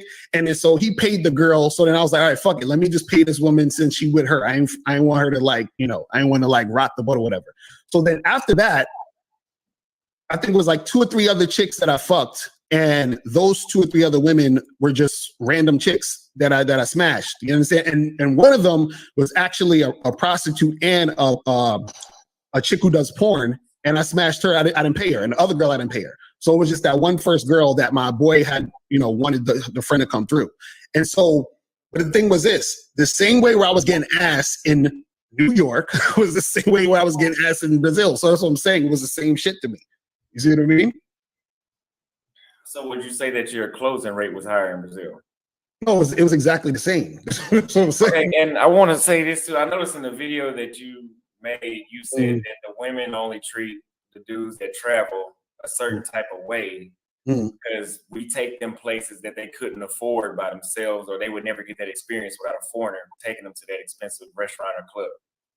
No, I didn't say that they're necessarily doing that because they can't do it. I'm saying that's part of it. That's part of the draw, is that it's the finances, it's the money. It's that, oh, well, you might have more than me, so therefore I'm going to deal with you because you have more of that. So when you get into that space, what happens is that you become the type of guy who's quote unquote higher value based off your finances. You see what I'm saying? Because you're an American, their assumption is that you have money. For example, when I was out there, I didn't know this. So the first time I got out there, I took a cab to the Airbnb. I got out the cab. It was a little kid, had to be like 4 or 5 years old. Comes out the cab, has his money out, his hand out because he wants some money. I go into my wallet. I give this little kid $10. As soon as I'm giving the kid $10, 10 American dollars, My boys is coming out the Airbnb and they see me and they're like, yo, what are you doing? And I said, what's the big deal? So right after that, after I gave that kid money, every time we went outside, there was a swarm of kids following us everywhere. You understand what I'm saying? Because they thought we was rich, because we from America, we got the American money and all that other stuff. So there's a certain air that comes with you being that American guy there. But the main draw is the finances. So women there, they're going to give you the girlfriend experience. They're going to, say certain things to you, just like when you're in the strip club. When you're in the strip club, they're going to be like, hey, let me give you a lap dance. They touch on you, make you feel good, because they want that finances from you. That's how it works. Yeah, but so that goes into what I had said. Women worldwide are hypergamous, right? So the thing is, and like with men that are making a certain amount in the States, if you're an average man making $40,000 to $50,000 and you're able to travel outside of the States, that 40, 50,000 could look like 100,000. And yes, you're right. Not women may necessarily think that we are rich, but one of the things that I will say, especially a brother who's traveled to multiple countries, not only do they think that we are like well off, yes, so they know that they have security, but also it's also about our persona, how we carry ourselves, how we communicate with them, right? So it's everything down the line. So they view us as that whole package of high value. So yes, the money is in it, but it's not just that one particular thing. Mm-hmm. Well, that's what I'm able to. Oh. I'm sorry. Go ahead. No, I'm saying that's the main thing, though. So what I'm saying is that that's the main thing. No matter where you go. No, but it's not, though. That's what I'm trying to tell you. I respectfully have to disagree, because the thing about it is, right? Because the thing about it is that usually. Now, if most men, both of you gentlemen, Reese and Lakari, both of you gentlemen are married, right? And I'm sure that you guys are, very, top earners, whatever the case is, or at least substantial earners, right? Now, the thing is that if you told your wives that you guys wanted her to be the substantial earner and didn't want to do anything, 9 times out of 10, that's not going to fly. It may fly with you guys per se, but if we were to ask, like, everyone that's in this chat room, there's 337 people. I'm going to say at least maybe 300 of them are men. And an overwhelming answer, men are going to say, no, that's not going to happen. I'm not going to say women are just particularly just greedy. But what I will say is that women want to make sure that they have a man that's going to be able to protect and provide. And being able to have money does come with that. No, I agree with you on that aspect. This is what I'm trying to explain to you. Women, there's 5 types of attraction a woman has for a man. It's physical, sexual, behavioral, resource attraction, and friendship attraction. So what happens is that money is resource attraction, meaning they're attracted to you because of your money and your resources and stuff like that, right? What you have to understand is sexual attraction is the most powerful attraction.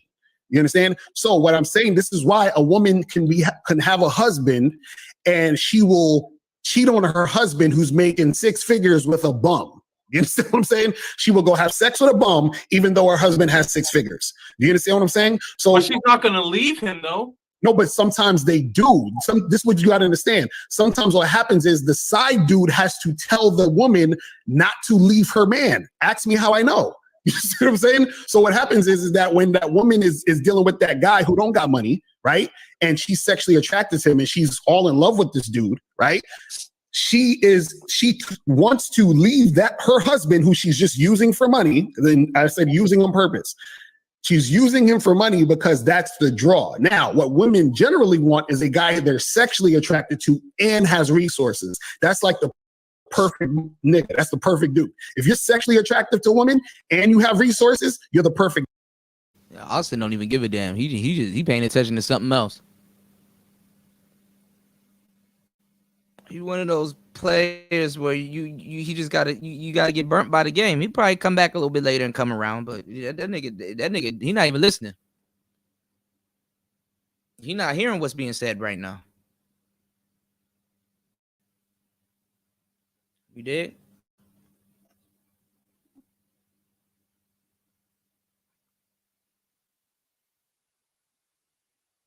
Oh boy. There we go. Let's get back into it. Guy. The problem is that women can either get one or the other. They get a guy who they're sexually attracted to, but he ain't about shit. So he could never be in a relation with her. He's inconsistent, whatever. Or she gets a guy who has resources, but he's not that sexually attractive. You see what I'm saying? So what happens is that most women, what they do is they settle for a guy who has resources, even though they want a guy who they're sexually attracted to and has resources. You understand? Like, for example, there was a guy who did a speech. He asked the audience, he said, hey, do dogs like bones? The audience said yes. He said, no, dogs like steak. They settle for bones. So women like guys they're sexually attracted to and have resources, but they'll settle for a guy who has resources. You see what I'm saying? Right. So would you say that I just want to know, yes or no, is there a difference between foreign women and American women? A difference in how? What do you mean? Just like generally, would you say that they're the same? Because a lot of people say that women are the same everywhere. Oh yeah, women are the same everywhere in the sense of them being women, them being, having the same type of feminine type of like vibes that they're gonna have. This like everywhere. It's basically everywhere. Okay, so what exactly is your disagreement with some of my points? Like, what are a few disagreements? I still haven't heard that one. No, but that's what I'm saying. I don't have any disagreements except for guys who are saying tricking is like being a player. That was my whole disagreement with this whole thing. I said I don't care what guys going overseas are doing and tricking and all that stuff. My whole disagreement is when a person, like for example, dudes is like, well, we got receipts. How you going to have receipts if you're paying for the woman? That's not a receipt. You know what I'm saying? You're paying for the girl, so that's like if a person is baking cookies from scratch, right? And then they show the process and they film it, that's a receipt. But if I order cookies on DoorDash and I take a picture of it, that's not a receipt. You see what I'm saying? Because I didn't put any skill into getting what I got. You see what I'm saying? Well, I know the 2 reaction videos you did, it didn't sound like you agreed with about anything that I said. I got to see the specific things because like a lot of like one of the things that, again, like I was saying, where you were saying that it's that bad out here. I totally disagree with that. What I'm saying is that it's that bad for the particular guy. So whenever you are talking about a woman, you have to add with me at the end of the sentence. This girl has an attitude with me. These Western women are fucked up with me. You see what I'm saying? Like it has to be the person. It's not them just being like that. You see what I'm saying? That's what I disagree with. So well, if there's an overwhelming amount of men saying the same things, mm-hmm. I mean, it has to somewhat be true in a sense, right? But what's the overwhelming amount, though? That's the thing. I mean, when you just hear people, complaining or commenting, negatively on YouTube in a comment section, that's not overwhelming. Right. That's 200. That's my thing. You know what I mean? So I can attest to that. So like with Austin, it's like I said, it's like if all 4 of us just had a night out in town in LA or something, the experience will probably be mad different because we'll probably be like having like some crazy positive energy, hollering at a bunch of chicks or whatever, even though we married or whatever, but we'll just be having a good time socializing and the come up will be different. But Austin can also understand, like, yeah, he probably had a hard time in this aspect, but he probably knows another guy next door who's not having a hard time, who's been having like, everybody has a drought season once in a while. It happens. It's a lottery. It is. It's a numbers game. But at the end of the day, just like when you move overseas, there may be a possibility where you're going to have an off night. Yeah, you'll maybe have some girls here and there, but those girls are going to run into some other guys too who are visiting or some guys who are migrating from the States. You're not going to be like, okay, these bitches over here are whack. You're going to be like, it's a numbers game. Let me go out and try again, when I got the time or whatever. I just look at it as like that. It's like when you get over there, I'll even ask you this, Austin. If you knew a guy who was having like a drought season out there, how would you tell him to pull chicks? What advice would you give him if he was having dating trouble? It is a numbers game, right? That's what you're saying. But the thing is, the numbers are not worth it here. And see, that's the thing. Anyone else, and just for to give it up to the chat, I got married in 2013. Now he's showing his age. He got you right there. I got married before. The numbers aren't working. Nah, nigga, the numbers are working. You know, whether you've learned to leverage them in your favor or not, that's one thing or two. But the numbers are working. Okay. So he kind of cornered him with the dating question, but I'll be trying to tell y'all, I'm already past this. So I kind of really, I mean, with all due respect, I'm kind of really not expecting nothing. Not too much, not wisdom wise. You dig? The brother's 23. Like, what y'all really want from a nigga, For Instagram and all that shit started popping. So I actually had to go out. I couldn't DM nobody. But that's the thing. I really didn't have, and my experience is different than yours, just like the next time. And I heard it. I would know it. And I said that too. I was just like that, where I was just like, nah, it's like I used to live in San Jose, California. What's going on, Link? Hold on, y'all. Hold on. Wait, hold on. Damn. My bad. I wasn't paying attention to the chat. My brother in the building. My boy Link in the building.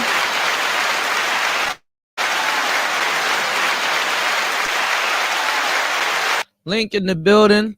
He said, well, I don't know if women are sleeping with everybody for money, but it sounds funny.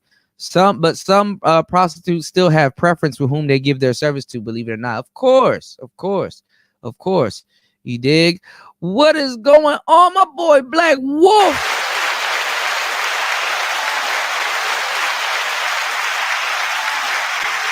My boy Black Wolf in the building. Wolf, I stopped by your Instagram the other day, bro. That shit looked like you had big fun. Shout out to my bro Wolf.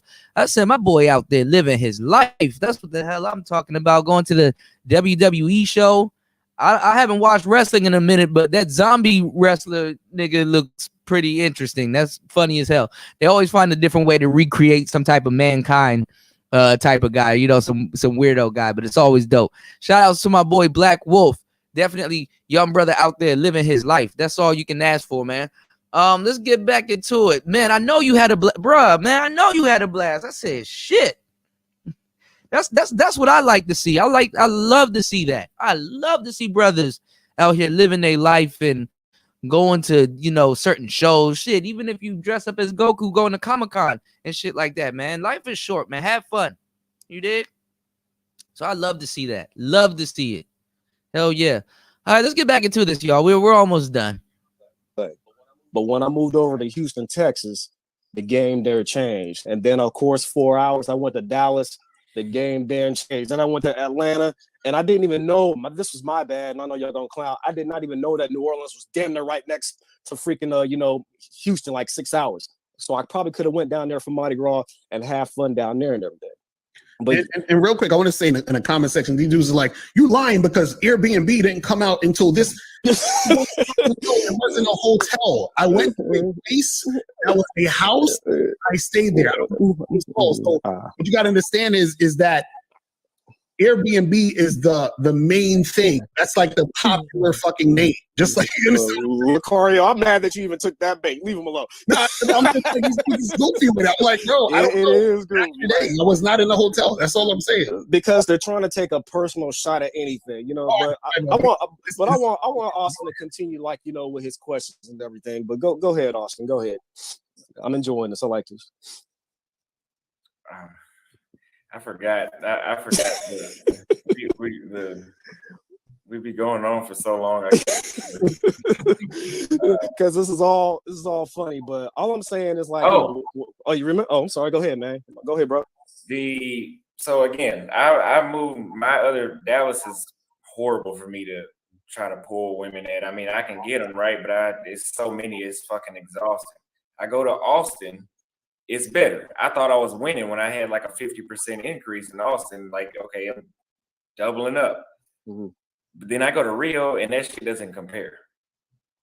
It doesn't compare. Like it didn't compare so much when I came back. I wasn't even fucking when I got back. I said, I'll wait till I get out of town again. I heard that. Because I realized how much time I was wasting. I'm like, okay, if I approach 10 chicks in Rio, I can get 8 numbers and I'll see 8 of them again. You approach 10 chicks here, you might get 2 numbers. No, let's say you get 8 numbers. 2 of them motherfuckers gonna text you back, and then one of them gonna flake, and then another one's gonna flake, and then she gonna come back later on and try to reschedule, and then she might be ready to fuck the second time. But who wants to go through all that? That's why I said, like, I have shit I do on a daily basis. I ain't got time to play with a bitch. I heard that. No, I agree. You shouldn't play with no chicks like that. But that's the point is that, see, if you're out here, because you're saying, well, I'll get 2 out of 10 here, but I get 8 out of 10 there, right? What you got to understand is that the 2 out of 10 you get in here is most likely because they like you. The 8 out of 10 you get in there is because they like your money. Generally, that's all I'm saying. So it's a different thing. You believe that? No, it's true. That's what I'm saying. Like, unless you're over here flaunting money and in that situation, then it would be different. But what I'm saying is, generally over here, if you're in America and you're an American and you're talking to an American chick and she's fucking with you, she's fucking with you because of you. You understand what I'm saying? Unless you showing that you're trying to trick and pop bottles. You understand? If you're just talking and having a conversation, 9 times out of 10, she fucking with you for you. If you over there and you're an American, as soon as you're American, generally it's like, oh, well, you're an American. So my mindset is, oh, let me go get this from this American guy. That's all I'm saying. Different. All right, hold on. That's not necessarily true, though. Hold up, I think that's the same thing here, though. Kings. Oh, my fault. Yeah, go ahead, Reese. How many people in your chat? 361. How many likes you got? Hold on. Because the thing is, I see people in the chat talking about they wish they can donate. They can hit those like buttons. Yeah, I have 139 likes, and if you want to donate, my Cash App is scrolling at the bottom of the screen. Yeah, get some more of them. Them likes should be in the 300. I'm just saying, but go ahead. I know, absolutely. You're definitely right. Definitely make sure you guys are hitting that like button. Speaking of support, we've been on for about 4 hours and 18 minutes. 44 to 47 people in the building. Let's try to get at least 3 supporters on today's show. You guys can support by utilizing the PayPal, and you guys can also support by utilizing the super chat button that is right at the bottom by the comment section. Also, what will be preferred is via Cash App. That is PTV 888. That is PTV 888. 4 minutes and 19 4 hours and 19 minutes into the show, going on to 24:20. Shout outs to my bro Black Wolf in the building, Anthony Southeast. And you said status, yes, it's true anywhere. Black Wolf said, no, that's not true. I guess what Lucario said. Let's go to the poll. Let's see where we at with the poll. 92 votes, 21%. Oh, bad boys coming back. 21% said Lucario will win this debate.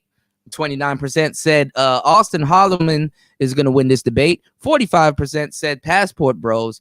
5% says dating coaches. Wow. Okay. No, the numbers ain't looking bad. All right, let's get back into it, y'all. Make sure you guys like and support the channel. Let's get it. Let's go. Good call out, Reese. I think that's the same game we play here in the States, is that, they're looking, oh, let me get this. He has money. Let me get this from him. I think you're not going to be able to get away from that.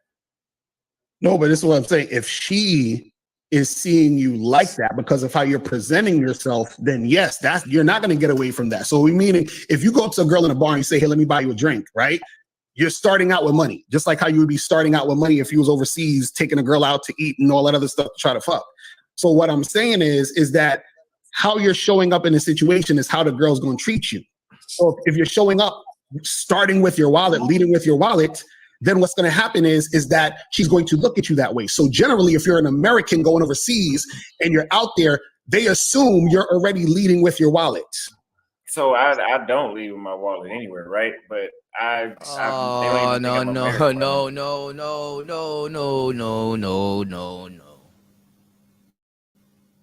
No, don't do that. Come on, man.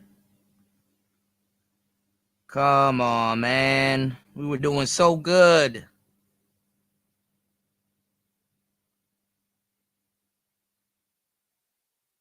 Y'all in the chat, do y'all believe that?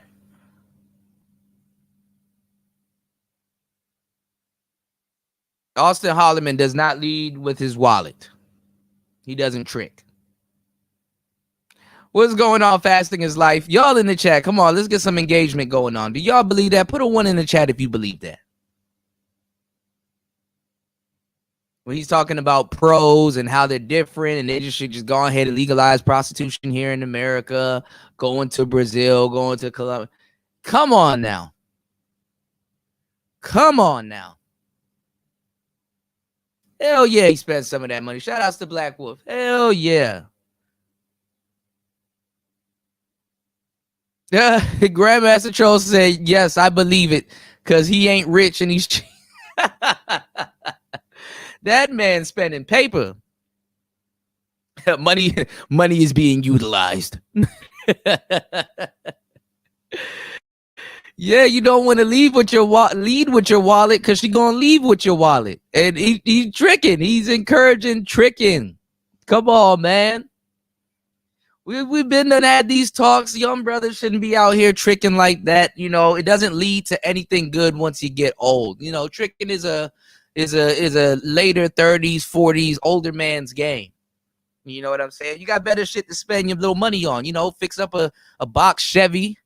You know, be a damn young man.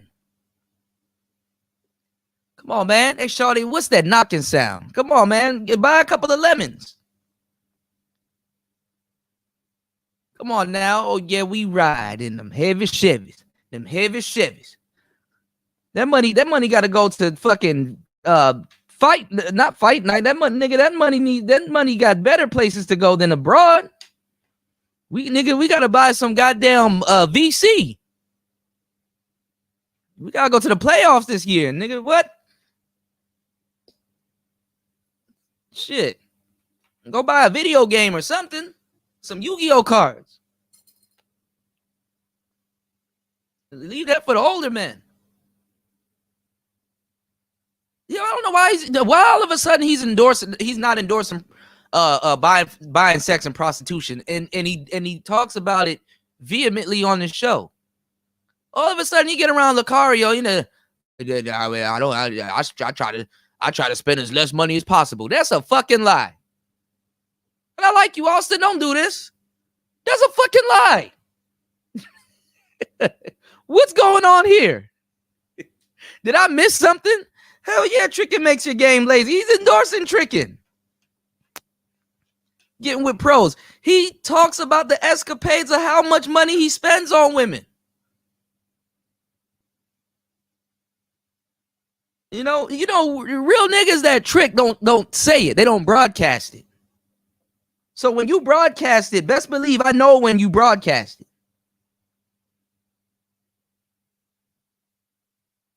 Nigga, you gotta get a bank statement from a player to catch a nigga tricking. Shit.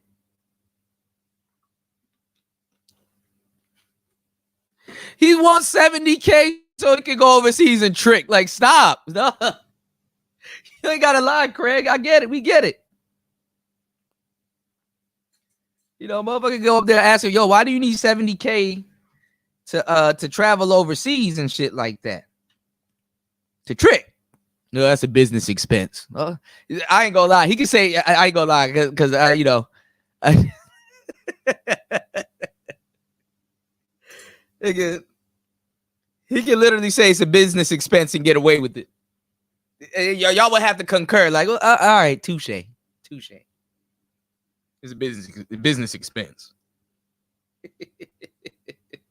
It's a business expense, baby. You know. Now, this is pitiful. All right. How he gonna get that $70K too. And there's 46 people in here going on to 50. And we need at least 3 supporters out of 46 people. We could at least get 3 supporters. 3 supporters. Either hit the Cash App, you can either hit the PayPal, or you can hit the Super Chat. Now that we got it back. Come on now.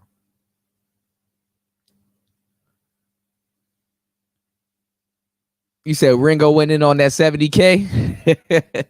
He gonna get it. I hope he gets it. You know, I hope he gets it. You did. You know, just keep your nose clean while you going to Colombia and all these places and shit like that. Keep your nose clean. You said, what's going on, Young Jay? You said he has his handler in the upper right-hand corner as usual. Who you mean? Who, Lucario? Let's get back into the game. Y'all make sure y'all support the channel, man. Support black businesses, shit. Support your interests, man. Every time, and as consistent as we are here in the space, and as consistent as I've been, I support you guys every time I go live. Every time I work, I support you guys. So definitely, man. Make sure you guys like, subscribe, leave a comment, and most importantly, support the channel. Let's get back into it.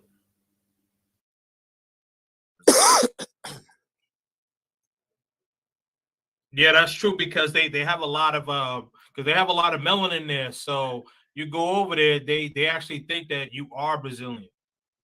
Until you actually speak, then they'll know that okay, he's from. When you speak, then they say, "Oh, I thought you were Brazilian," but yep.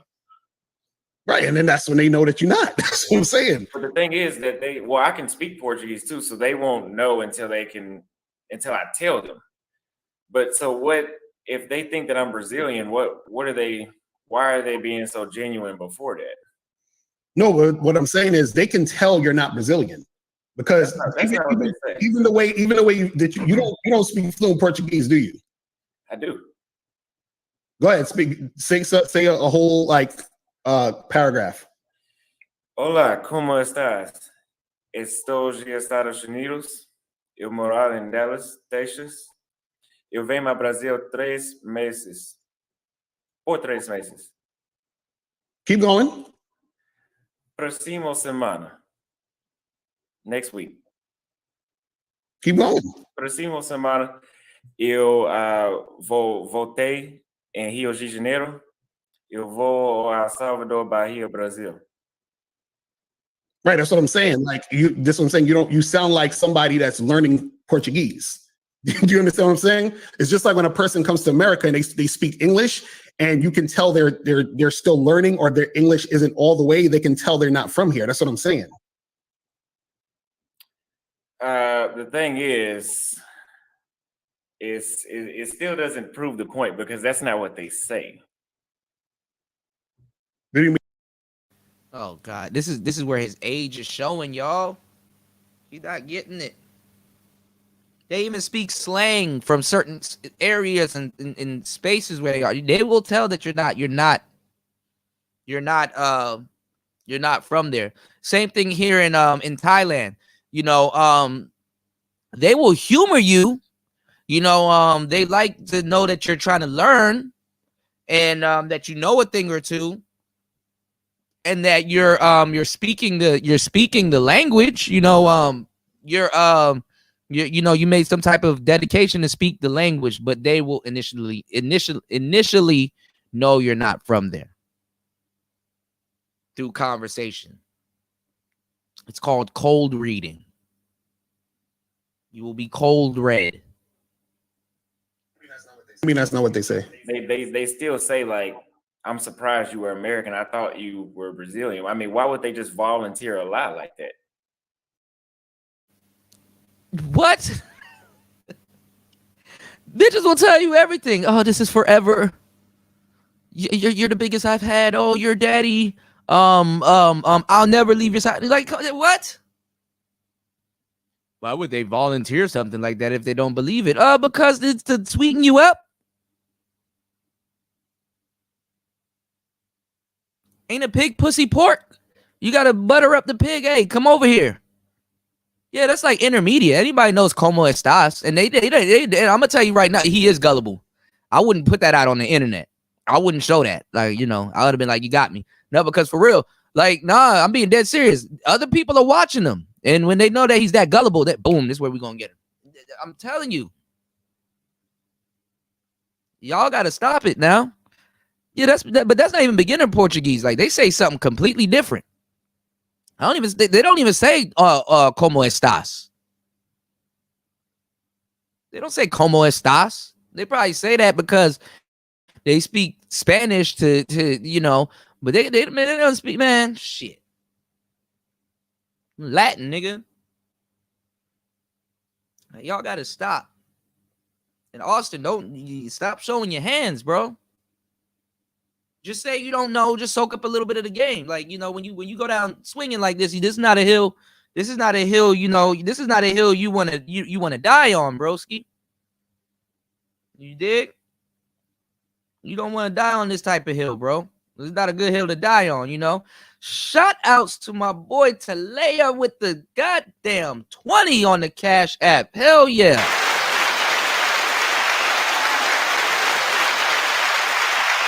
Yes, sir.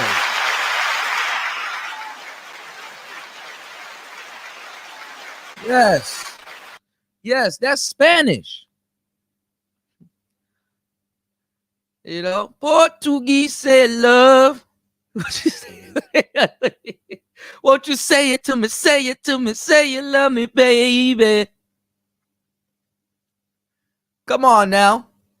They don't say como estás. That's Spanish. Even I know that.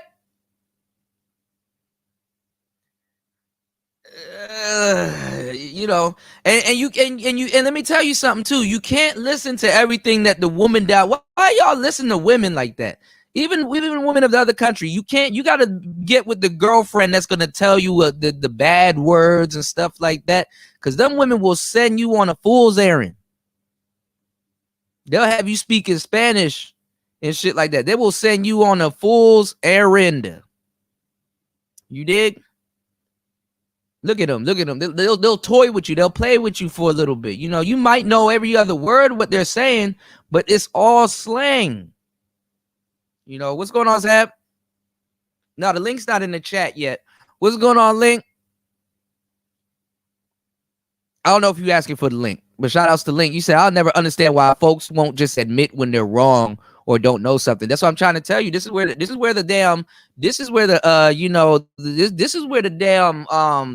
age comes into. And this is kind of where Gen Z falls off, because they got a poker face, but once you engage them and start running their shit down, it's like, oh, you young, you don't know that much, you know.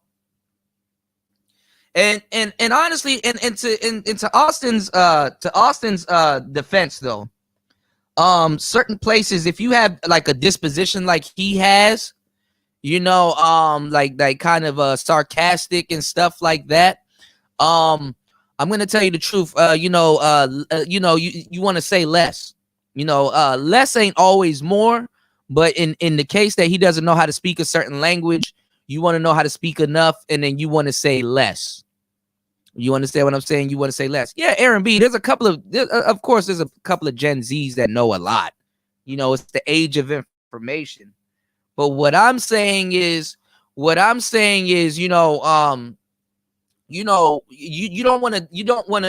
to know wisdom. That's what I'm saying. You want to know when to not say something, you know? You want to know when to not say something, when to not display something, because after a while, it's a dead giveaway. You know, it was a dead giveaway to Locario to be like, okay, you don't know what you're talking about. Okay, you're not speaking this fluent. You might as well don't speak it. And even if you do speak it, they can tell you're not from there because you're struggling with it. It's not fluent. You know, it doesn't roll off the tongue and shit. Portuguese, all kinds of Spanish shit, even the Cuban type Spanish and stuff down there, you know. It's Spanish. It's not even from Spain. But that all of that language, that whole dialect, it's a romantic language. You know, it rolls off the tongue. You know them little songs with the bongos, and they tapping on the bongos and the little guitar, ding ding ding ding ding ding ding. You know, them niggas either singing about simping or cocaine. Them niggas singing about simping or cocaine. Have you ever been to one of them clubs and shit? Been bachata and all night and shit? I remember the first couple of Spanish girls I dated. Man, shit. Then I got me a Cuban, and I had a couple of them. I didn't know, I didn't know. until hanging out with them. I didn't know them motherfuckers snort coke like that. I thought they sold it. Them motherfuckers be snorting shit out of coke. Like, oh, you trying to party? I'm gonna stay over here. I'll watch, but yeah, nigga, I'm gonna stay my ass over here. You know, the Spanish people ain't no joke. They're gonna bust you out. You know, you could be cool. You could say a little bit less, speak a little Spanish, and sit your ass off in the corner. But don't let them people figure out that you can't speak and stuff like that. And, you know, just be romantic, you know, show up with some flowers and stuff like that. Shout outs to Talea. You said, real shit, Kuda, you my nigga, but I'm about to get ready to go to work and wield some steel. Damn. Okay, I got you, bro, man. Be safe and be careful around that shit, you know, on the John Henry side of the game. Be careful around that shit. You dig? Shout outs to my boy Talea. He said, I rock with the young brother Austin, but he keeps shooting himself in the foot. Yeah. And that's kind of what the passport bros are holding him accountable for, like the tattoos, him not knowing what the movement's really for and stuff like that. It just I wouldn't say he's doing something wrong. I think he needs friends or like some real people around him. But you know what I'm saying? Like you know, it just shows his age. You know what I'm saying? It's a dead giveaway. You dig? It's a dead giveaway. Cause I rock with him too, but it's like he's losing me here, bro. You know, your age will rear its head. Shout outs to Tech is Fashion TV. What's going on? You said actually the opposite. Women seem to find it more attractive when they see you struggling in their native language. The fact that he's attempting. Yeah, they will humor you. You know, they will laugh and stuff like that, especially if you're around a whole bunch of girls. That happens to me all the time out here in Thailand. Like I will say certain things, and then you know you got certain sayings and stuff like that. Like my dear or my love is T-Rock. You know, T-Rock, like T-Rock. We say T-Rock. You gotta say it a certain way. But how you say how they get on you though. It's not really you struggling to say it. It's like it's your enunciation, like it's how you pronounce it and stuff like that. They might kind of, you know, because they know you don't really know what you're talking about. But if you're around certain people and stuff like that, they kind of, you know, certain ways rub off on you and stuff like that. What's going on, degenerate in the building? You know, degenerate in the building. You know. Shout outs to you. You said he needs some players around him. Yeah, he needs some thoroughbred players around him. Definitely. You know? Definitely. But yeah, man, what's going on, Loli, where you been at? I was just asking about you. I was telling James also, because James and a couple of the brothers in the chat said that they were gonna hit me up about you know, getting their mics and stuff together and things of that sort. And I said, you know what? The next time I run into Loli, I got to ask her. Shout outs to Lolita in the building. I got to ask her how she coming along with her book. Okay. Because when you guys tell me that you guys are endeavoring to do something like produce a book or get something together and things of that sort, I'm going to ask you about it because I want to make sure that you guys are doing something day after day, day in and day out, and reaching for success. You know, if you tell me that you got a goal or something that you're trying to reach as a good friend, I'm going to be here to be like, hey, you know, are you taking steps towards that today? You know? So definitely, I definitely next time you come by, definitely want to chop it up with you. Just track your progress to make sure, you know, everything's doing well, because when you guys come out with your, with items or your book or something that you're doing, I want you guys to be able to come here and be able to market. You know, I want James to be like, yo, look, we don't got the studio up, blah, blah, blah. I'm gonna curse y'all niggas out anyway, but come over to my channel. You know, that's still a step, you know. If you guys are writing books, launching a website, doing something, y'all let me know so y'all can come over. And yeah, we can all wait, I'm hearing static. Oh, here it is. Hold on. That's this. Okay. So yeah, you guys can come over and definitely, you know, people can support what you have going on. Shout outs to Lolita. So definitely make sure you guys you guys definitely hit me up and let me know how you guys are doing and with your progress and everything. Okay. You said looking like a foreign makes you stand out. Your skin is showing them that you are not from the environment. Well, Austin can look Spanish. There's a lot of brothers when you go to shit. There's niggas that look like Austin here in Thailand. I'm being dead serious. There's like straight up niggas here in Thailand, like niggas that look like me and you, you know, in certain spots and stuff like that. So, you know, it's more believable. I mean, how they tell you're from America or for somewhere else is your clothing and how you rock your clothing and most likely your demeanor. You know what I'm saying? So, and then I think he got the 360 waves. I'm not sure. I'm not all up in the brother's hair, but he's a barber and stuff like that. So, you know what I'm saying? If you got the, the hair and shit like that, some women, they just didn't expect to meet an American this day, today, or they know you're from the West, but sometimes you got people from Australia, you got people from the UK, so, it is what it is, so sometimes it's a delight to hear, oh, I'm from America and you're black, How Kenny Bruck? You said, don't get me wrong, the brother is handsome. The brother with the brother is a handsome brother with his shit together. He just come off squarish. Yeah. I don't know if he relocated. He said he's buying a one-way ticket to Brazil, In his situation, I would go see the world more. You know what I'm saying?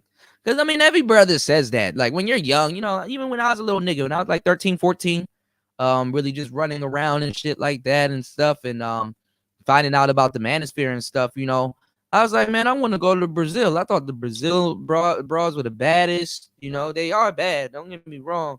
But, and a lot of niggas think that way. Niggas watch Brazilian porn and all kinds of weird shit. I don't know what y'all niggas do. But Brazil seems like the most exotic, But as I got older, shit, by the time I hit 20, by the time I hit his age, I done had a bunch of women. I done did all kinds of stuff.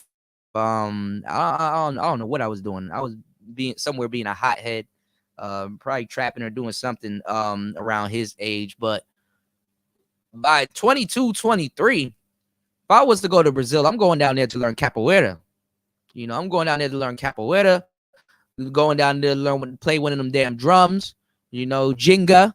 You gonna find my ass in a rota somewhere down there. You know what I'm saying? I'm going down there to and if I date a bitch, I'm gonna be a little capoeira bitch. You know what I'm saying? I'm going down there to learn some goddamn capoeira. I'm not going down there to, we'll get to that shit later. That's every day for them. So just a lot of people act like they never been nowhere, and a lot of people never been nowhere.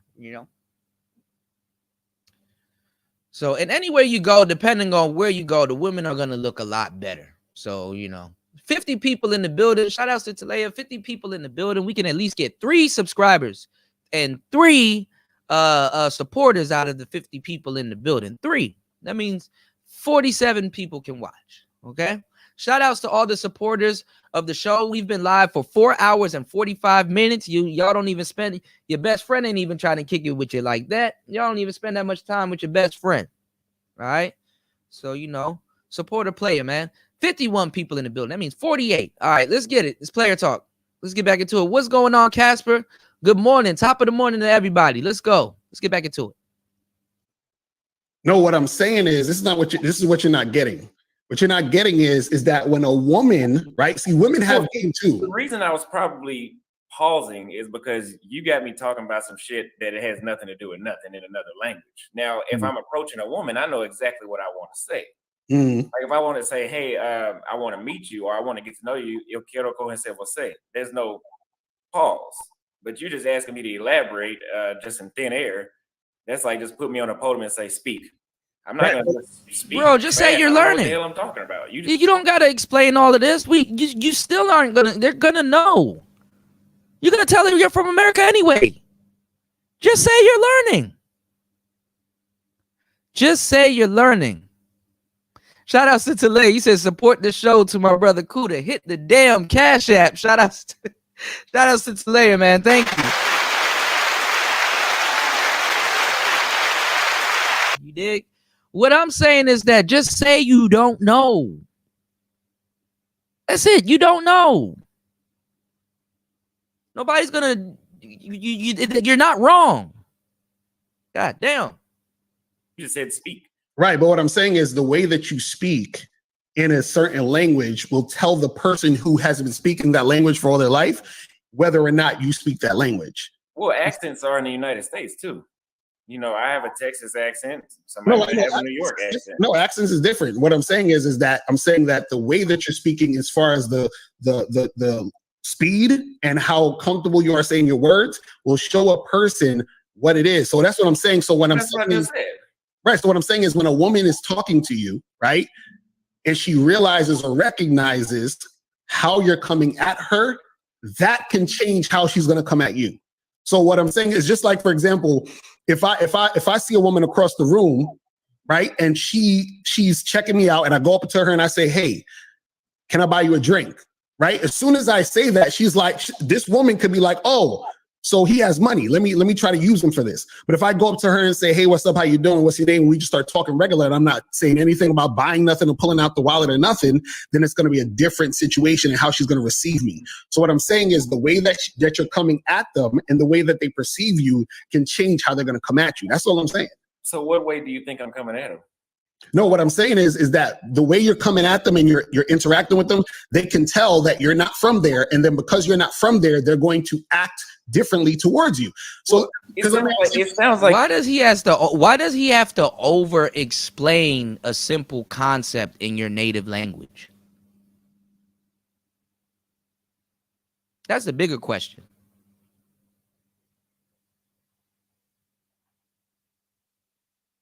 Why does Locario have to over explain a foreign concept, something that anybody can tell you that actually travels? Like, you're around all these passport dudes. Them niggas not telling you this? I mean, because I check out some of the shows, but I'm not religiously over there. I see a lot of y'all over there. That just kind of, I just click off the shit. I'm like, okay, that's cool. Nice little panel. He don't even be talking. Y'all be over there showing out. Word is born. Being dead serious. Why does he have to over explain a simple concept in your native language? He's literally just telling you they can tell. What do you mean? You know, my cover is blown, my disguise isn't. No, nigga, nigga. They can tell you from America, bro. It's actually not that serious. I'm just saying they can tell. Shit. Anybody can tell you that. Them passport niggas should have told you that. God damn. I just heard Locario sit there for like 5 minutes explaining to you, listen, they can still tell. You know? Aaron B said, bro, if you're foreign, they ain't finna care if you know the language or not. They do care because they can tell, but it is to a certain degree, unless you doing some stuff you shouldn't be doing, which a lot of guys are out there. You're not in trouble. Like, it's not like they will give you credit because you're trying to learn or you're trying to show respect, from learning a little bit of their culture. But literally they can tell because it's not just where you're landing. You're in a tourist spot for the most part. And if you go to other hoods and stuff like that, they speak differently. Their dialect is different,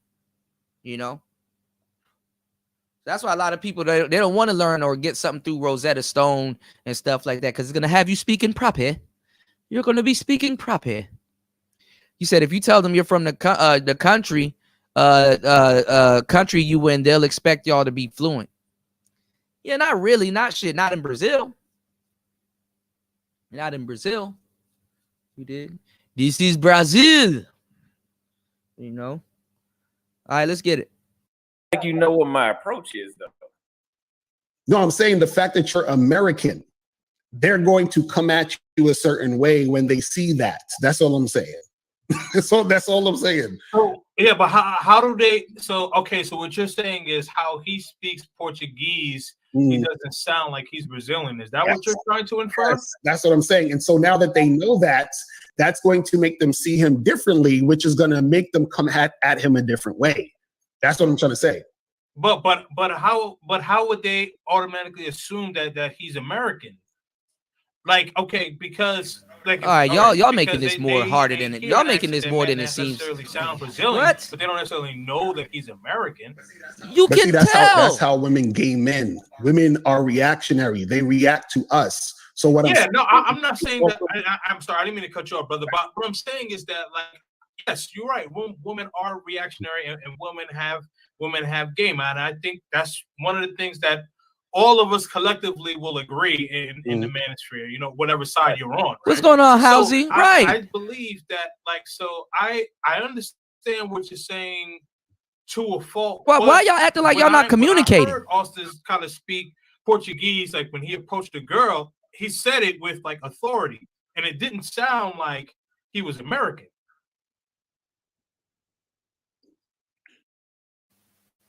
Just because he's not using American words does not. Oh, Jesus fucking Christ! Y'all travel? Do y'all really even travel? This is a obvious concept. Like, you should know this. Like, this is actually the Captain Obvious. Like you're stating the obvious. What the fuck? Niggas be like, man, I've been to 50 countries. I did this, that, and the third. Yeah, but they can see through your accent. Man, what you talking about? I hit this accent real good. What you talking about? You are American. God damn it. My bad. I'm up here cleaning my instruments with this toothbrush. My bad, y'all. You're American. They're going to know. Yes. No, you didn't hide it. They know. Shit.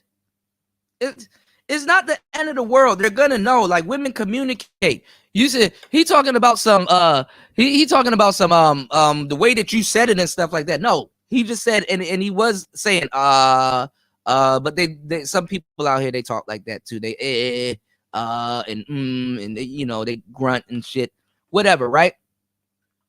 But you mean to tell me a woman is not gonna know her native language being spoke with cadence and confidence? You know, she knows when you're saying a Spanish word or a certain type of word with confidence. They hear it. They watch romance novels and stuff like that. That language is a romantic language. They know when you're saying something with cadence and meaning behind it. Mi amor means my love. Mi amor, mi amor, mi amor.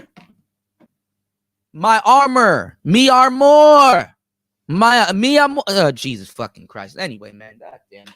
I can't take niggas nowhere. This is common sense. It's fucking common sense.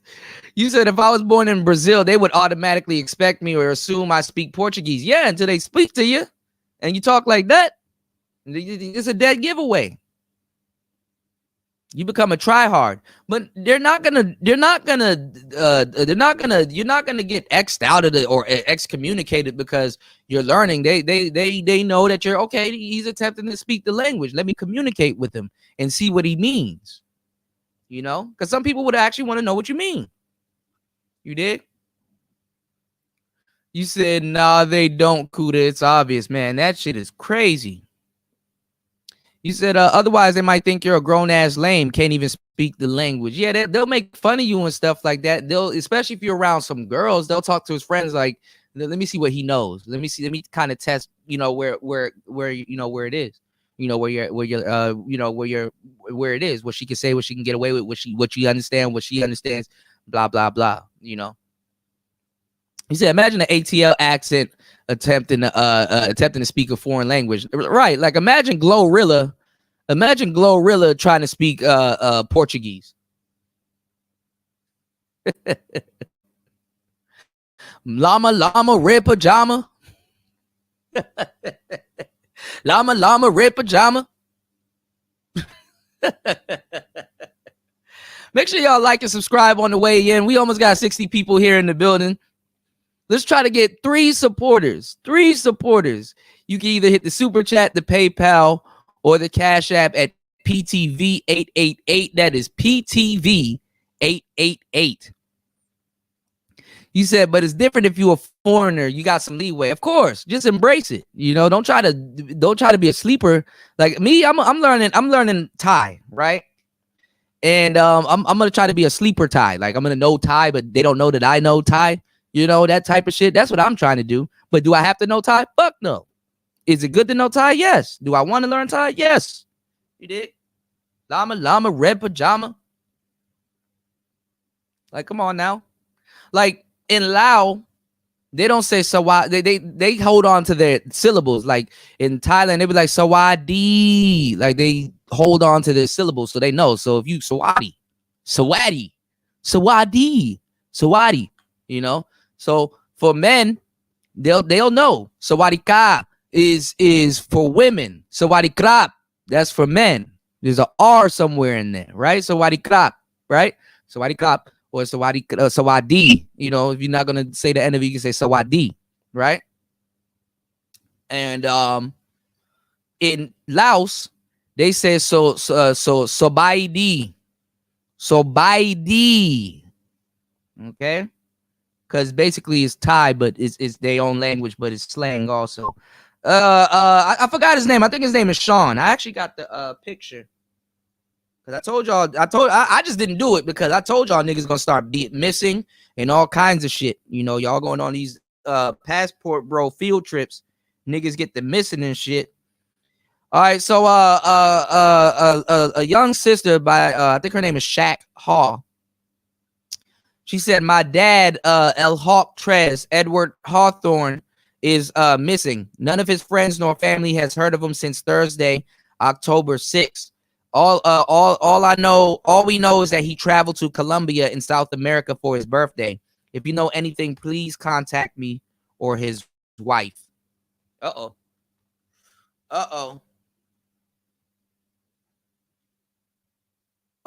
And niggas in the joint talking about something. Oh man. Hopefully they just robbed him for his wallet and all this. Nigga, hopefully he's in good standing. Hopefully his battery died or something, and he got to go somewhere, probably charge it and get back in contact with you guys when he get back in contact with you guys. And sometimes too, man, sometimes you know you want to be off the grid. You want to go missing a little bit. I'm just saying. I mean, it's not bad, right or wrong, but it happens. But y'all need to be careful in these spaces, man. Stop sticking these cameras in these women's faces and shit. That's another thing y'all need to learn. Stop sticking these fucking cameras in people's face and shit like that, thinking they okay with it, because that's not, you know, that's not how shit always works. You know, be respectful. You know, because you fucking it up for people that actually live overseas. You know, while you take your black ass home, somebody that looks like you got to live in that environment. You dig? Now, I don't know if it's some woman trolling, but that shit happened. There's a lot of brothers in there. There's always some type of story of something happening to these passport bros. But that's why I'm like, y'all better find another reason to go over there. Y'all better have another alibi. You know? Because them niggas would stick the K right in your face, nigga. Them AKs over there real. You know, little bullshit Dracos and little AKs that we got in America without the wooden back, nigga. They AKs come with wood grain. A fucking bayonet. You know, you want to go to Colombia to see a wet t-shirt contest. You don't want to be in the wet t-shirt contest. You know, them niggas will give you a wet t-shirt contest. So y'all niggas better chill, man. I'm just saying. Llama, red pajama. Better learn how to speak the lay. You better attempt. Shit. All right, let's go. I guess I would have to. I guess I would have to hear Austin in action. But to me, when I heard him speak Portuguese, he didn't sound like someone. He didn't sound like someone who didn't know what he was talking about. And some people were saying some of the things that he was saying is in Spanish. Portuguese is very similar to Spanish. So if you do know Spanish, you will know some Portuguese. So some words are transferable. That's what somebody in the chat had said that. So if he was speaking Spanish in it, that's what I'm saying. If you were saying Spanish things, a native Portuguese speaker is going to know that you're not speaking Portuguese like that. So let me ask you this: would you say that an American woman or a Brazilian woman is a better deal? A better deal for what exactly? Like, I'm going to get more value, in whatever way. If we want to talk about marriage and the effort she puts into me, which one would be a better deal? So now this is where he's gonna point out that Austin, you're telling on yourself now, bro. Because you just said that you don't trick, which that's a lie, and we knew that. And he was about to catch you with a better deal for what? Anybody can go anywhere and get married. For real. I see white women out here getting married to Thai dudes. Like, I'm like, God damn, that's a preference. But hey, sit back and watch. Anybody can get married anywhere. Not a better deal. You can go to Poland. You could take the walk to Poland and get married. I took the walk to Poland. Walk to Thailand coming out soon. I'm about to get that instrumental and go crazy. But nah, you can go anywhere and get married, bro. Anyway, his age showing now. See that there is no better deal. This is what I'm saying. I keep trying to tell you. It's based off the guy. No. The motherfuckers in the United States don't even know how to cook for themselves. No, this is what I'm talking about. What I'm saying is how a woman responds to you is based off you. So what I'm saying, so when you're asking the question, which girl is the better deal is based off the better man. Well, what I'm trying to say.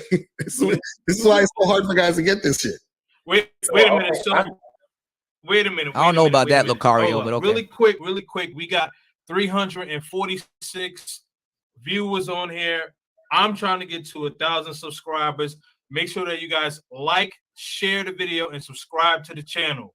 Definitely make sure you guys do that. I'm trying to get to 1,000. Hopefully tonight, man. This is a great topic. Sorry, go ahead, Austin. So, damn, I keep forgetting. I'll get lost quick. You need to start taking notes and just write down your questions. I do need to take notes. The answers be so long, I be wanting to write. Lucario know he long-winded. I know. I'm doing that when you're explaining the game. Listen, let me see. So I said that the women in who is the better deal? Who has more to offer is what I'm trying to say. It's not about what the man wants, because a man in the United States can want a woman that cooks. I'm not going to sit here and lie to myself and say more women know how to cook today than they did 50 years ago. But in Brazil, that seems to be the complete opposite. The majority of women know how to cook. Mm-hmm. So this is the part you're not getting, right? Well, okay, let's say you have a company like Google, right? And the structure's great. They've been there for years. Everything is on point, right? Then you have a startup company called whatever, just some random company, and they're all over the place. They don't got nobody doing the books. The manager's always in and out and all this other stuff, right? What happens is that when a person works for that company, Google, right? Google has a structure in place where they're going to get more out of that employee because they have a structure. Whereas the other startup company may not have a structure in place, so they're not going to get the best out of that employee because they don't know what the fuck they're doing. So what I'm saying is the best you're going to get out of a woman depends on how you are as a man. So the better you are as a man, the best you're going to get out of a woman. That's why you're not understanding the answer. So you're looking at a woman outside of the situation. Okay. So the better of a man I am, the better she'll know how to cook. Yes, the better you get a woman that's going to be able to cook. Okay. So okay, would you say holding masculine frame will make you a better man? Being able to have a masculine frame. What's masculine frame? What is that? Well, like what I'm doing here, how I'm staying stoic. I'm not getting in my emotions, none of that. Would you say that's beneficial to a man? That makes him a better man? Yeah, that's beneficial. So me doing this makes a motherfucker know how to make pasta. Yeah, Lucario kind of his analogy's kind of been off, but I know how that is because my analogies be off sometimes too. because sometimes you just don't expect to say some shit you about to say, but you know what you're talking about. Shit, where the hell did I put that damn brush? Shit. Hold on, y'all. I done lost it. Anyway, so now y'all don't even know if Austin is like that for real or if he's faking. Because it looks like somebody's calling his bluff, and he's kind of like, what? How can you tell? Like he's perplexed and stuff like that. It's like, bro, you're young. You kind of can just tell. Like being masculine frame and stoic and stuff like that. That nigga, okay, you know, if you say so, you dig. But okay. He's asking. He's really. They really ask. They keep asking Lucario questions. I'm telling y'all, when you have the game, everybody keeps asking you questions. It's like, okay, why are you asking me all these questions if y'all supposed to be better? Seems like Lucario's controlling the show because he can dictate whether you get an answer or not. There's a lot of dudes that's asking all these questions and they want the game for free. They want the game for free. And the funny thing is that people that give y'all the game for free, y'all shit. Y'all don't even support them. So y'all definitely want the game for free. You dig? You said when you that dude, a woman will go out of her way for you. I agree with Lucario with that one. Yeah. Especially if y'all made contact, some type of eye contact, or it's, you know, what's understood don't need to be explained. It's like, okay, we acknowledged each other. Well, where is it gonna go from here? You know. All right, y'all. No, what that means is that if you are the type of guy that wants a woman to make pasta, guess what you're going to do? You're going to find a woman and you're going to vet her to see if she can make pasta.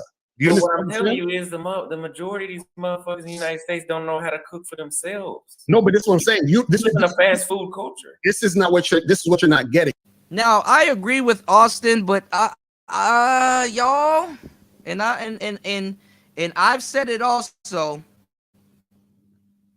Cause I'm kind of hearing Manosphere talking points in a lot of these dudes' verbiage and stuff like that. But to a certain degree now, I don't know. And my bullshit meter is rarely ever wrong. Actually, it's never wrong. To tell you the truth, I don't mean to act like I know everything, but it's when my antennas go up, it's for a reason. I trained myself that way. That's what kept me alive so long. About certain things. The more that I hear him saying this, it kind of is sounding to me like he's just regurgitating it because he heard somebody else says it, and it's not really coming from experience. Because I'm seeing the type of shit that like the younger generation and people are talking about now. For example, there's like the Spanish dude. There's like a couple of other dudes, but they like more Americanized, rolling around YouTube and TikTok talking about some, yo, I like food. I'm going to try fufu for the first time with some agouti soup and see if it's busting. And it's like, boy, you late as shit. You late as fuck. They turn it into a trend. Nigga, yeah, I hate to say this. Y'all millennials ain't eating shit. Y'all niggas, because I know what we grew up on before all that bullshit. Y'all niggas eating TV dinners and all kinds of shit. There's a reason why y'all women don't cook. I mean, millennial women, they barely cook too. So, you know, I can't even just, you know, I'm not trying to do a generational thing, but I'm just going to keep it 100. Y'all not eating nothing. Y'all not eating no real fucking food. You just have it. A rose compollo and all that other stuff. Y'all be glad to have somebody that can cook something for you. But y'all didn't grow up on fucking ackee and saltfish, kingfish, fucking jollof rice and all that other. Y'all didn't grow up on that shit. Y'all grew up on Hamburger Helper, over cheesy fake cheese macaroni and shit like that. Like stop. A lot of the millennial dudes can't cook. Keep it 100 with you, they can't cook. And we grew up during the microwave era days. So I don't know. You said the post from his daughter, L Hawk Trez is alive. Just an update. Okay, you said his phone was broken. Yeah. That's what I hope. That's what I hope happened. But that it's not just him. It's a couple of other brothers missing. You know, they thought he got swept up into it. So I'm glad he's safe. Thank you for letting for throwing that out there. Thank you. Yeah, jollof rice is life. Like these niggas, some of these niggas never had a real meal. I ain't gonna lie. I cook, no homo. I cook for one of y'all niggas and y'all be like, God damn. You know? And it'll be some basic shit. It'll be like some corned beef, ackee, and rice. I mean, I said corned beef, ackee, and rice. So that sounds bad. Corned beef, cabbage, and rice. Some steamed cabbage and stuff like that, you know? So a lot of these dudes can't cook also. But cuisine anywhere sounds good, you know? You said, chill, don't talk on the hamburger helper. Like, that's where I draw the line, cool. Don't say shit about them hamburger helpers, man. They done helped me through some tough times. I ain't gonna lie, nigga. Them motherfucking banquet dinners done helped me through some... Them niggas throw a brownie in there, you dig? Nigga, okay, I don't know who told me to mix a brownie with pizza, but okay, sure, you're right. You know, let's go to AB Media. Back off the banquet, bro. Shit. Nigga, them Annie's pizza done saved my ass. Them Celeste pizzas, shit. Y'all got me fucked up. Nigga, I know what's up. You dig? I know what's up. Yeah, when you chasing that paper and when them bills, you know, you gotta tell them, man, hurry up and take the money out my fucking account before fucking Apple Music come in and take it. Fuck around and have my lights off. You dig? Shout outs to AB.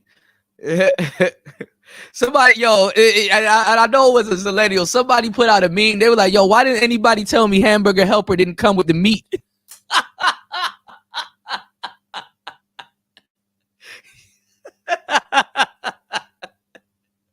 That nigga was like, yo, why did somebody didn't tell me hamburger helper didn't come with the meat? Boy, that's a sad case. You think you about to open up that box and the ground beef gonna be in there, nigga, and it's hamburger helper. Not hamburger help, you know? Shit. Do you know that people sometimes when they want a certain job, they go back to school to learn so that they can do that job, right? So if a woman don't know how to cook pasta and she's like, yo, shout outs to Lolita. Thank you, love. Y'all make sure y'all like and subscribe to the channel, bro. I ain't gonna try to have y'all up early this morning laughing and hollering and shit, but that shit is funny. He said, don't talk about them 7-Eleven pizzas too, nigga. If you went to 7-Eleven and you saw them old ass hot dogs rotating or them Toquistos rotating on that conveyor belt, you was playing with your life. You was playing with your life. Yo, some other dude put out a meme. He said, don't eat chicken nuggets from AutoZone. I'm in here fighting for my life. I'm in here fighting for my... Yo! Texas Fashion TV said, it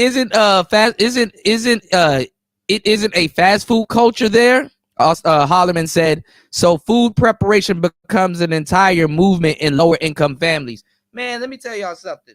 These people out here will pick the cabbage off out the ground, boil that shit. What's going on, reality? Boil that shit and make all kinds of food and shit like that, you know? You said I used to wear them 7-Eleven hot dogs out, man. I'm telling you, but you knew you was playing with your life, though. You know, I ain't gonna lie. At this point, if you fucking with them beef patties, I know the shit is wrong, but I still do it. You know, I knew the pill was fake, but I ate it because I'm a gremlin, dog. Them 7-Eleven beef patties, bro. Shit. You know, that Jamaican jumped right out my blood, like goddamn blood clot. What y'all doing with them patties, man? Y'all know what y'all doing? Nigga have crust all over the place. Shit. All right, but see, Tech is fashion. He asked that question to Locario as if he was unsure about it. That's what got me thinking, like, all right, is he for real, or is he just regurgitating some shit that he heard on the internet? Some shit he probably heard me or somebody else in this space say 2-3 years ago. You know what I'm saying? Because he asked it like it's a question. Like, nigga, it's called Uber Eats. You kind of have an excuse not to cook now. You know? See, back in the day, I mean, we had microwaves and stuff like that and shit like that, you know, after the easy bake oven era. But, you know, TechRail said they're all tricks. Halsey said no meat is real in the U.S. Come on, man. Yeah, there's some truth to that. I ain't gonna lie. The quality out here is, nigga, that's what fucked my head up. The food was cheap. Like, you know, if you buy some cup of noodles, you know damn well it said don't put it in the microwave. What our black ass do? Put it in the microwave. You don't even know if that's real meat because it's bits and pieces. I don't even know if shrimp got that small. Like, damn, it's a baby shrimp. Damn, let it grow up a little bit. Damn, maybe you might get some more meat if the shit grew up. What's good on Mella? You know? So, you know, at least if you spending a couple of pennies on something in America, you know it's fake. You like, you know, when I'm gonna stop eating pork chops one day when the microwave is the shit test. Like, all right, I'm gonna let this halogen. If that shit don't look like real meat by the time it's baked, I don't know. Like, we ain't gonna eat it. We playing with our lives, y'all. Hell, go to the 7-Eleven in your hood and eat the gummy bears, right? And then go a little bit further outside of your city to the country spot and go get some gummy bears out there. The gummy bears actually taste real. You dig? Their gummy bears taste real. Their gummy bears out there taste real as hell. Like, god damn, y'all niggas made this with real juice. Shit, I can't keep coming out here though. The gummy bears in the hood be all ashy and shit. Ashy ass. Why is the gummy bears ashy? Somebody answer me that. Ashy ass gummy bears. All right, let's get back into it, y'all. I done forgot what the point I was gonna make. We learn how to cook pasta. She's going to learn how to cook pasta for you. That's what I'm trying to say. I have to disagree because when I brag about women in Brazil knowing how to cook, the overwhelming majority of women say you're looking for a mom. So they don't even want to learn how to cook. Wait, so the majority of women say that you're looking for a mom when you tell them you're looking for a mom and you can cook for yourself. You've heard these things before. Yeah, that's exactly. And they're saying they don't want you to train them. They don't want to get. All right.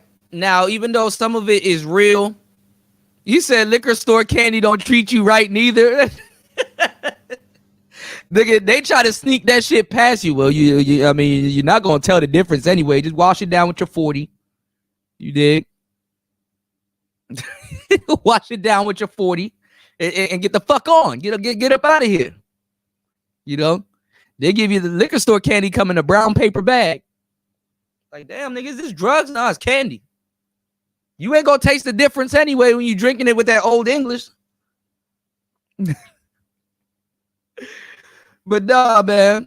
But nah, what Austin Hollerman is saying, he's just I think at this point, I hate to say it, I think he's just regurgitating talking points that he heard us talk about, to tell you the truth. Because honestly, to tell you all the truth,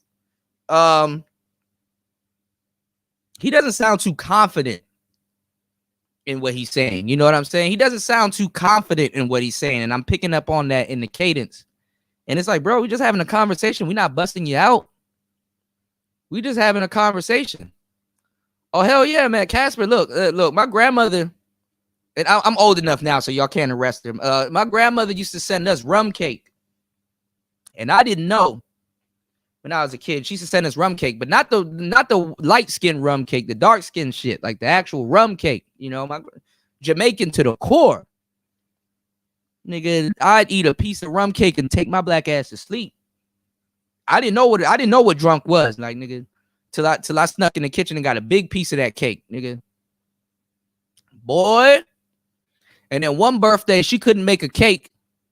So I didn't know what was on her mind. Cause I don't know. I thought I think she called herself sending me some chocolate.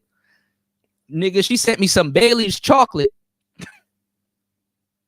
I'm sitting up there eating the fucking candy. I'm like, well, why do I'm fucked up.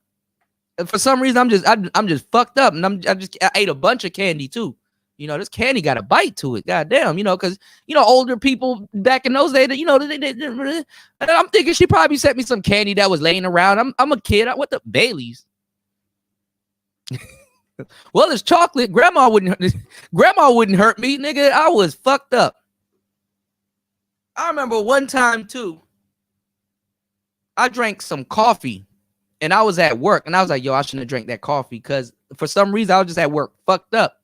Like I couldn't believe it. I tried to wake up, not get fucked up, and the coffee fucked me up. Anyway, hold on, y'all.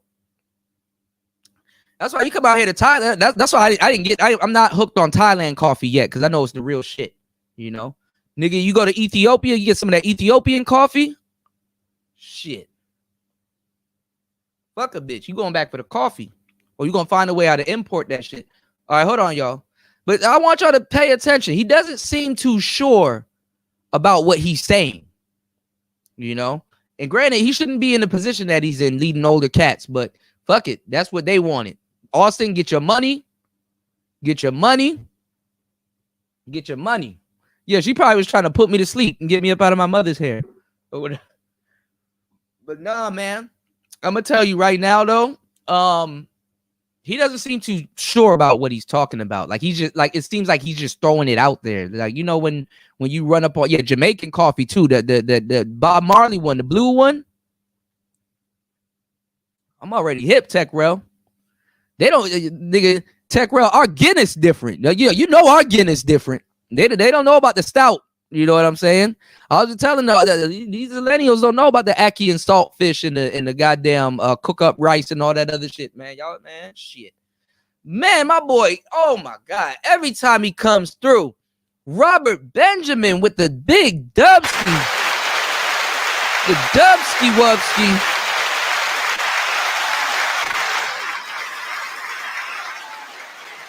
Hell yeah. Hell yeah. Robert Benjamin with the big dubski wubsy. Let me tell you something, man. Yeah, I ain't gonna lie. A&W burgers are trash. All right. I used to eat there, but the one that I used to eat at, it was co-partnered with the KFC. So I would get the KFC chicken, but the A&W root beers. The root beers are fire. With the root beer float, I'm not even gonna lie. I can't choose between Bargs and A&W root beer, but I ain't gonna lie, I'll take the A&W root beer because Bargs, nigga, that shit'll put some hair on your chest. You know, sometimes you want the root beer, you want to taste the ice cream too. You know what I'm saying? You know, I ain't gonna lie. So there was memes going around talking about some why the hell is Arby's open? Who the hell keeps eating at Arby's? I got a confession to make. It was me. I'm the reason why Arby's is still open. They got the meats, yo. The homo, nigga. When I got to that car accident and I went to physical therapy, bro, every day after therapy, I would go to Arby's. Nigga, I sit down there, have a root beer float. Nigga, they got corned beef burgers and shit like that, and Stramboli. Nigga, them niggas give you deli meat. So I was like, oh, y'all care about people, nigga. I was keeping Arby's open. If you know about Arby's, that's some exotic shit. I took a girl there one time, and she was like, damn, thank you for... But shit, I took my homeboy there, nigga. I said, fuck the bitch. I took my homeboy there. I was like, nigga, they got everything for the low. They give you deli meat. That nigga said, damn. I ain't know it was like this. You know, nigga, and they got sourdough bread. Now you can't be all up in the bitch face after you done eat Arby's and shit like that, because it's a little exotic, y'all, you know, because you're gonna eat some shit with some pumpernickel bread and some sauerkraut.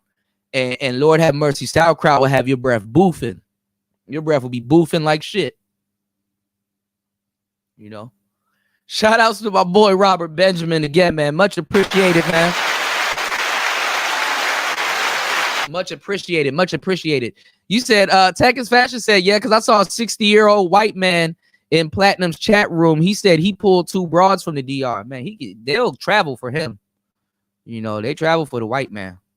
You know. You said, look, what's going on, D-Mac? My boy D-Mac in the building. D-Mac the trucker.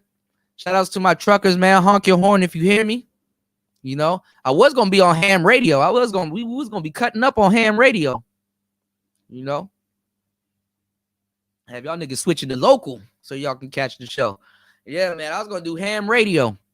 You said Lucario admitted to tricking. I was done with the video after that. Automatically lost.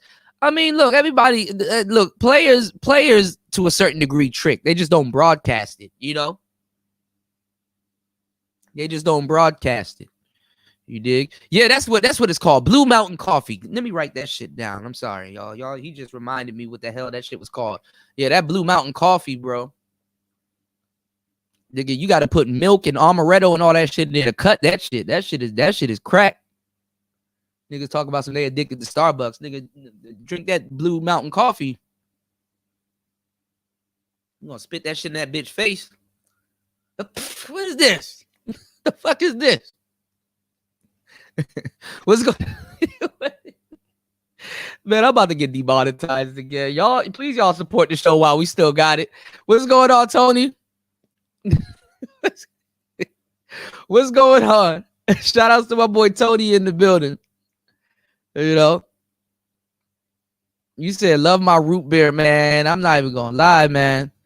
Once I found out I was lactose intolerant, that's why I had to calm down with the coffee and stuff like that. I drink my coffee black now, but once I found out, once I started fucking with the coffee like that a little bit, later on in life, like 25, 27, when I started fucking with the coffee, that coffee started fucking with me. You know what I'm saying? I remember one time at my job at the time, and coffee's just freely there. They got Starbucks and everything, man. Redskins cheerleaders came in there, and I was talking to one of the cheerleaders, and she was bad, but I had some coffee that morning, nigga.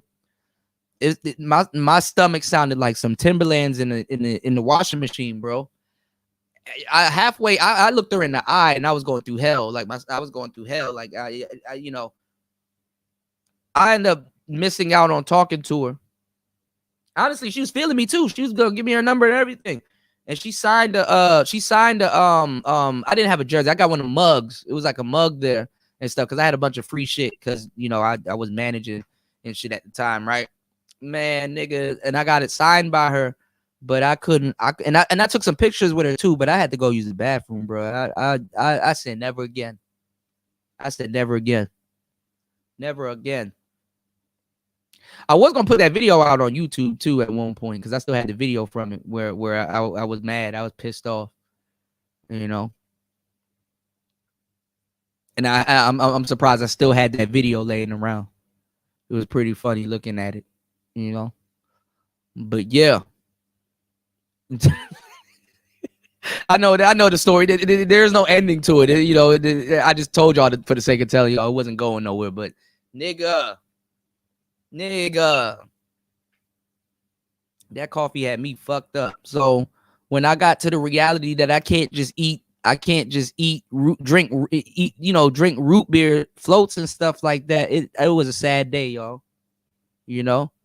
Nowadays, if I'm gonna fuck around with some cheese or some root beer and some other stuff, because when I eat real cheese, it don't fuck my stomach up like that. I can eat brie cheese and all kinds of aged cheese, but when I eat that regular shit, my stomach fucked up. I stay my black ass in the house.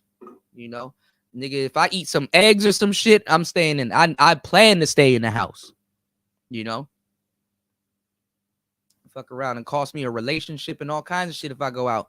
And because the type of shit that you eat eggs or some root beer or some ice cream and shit like that, and when you lactose intolerant, that's the type of fart where you got to tell your spouse to leave.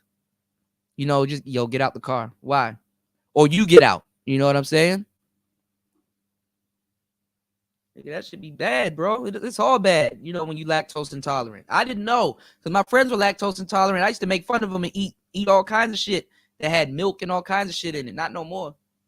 Not no more. Not no more.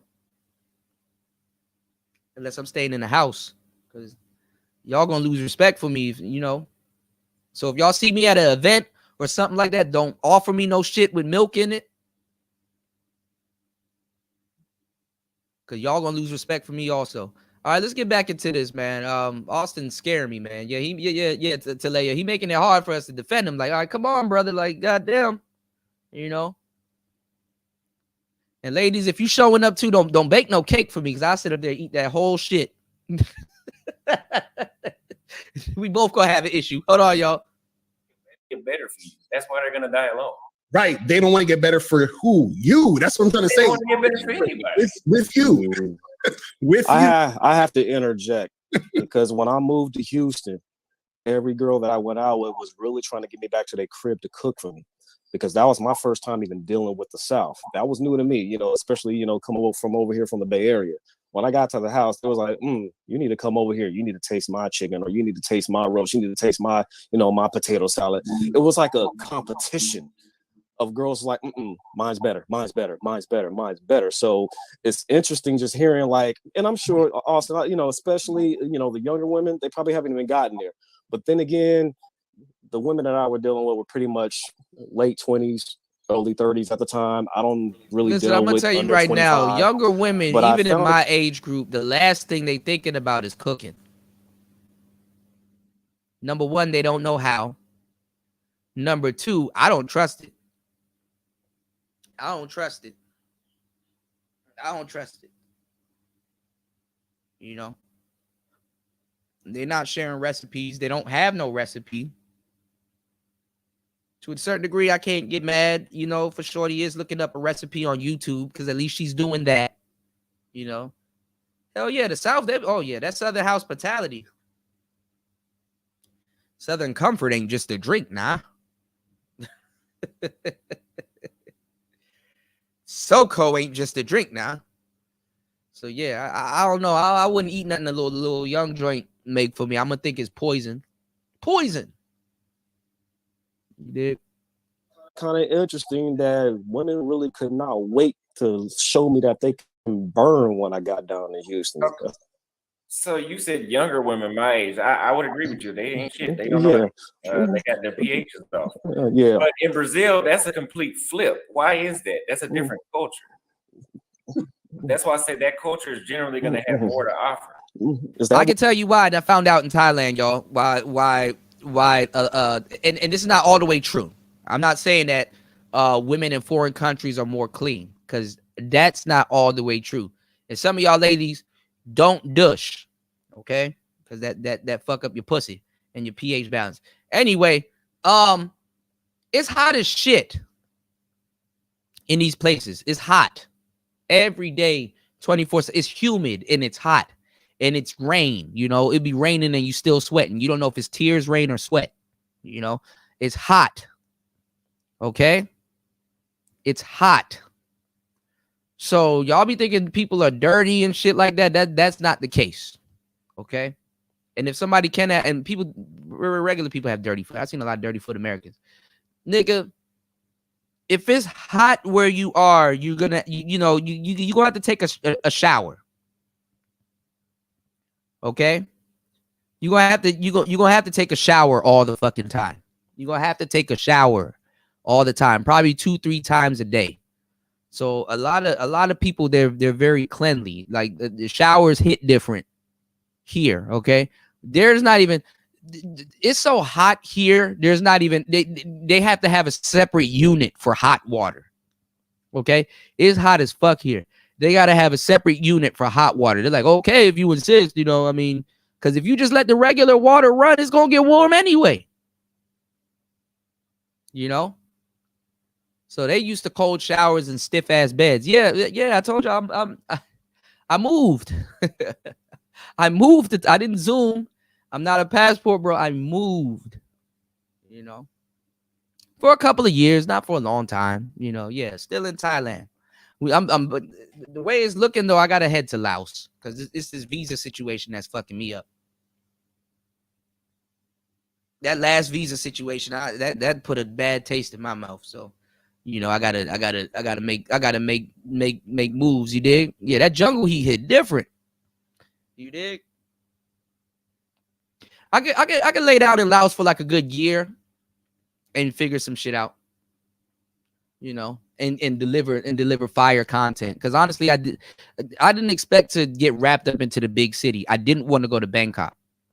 Bangkok is a big city, and I'm like, man, I just left another big city. I'm trying to chill, but honestly, I got wrapped up in the city. The only thing that's saving me also only is because I chill on the outskirts of Bangkok. So the city life is like a hop, skip, and a jump away, but it's not. It's like I could chill. So. Yeah, what's going on, Kwasi? Yeah, I do miss him. I mean, I miss my women. I miss the district. I wake up sometimes here and be like, damn, dog, you wildin'. Well, get to work, you know what I'm saying? You a business owner and you run your businesses and stuff like that, and you freelancing and you're a real expat and you're doing a whole bunch of different things. I mean, life is different, but blessed, blessed, super blessed, so, he said, what made you decide to move away permanently? It's not permanent. It wasn't permanent. It was just for a couple of years. I mean, a lot of people died. They never got to travel. They never got to go anywhere. I travel, you know what I'm saying? I'm for real, with the traveling shit. I travel, whether it's Hawaii, Jamaica, different places. I've gone everywhere, man. Barbados, the islands, all over America. I get up and move, drastically. I travel. It wasn't a YouTube talking point for me, It wasn't a YouTube talking point for me. It's not like, I'm just traveling because YouTube. Like, it wasn't a YouTube talking point. It's because that's what I do and stuff like that, And I wanted to go somewhere. I wanted to go somewhere where I can eat good food that I know is real. So if I want to diet or be a fruitarian or whatever, I can do that here. I want to get back into fighting. So I wanted to get back into capoeira. Not capoeira. I saw a capoeira school here that I might want to go to, but I wanted to get back into Muay Thai. I can't really do Brazilian jiu-jitsu as much as I would love to, because I actually like it more than Muay Thai. I can't really do jiu-jitsu as much because, but at some point I'm gonna cut my hair, so I'm not even gonna say that. But I wanted to get back in physical shape, not to fight or compete, but to get cut up, get back into shape, be able to soak in the culture, learn new languages, get to go to fights and places and stuff out here, like my bro. My bro Black Wolf is doing, with the wrestling and stuff out there, and just get to embrace, culture, get to embrace the culture and stuff like that. Yeah, I have a martial arts background. Like I said, if I was to go to Brazil, bro, best believe I'm going out there for to eat good, going out there to live nice, have a nice balcony, and be able to chill, smoke some cigars, do some capoeira, If I go look for a woman out there, she gonna be in the capoeira. She gonna have a nice little body, be cartwheeling and stuff like that. We gonna teach our kids how to do all of that shit, rota, all that other wild shit. That's the type of shit I'd be on. That type of shit. Fuck around, have a YouTube channel. I don't know, something. You said cool to training with Tony Jaa. Actually, I didn't get to holler at him in time, but I got some other stuff. Something else fell through for me. My boy, now I don't forgot his name. Where's my boy? He got the martial arts school out here. Shit. And he be with him. Let me see. Master Toddy, my boy Master Toddy. Master Toddy. That's my boy. And he fucks with me too. He said, yo, I'll put you down with it, blah, blah, blah, this, that, and third. And I'm like, yeah, but by the time everything falls through, my visa ain't gonna be too well. So I'm just gonna go to Laos, sit down in Laos for a minute, and anything Thailand-wise that I need to handle with my visa, I'll just go to the Thai embassy in Laos and figure all that shit out. You dig? So yeah. But when I saw a lot of these passport dudes not talking about no real shit, I'm like, oh, y'all don't really travel. This is some YouTube shit. Because 3-4 years ago, when me, Marco, Jessica, and Zero and a whole bunch of other people, shit, even Game Changer, shit, even Fantastic at the time, was telling y'all to go travel, y'all told us to go fuck ourselves. Well, nah, well, actually, a lot of people wasn't real then. Let me backtrack. A lot of people wasn't real then, so they didn't understand it. And then a lot of people, what's the word I'm looking for? A lot of people wasn't real then, so they wasn't gonna get on a plane anyway then.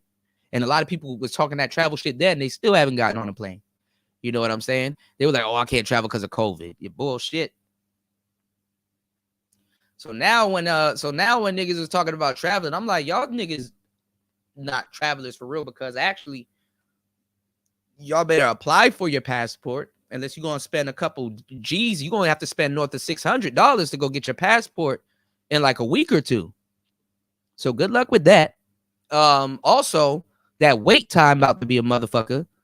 Also, to talk about some coming to Thailand, like, nigga, I know y'all never been to Thailand. It's monsoon season. Even when I got out here in early June, like nigga, that's monsoon season. Like I was tripping. You did? I was tripping. So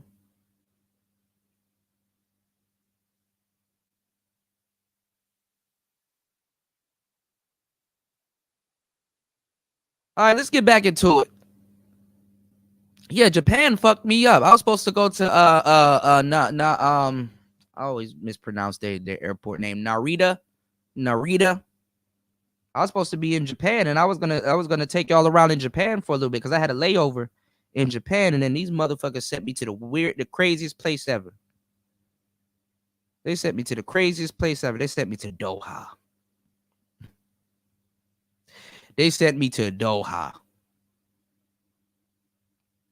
You dig?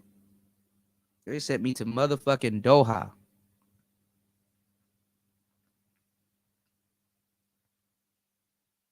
I was like, oh man, y'all really trying to get me to give up my one wheel. Not on my watch. Head ass. You said Kuda got hoes on Walker Street working for him. No. But they do know me out there. I'm pretty cool. I stand out like a sore thumb. I got some friends, but they're not really friends. Like, they're not friends. You know, I need to have friends out here. I haven't made friends, just some couple girlfriends and a couple of dude friends too, which I haven't even hit back up. They probably listening to the channel, but they didn't know I got back in Thailand. You know what I'm saying? They didn't know I came back to Thailand, and I was supposed to do some one wheel content with them. But I ain't gonna lie, I was doing some content for the channel, and my camera got fucked up.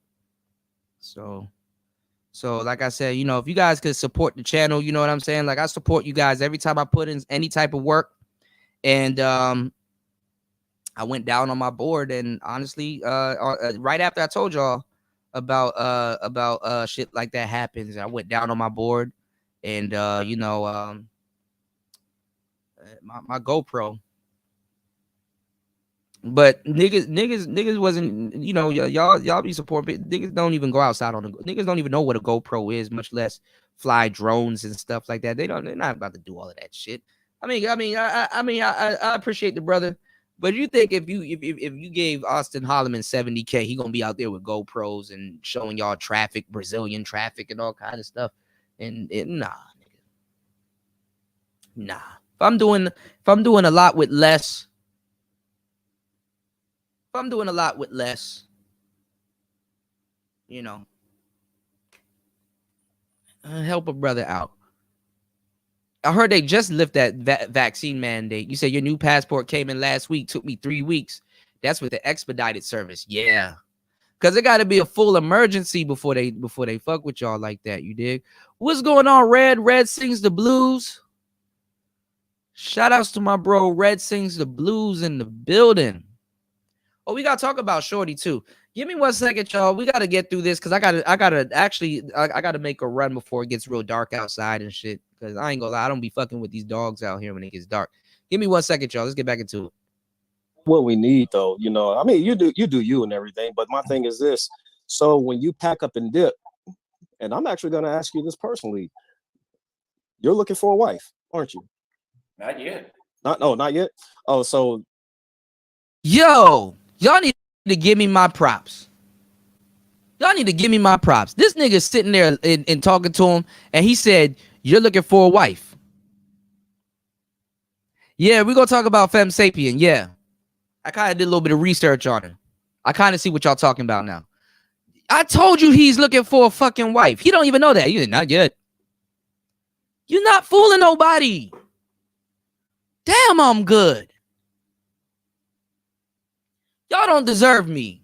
Damn, I'm good. Tony, what have I been saying for the longest time? That nigga just sat there and just bust him down, just read it on him. Nigga, you looking for a wife? No, not yet. Nigga, yes, you are. Why would you require a woman to cook and do all this other weird shit? You want your little girlfriend, which could probably be a wife. You want him a little long-term relationship. Damn, I'm good. I'm glad y'all don't be believing what I'm saying or y'all be contrarians, because sometimes that makes me know I still got it. Oh, I still got it. Damn, I'm good. You're okay with just playing the field so far, but when you're ready to settle down, you do want to be married. Eventually, yeah. Yeah, because my thing is this: I really haven't seen anybody come back from overseas with a wife just yet, because they now have these options. So now the game done changed, and I think that's what's making a lot of other women out here upset. It's like, okay, you were getting on us, and you overlooked some of us. You go over there, and you're still not married. What's the problem? So now is there a F-boy mentality going over there? And it's like, have fun, do you? That's cool and everything. But the thing is, are these brothers looking for wives, or are they just saying that just to save face? I mean, there's nothing wrong with wanting to be married, but there's also nothing wrong with wanting to play the game either. Yeah, they are looking for wives. I mean, in my Facebook group, I got, if not hundreds of photos of dudes with women they're married to. Yep, that's true. And I could co-sign because I'm in the group, and there are brothers that are going over there getting married. There are brothers that are going over there getting married. And all of my homies. So here's let me ask you. Here's a bullshit talking point. They say, "Oh, y'all aren't even going over there getting married." I've heard women say that, though. Y'all aren't going to get married, but they love to bring up 90 Day Fiance. Yeah. That's a TV show where dudes are bringing women back to get married. So which is it? Is it that I'm not getting married, or is it when I get married? I mean, what are we talking about? Like, let's take a look at the chat there. And those are the betas too. So it's like, is anybody in the chat that's bigging up the passports? Is anybody really monogamous right now? Yeah, one brother. One brother. He's in the chat. He is. One. Do we have at least 200 men in a committed relationship overseas, or did they bring somebody back from overseas and they're in a solid committed relationship? Since American you don't bring them back. Oh, okay, so you know what? Good question, Reese. So this is what I'll say. So to answer Reese's question, just put a 1 in the chat if you have. And you could just put a 2 in the chat if no. And I want to go ahead, and I'm not apologizing, but I have a daughter. My oldest is a daughter. So, my bad if you guys want to, say I'm coming off a little bit simpish and blue pill or whatever the fuck ever, but I do have a daughter. That's my firstborn. She's a teenager. So I actually have a responsibility. So when I'm asking these certain type of questions and everything, this can be used as a reference point in whatever case she may, deem desired. So I'm just like, so yes, of course, I'm going to speak from what I see from like a female's perspective, of course, because I've dated women my whole entire life out this way in the West. And I see these cats up in the chat, like, Reese ain't dated overseas. Well, shit, if my success rate was great out here, I need to stay the hell out of Colombia or whatever. I really do.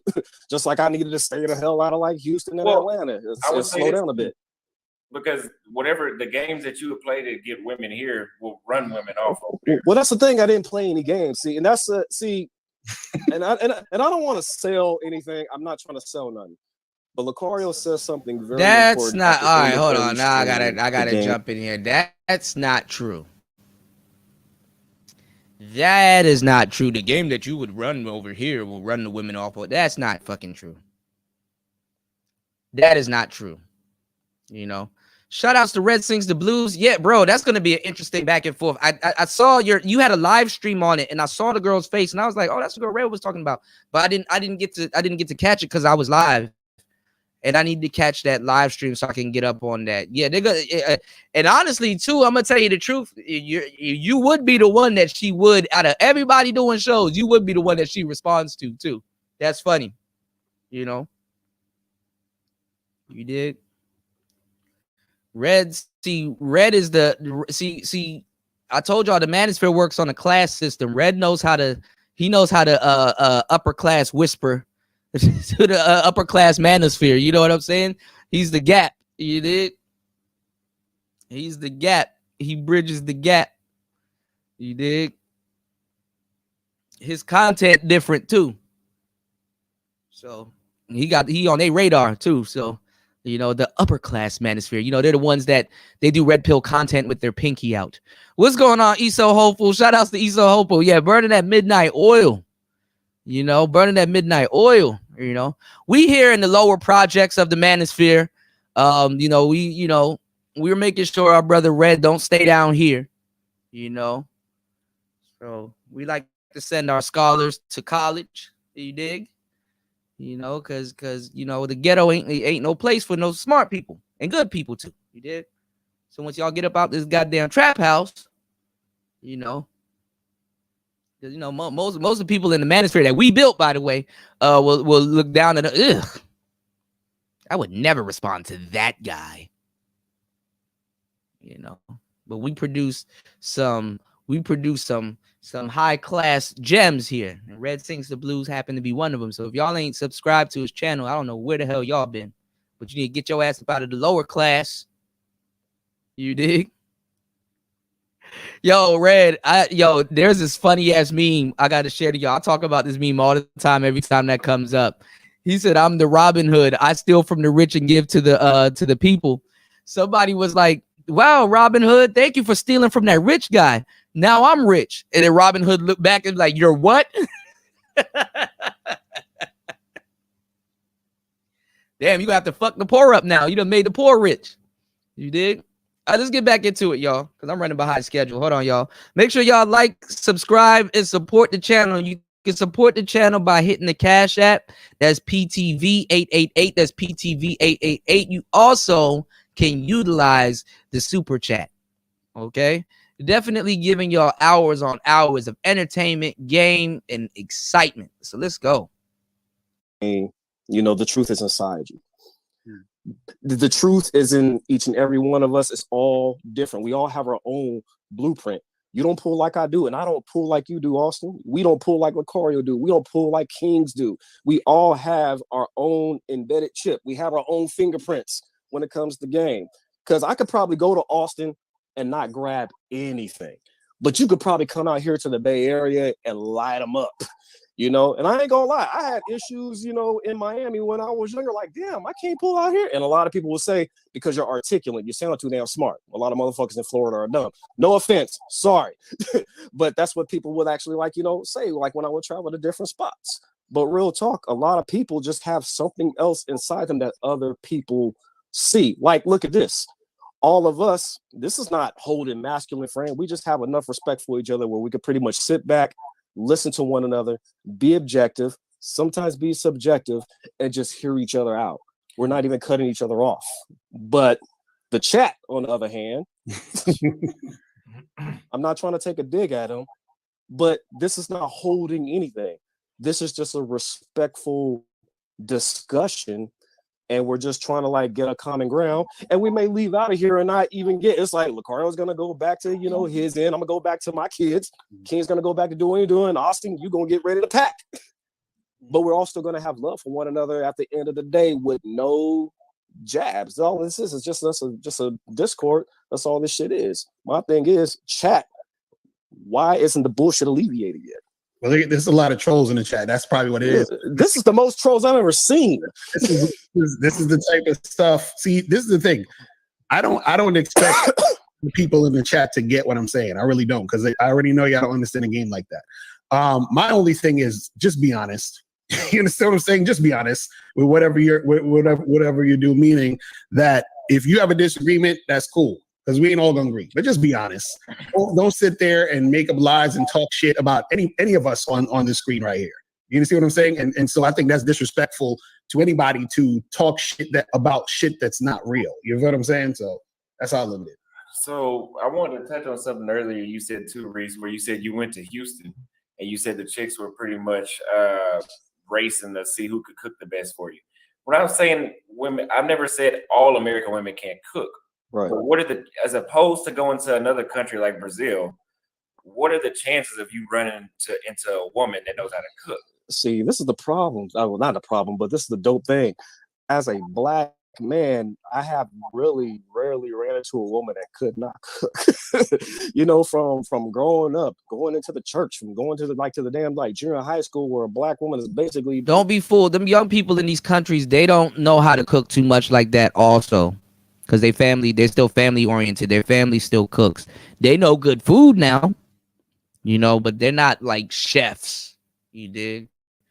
But anybody can cook you some arroz con pollo, and the arroz con pollo is fire. Red said, yeah, she said I said something about her being a veteran on some weird shit and showed me her driver's license. She was steaming mad at me. Yeah, bro, hey, leverage that. Honestly, because Red, if you're the only person that can talk to her and all these other brothers are clamoring to talk to her and you're the only person that she's responding to, how that next 1,400 people sound? You dig? You know, but you're super smart, man. I know you're gonna play it the way it needs to be played. So you know, we in your court, man. We in your court, all right? Most definitely. Handing you greens and shit like that. Yeah, my junior high school did that out here in the Bay. If y'all didn't believe that, but everywhere I went, a woman was burning, right? And some of us, we even had, we cohabitated at younger ages. I lived with my first girlfriend when I was 24, around there, and she was 22. The woman knew how to make key lime pie at 22. Now, a lot of you guys may say, well, that shit's real, but look what that was. That was 2000, 2003, 2004. They don't make them like that anymore. The fuck you talking about? It was 2004. Women cook. They be on YouTube every day trying to figure out how to, I don't know why. They're just inspired. They don't run into these type of women because they at home learning some shit. They're busy. And I think that's where shit gets missed. What are women busy doing? Some are just occupied with just life. Some are studying, some are cooking, some just have a life, some are even in marriages, some are even in relationships, or some of them are just hanging out with their friends. They're not just available. And that's my thing. So obviously overseas, there may just be a bunch of women that are just available. But as far as we know, we don't know if are they single or what? This is why I say that they're different.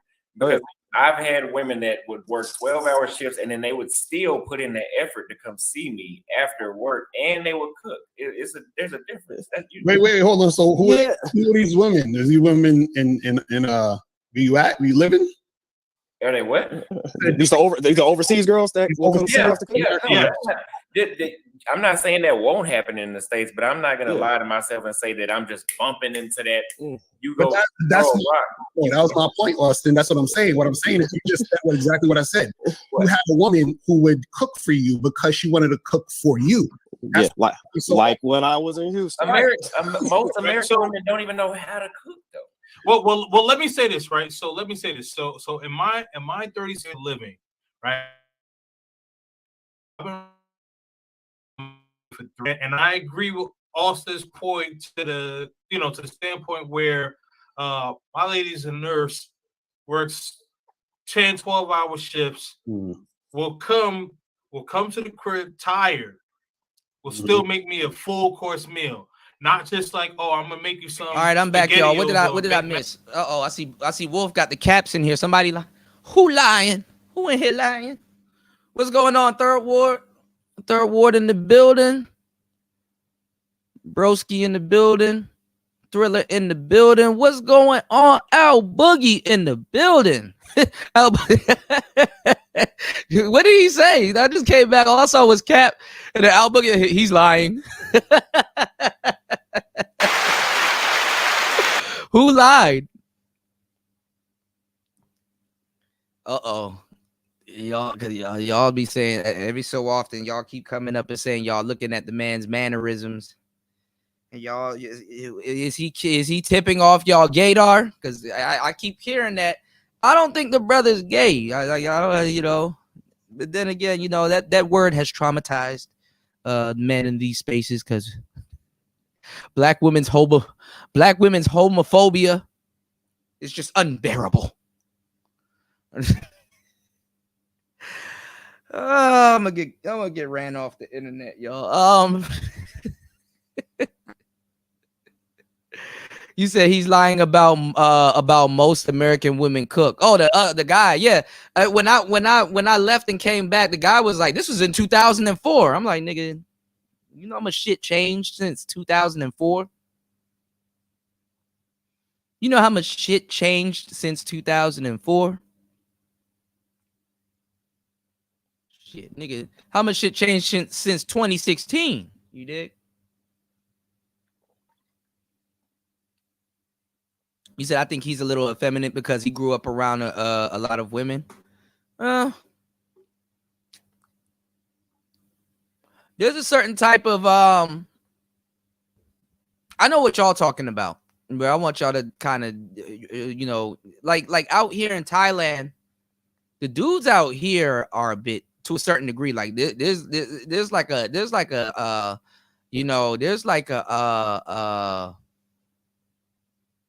it's kind of a gray area, but it's really not. Like, it's like a lot of like niggas out here are either like passive, masculine, or feminine. And I'm gonna tell you the truth, you don't want smoke with neither of them. You know what I'm saying? You don't want smoke with neither of them. You dig? What's going on, Pastor? Yeah, they keep saying I'm on a Manosphere list. Can y'all put the link there so I can check it out? You know, your boy finally getting some of this hard work paying off. Because them effeminate niggas, because Thailand, they hold on to like syllables and stuff. So some nigga will be like, so why D? And it's like, why are you whining? Them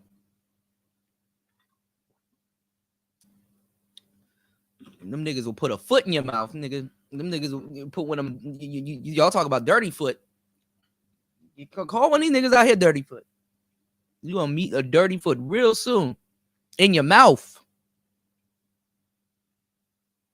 That's just to check you. The second one not gonna be too good.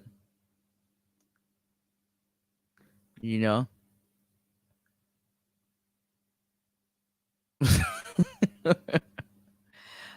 gotta chill. I think Austin is a straight brother. He good.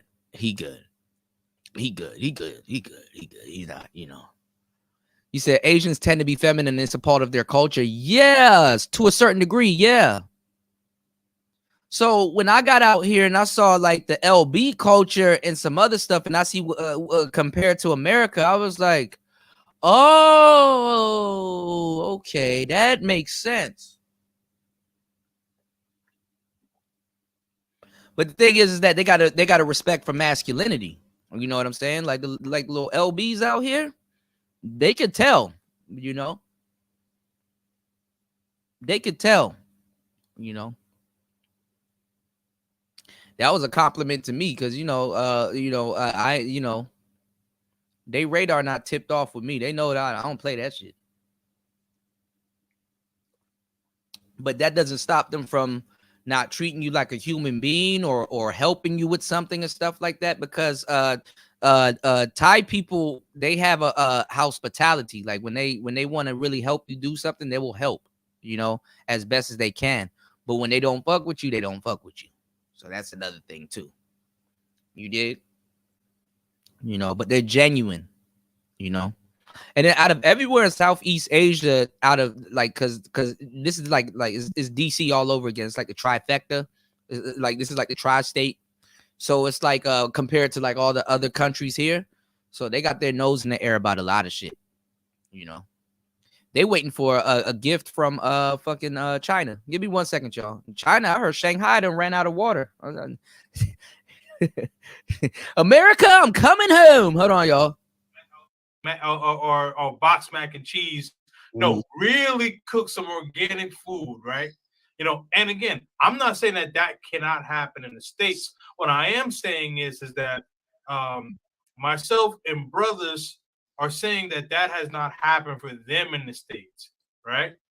So I think that's where the disconnect is, because I don't ever want to say like that can't happen, but I will say that outside of the United States, it seems that women prioritize their men as opposed to in the United States, where they prioritize their job or whatever business that they're trying to get into, and the men feel neglected. But see, this is the thing, though. You just said, and you and Austin just said, yeah, there was women that we dealt with that were doing that, right? So what that means is that when a woman has a desire to do that, then she will. So when all these guys are saying that this not happening. Yeah, no problem, man. Yeah, Red. Shout outs to Red Sings the Blues, man. If y'all haven't checked them out, man, actually the biggest journalist in space too, to tell you the truth. But I'm gonna tell you right now, yeah, Red, man, the power's in your hand. You know what I'm saying? You know, you're the coach, you're the franchise and the quarterback, you know. If you want to respond to Shorty, though, you know, I would say, because I like how you do your shows, I would say kind of have like another topic, but then you know how you do like the honorable mentions, like you'll like mention somebody like randomly and like do a little segment and then get back to the show. I would say do something like that, because if she saw your content, then bro, like that means she watching your channel, and that's a good thing. That's a good thing. About time she hang around somebody real, because a lot of the dudes she probably brush shoulders with are losers anyway. You know what I'm saying? I'm just saying they bite off this space anyway, so it's like third, fourth hand information and shit. You know. Third, oh god, y'all killing me, y'all roasting me. Third said, Cooter, you can defend that nigga if you want to, but my motto is fuck these niggas. You seen how niggas did you? Yeah, that's true. That's true. I'm just giving them the benefit of the doubt. You know, bro, whose side we all said, no way I could ever see myself hanging out with these. Hey, man. We gonna talk about it. Y'all. Yeah, this kind of is we gonna talk about it. Yeah. All that means is that those guys can't find women who desire to do that for them. That's it's real simple. I want to ask you a yes or no question. Do you think, and I think I already asked this, do you think that more women in the States, that if I put all the American women in some bowl and I reached in, do you think she would know how to cook for herself? This doesn't have shit to do with a man. If she was starving and she needed to cook, would she know how to do it? Versus if I go to Brazil and pull some random woman out, would she know how to cook? You talking about cooking for themselves? Yes, cooking for themselves. Yeah, it has nothing to do with a man. An American. So you think the average American woman just knows how to cook? Yes, they do. This is the disconnect, because they're not cooking for certain men. They don't even cook. Women don't know how to cook. See, this is what I tell you. Women will play those games with guys they not fucking with. That's what you're saying. Take the men out of it. It has nothing. No, this is my point. What I'm saying is that a guy is only going to experience what is in front of him. So what happens is that a woman who knows how to cook is going to act like she don't know how to cook, or that she don't want to cook for that guy. That means she's not fucking with him. Because that same woman who says, well, I don't cook like that, she going to cook for another dude. Just like how a woman will say, I don't have sex on the first date, and she going to fuck another guy on the first date. That's how women operate. That's what I'm trying to say. What I'm telling you, I'm saying take the men out of it. But this is what you're not understanding, Austin. What she's saying is based off of the guy she's dealing with. So because you're asking a question, do women know how to cook? I'm saying yes, they do. So what's going to happen is the guys are going to be like, nah, because I'll be running into these girls. They don't know how to cook. They don't want to cook for me. They're saying that to you. That's what I'm trying to explain to you. Y'all think women are one way to all guys. That's not how it works. Women act differently to different dudes. That's what I'm saying. But again, I'm telling you, take the men out of it. They don't know how to. No, that's what I'm saying. I've even heard from other women that they say that their homegirls do not cook. We live in a fast food culture. Everything is fast food. You're not going to convince me that more people know, men and women. You're not going to convince me that more men and women know how to cook in the United States as opposed to. Okay, so let me ask you this question though. Do you care about the woman cooking for you or the woman knowing how to cook? Well, if she knows how to cook, she can cook for me. So yeah. So you're more concerned about her cooking for you. Hold on, Austin. God damn it. Right. So it doesn't matter if she. I don't know why Lucario's dragging this out and making it something like this is like an open and closed case. Like just because the woman knows how to cook don't mean she's going to cook for you. Number one. Number two, you kind of honing in on bitches cooking for you. Like Austin, you giving yourself up. You want a girlfriend? Just say it. Damn, I'm good. Just say you damn Kuda, you're right. You've been saying that you're the only one that's around here saying this shit. The man wants a girlfriend. He wants a long-term relationship. You're right. Because I'm gonna tell you right now, if I'm hanging out with hoes, I'm not accepting nothing they cooking. You know, you can even go to a bitch house. I done made some beans. No, I'm straight out. Uber Eats something to myself. You want a sandwich or something? God damn. You dig? I don't know about niggas trying no hoes food and shit like that, especially in them foreign countries and shit like that. You know what I'm saying? That might not be spaghetti, my nigga. You know, I made you some coochie tea. No, I'll drink this Lipton from 7-Eleven. Nigga, at that point, I will take a chance with my life with that 7-Eleven glizzy, that 7-Eleven hot dog, that glizzy. Damn, y'all, I didn't know 7-Eleven sold hot dogs and shit. No. That 7-Eleven hot dog filled me right up. I'm no homo. I'm good. I don't want no hoe that's good. I don't know you. You know. And then the funny part is that hoes can cook. You know. You said, now, Kuda, you know what Austin is. What is Austin trying to say? I mean, because I'm not gonna lie, I cook more than most of the women that I've dealt with, and I've dealt with the chef. But and she did cook. She did cook a lot. I'm not even gonna give her the benefit. I'm gonna give her the benefit of the doubt because the one that I'm particularly talking about, because that's not the first chef that I cooked, right? I mean, I said that I cooked. That's not the first chef that I've been with that cooked more often. But it was one girl that I did date, and she was a chef, and she could cook her ass off. But the thing is that she knew I can cook, and they gas you up and they rub your back. Oh, I like it when you cook this or blah blah blah. And I ain't gonna lie, I put my foot in that shit too. So she was under the spell real well. But what I'm saying is, I get why she didn't want to cook as much because that's her job. Like she goes to work and cook and then, come home and cook. And then she did cook, or she'll cook something at work and bring it home to me. You dig? So, but that relationship was toxic.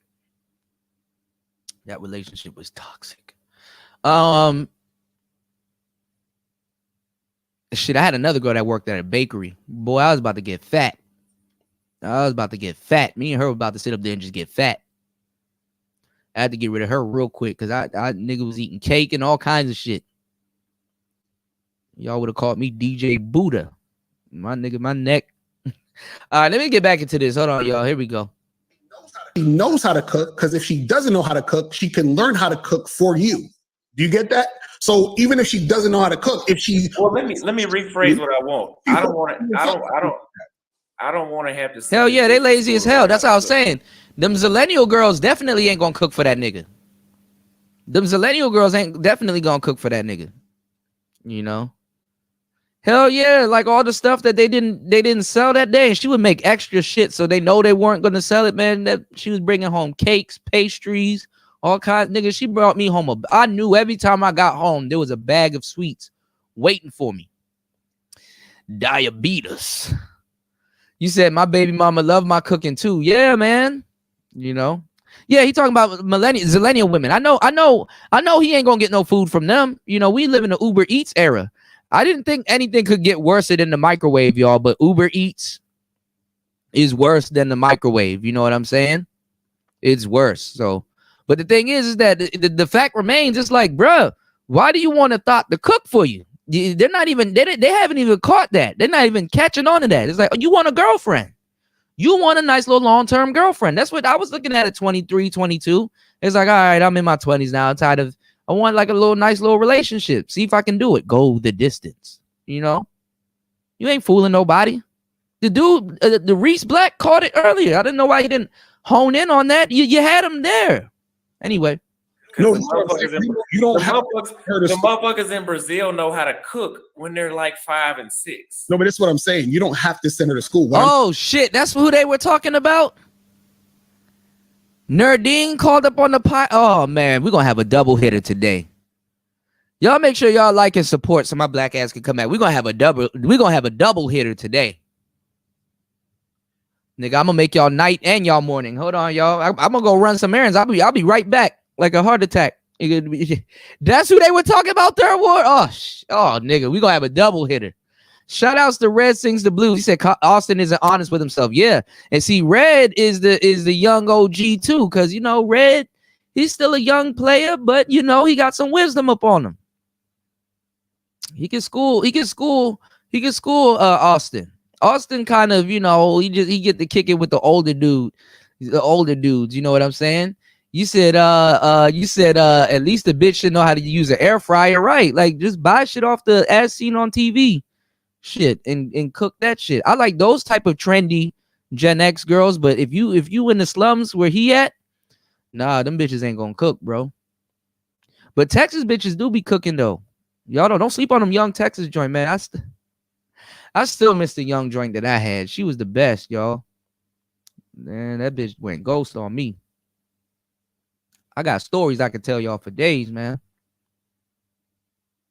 You know, you said he isn't truly ready for these. Yeah, he really isn't. And then when he asked questions, he asked them with like a question mark at it. Like, okay, you're regurgitating the talking points, but you're phrasing the talking points that you're regurgitating as a question. Like you don't fully believe in it.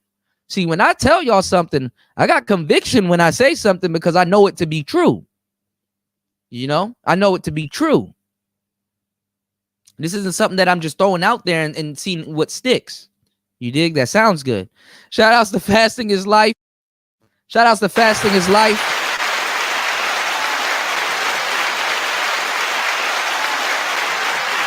I'm dropping the twos and fews. You said open the panel for this Nerdine roast. Hold on, no, I'll come back. I like Nerdine. Nerdine funny as hell. I like he's pretty cool. I don't got no problems with the brother, but that's who they talking about. Oh, nigga. Oh, third. Oh, y'all locking in. Ooh.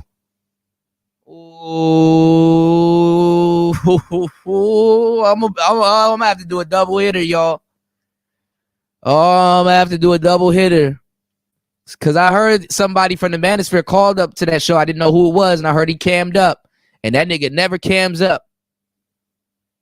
You said, yeah, he called up looking like the black version of that movie Powder. Uh-oh.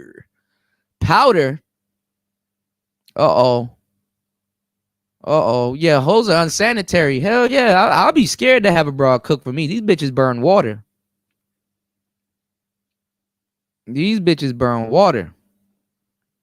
All right, let me get back to it, y'all. Let's get back to it because I'm running late for something.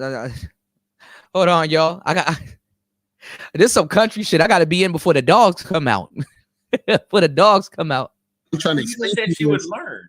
Yes, she would learn. Go through a process. No, she would go through the process on her own to become that woman for you. That's what I'm trying to explain to you.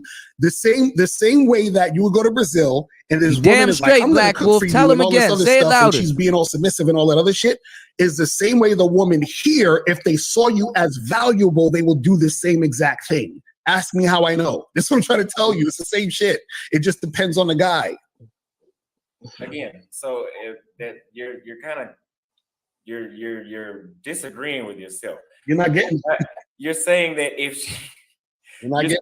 she finds the right man, all of a sudden she knows how to cook. Yes, she's going to learn if that man wants that. Yes, he will. Yeah, and my point to you is, why would I wait? Because people just don't turn into. You know what we call that right there, Austin? We call that chef's amnesia. You know, that bitch all of a sudden don't know how to cook when she with you, but when she with me, chefs overnight, like, oh, I'm gonna learn, and tomorrow I'm a fucking chef. No, why would I do that when I can go get a chick from another country that's gonna already? She's been doing this. Okay, so let me ask you a question. Why is she cooking for you? I don't. Same reason women have been cooking for men for thousands of years. No, well, why? That's what I'm saying. Why? What's the reason? I mean, we're not asking why. I'm asking, can they do it? No, but there's a reason why. They're not just doing it just to do it. There's a reason why they're doing it. So I'm asking, why are they doing it? Why not? She cooks for herself. No, I'm saying, why would she do it for you? That's what I'm asking. Like, it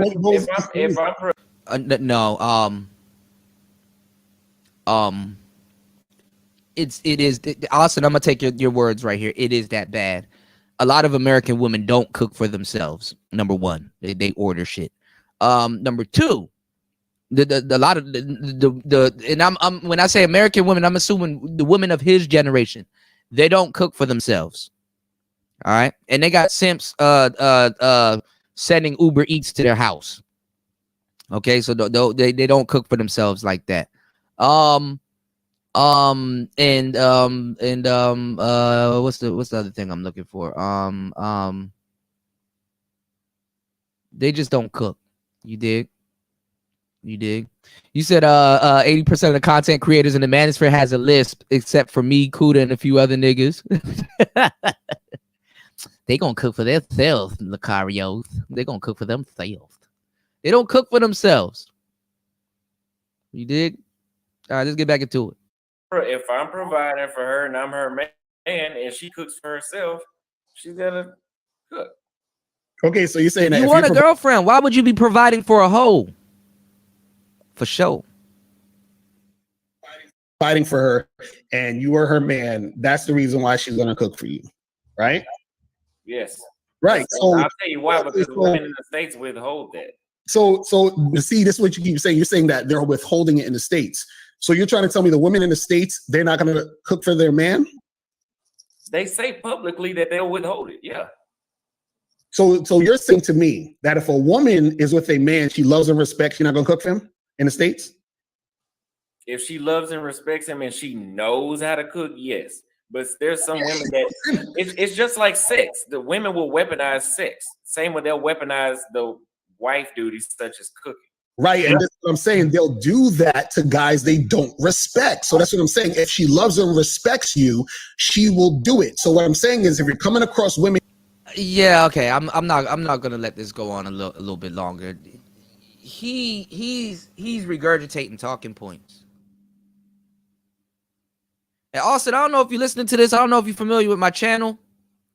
So I know y'all do be watching from the clouds and stuff like that. I don't got no smoke for you, but bruh, I'm not gonna let this go on a little bit longer. You're not speaking from experience. You're saying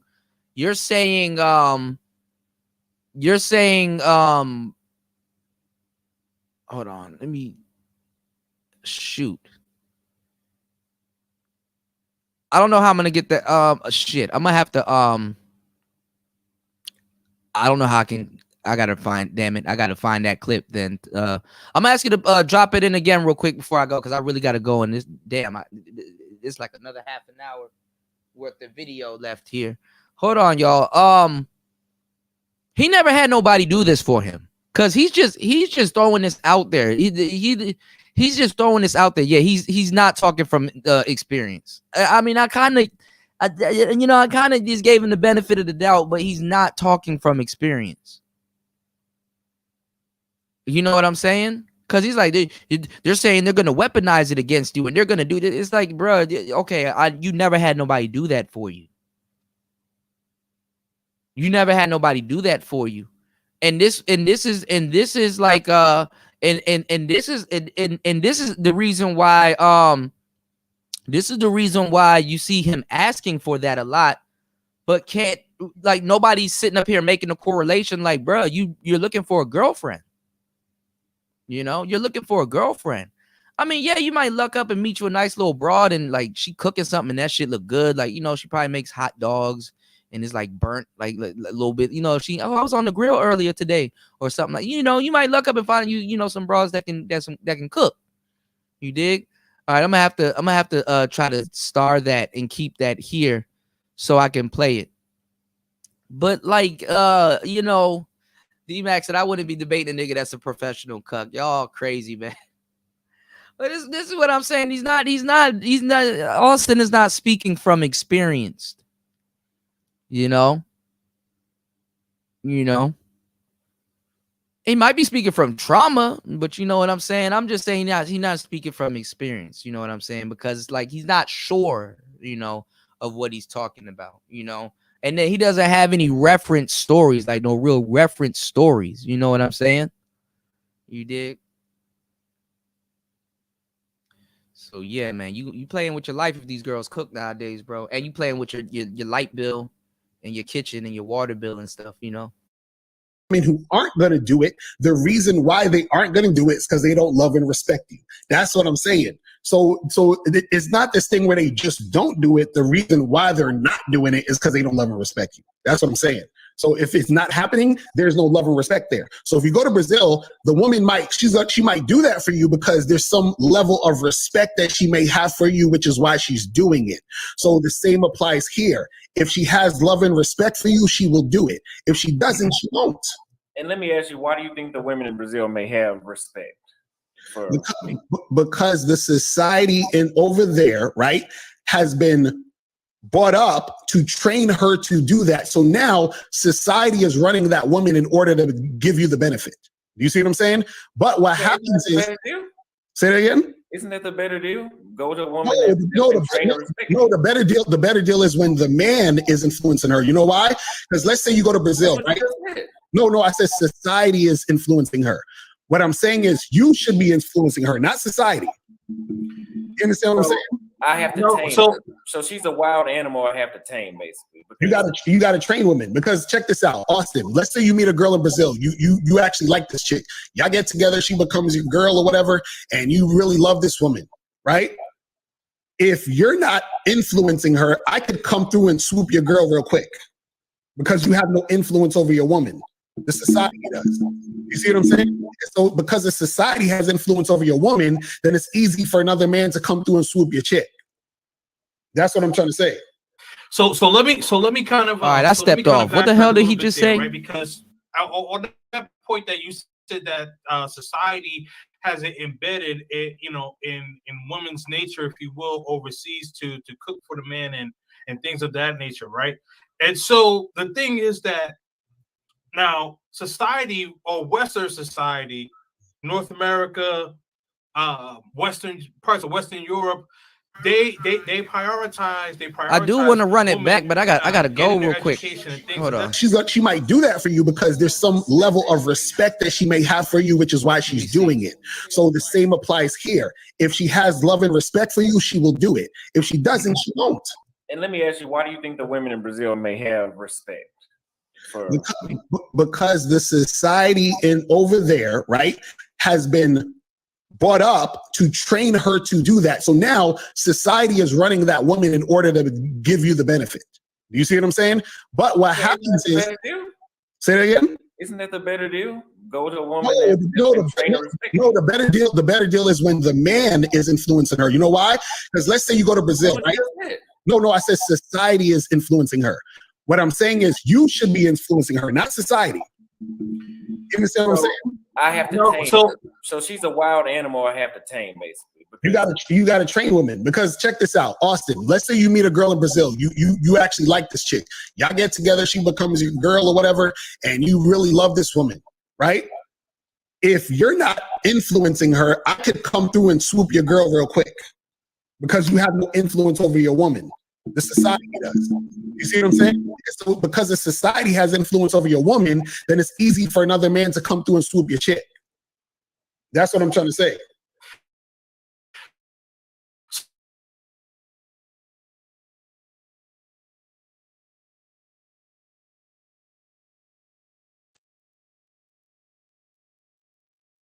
point that you said that society has it embedded, in women's nature, if you will, overseas to cook for the man and things of that nature, right? And so the thing is that now society, or Western society, North America, Western parts of Western Europe, they prioritize women getting their education and things of that sort. So when we're going to most of these countries that prioritize the man being head of household, don't you think that plays a significant role? Because I hear you say that, right? A woman has to respect you and things of that sort. I get that 1,000%. What I will say is that with their prioritizing men in the household in a lot of these countries that some of these men travel to, this is why we're able to get that femininity and that submission without having to, as Austin said, tame. You know what I mean? Because we don't want to have to be on episode of First Take with a woman. We don't want that. We want to be able to have a conversation and not like have to tame her. I get what you're saying to a fault, right, Mr. Lucario? My pushback is that I would say that does sound like a better deal. But you also got to remember, you have to maintain a relationship. So maintenance always occurs in a long-term relationship, no matter who you're in a relationship with. So it doesn't matter if you get a girl from Brazil, Japan, New York, whatever. You still have to maintain her over a long period of time. So maintenance is where you're going to have to be able to sustain consistently over a period of time. So what happens is, usually in any relationship, things will occur in a way where everything is all peachy keen at the beginning. That happens in most situations in all types of that. That's what they call new relationship energy. So when the new relationship energy, everything seems cool, but stay with that girl for a while, right? Stay with her for a little bit longer. And then you're going to see certain things occur because you're not able to maintain the situation. You see what I'm saying? And that goes all across the board. Because you got to ask yourself this question, right? That's a bit. If you meet a chick overseas, no, people can only keep up a facade for so long. So sometimes she's not the person that she presented to you. People's character and all kinds of shit tends to fall apart after a while. And that's not you not maintaining something. Some people just can't keep up the fake shit for a long fucking time. Okay? 53 people in the building. Let's try to get at least three contributors on today's show before I get up out of the building. We're going to be right back tonight, this morning. Shit, I said tonight. It's tonight for me, morning for y'all, for a double hitter.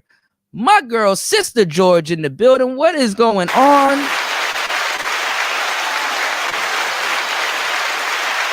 Good morning. Good morning. I think you and Concrete should probably break this down. That'll be a interesting show right there. You know, I would like to get y'all perspective on this. Austin's looking for a damn girlfriend. I remember I said this months ago. Sister George was here too when I said this. He's looking for a damn girlfriend. That's what he wants. Dude just didn't follow up on that he was busting his ass out. Yeah, hoes be pretending. Definitely. You said that nigga Lucario got the answer to everything. If you ask that nigga where the center of the universe is, I bet he got an answer. Well, see, you got the crust, right? And then you got the mantle. Y'all killing me, man. Let's go. And she's single, right? But she's the better deal. How come none of these guys in her country wifed her up? There's too many of them. Too many of what? Women to wife them up? There's too many women. Where in the country? So all the guys in Brazil and all that, they already got wife. They wifed up. They're playing the field because they can. The same way the women they're playing the field here and flaking on men. That's the same thing the Brazilian dudes do. That's why they don't mind us going down there. So the Brazilian guys, all the Brazilian guys out there, right? They're not wifing up these chicks. They're just playing the field. They're like, fuck it. She's not good enough. I'm gonna just keep it moving. They got a red pill community in Brazil. Yeah. Why? I thought the chicks were like. I don't know. I said I don't know why they have a red pill community, but they Sorry. I don't know. But Okay, Wow. you need to That's crazy. know they have a red pill community there. You're the travel guy. You're the travel bro. Is this your king? That's how people gonna be looking at you, Austin. Yes, they have a red pill community everywhere. You need to know this. You might not be their king. They probably don't know you, but you're leading it in the States. You need to know this. You got it tattooed on you. Tattoo. You know, we live in a tatted society. Like we live in it's funny. Shout outs to Make This Go Viral TV. Y'all go check out my beat called Tatted Passports. That beat's fire. You know, the millennials, you know, because niggas start getting tattoos on their face and all kinds of weird shit. You know, you're the last person to call somebody out about a tattoo. Like now we live in a society where the envelope has gotten pushed. No one cares. But now I know I'm getting old now because it's like, nigga, you got a tattoo. I keep telling you, don't follow that movement so fast now. You don't know who you representing. You gonna go out there, they're gonna see that tattoo on you, they're gonna talk shit about you. You know, I'm not telling you to get a passport tramp stamp, but nigga, put it somewhere where you can hide it. If you're gonna get a tattoo on you like that. Yes, they got a red pill. It's Brazil.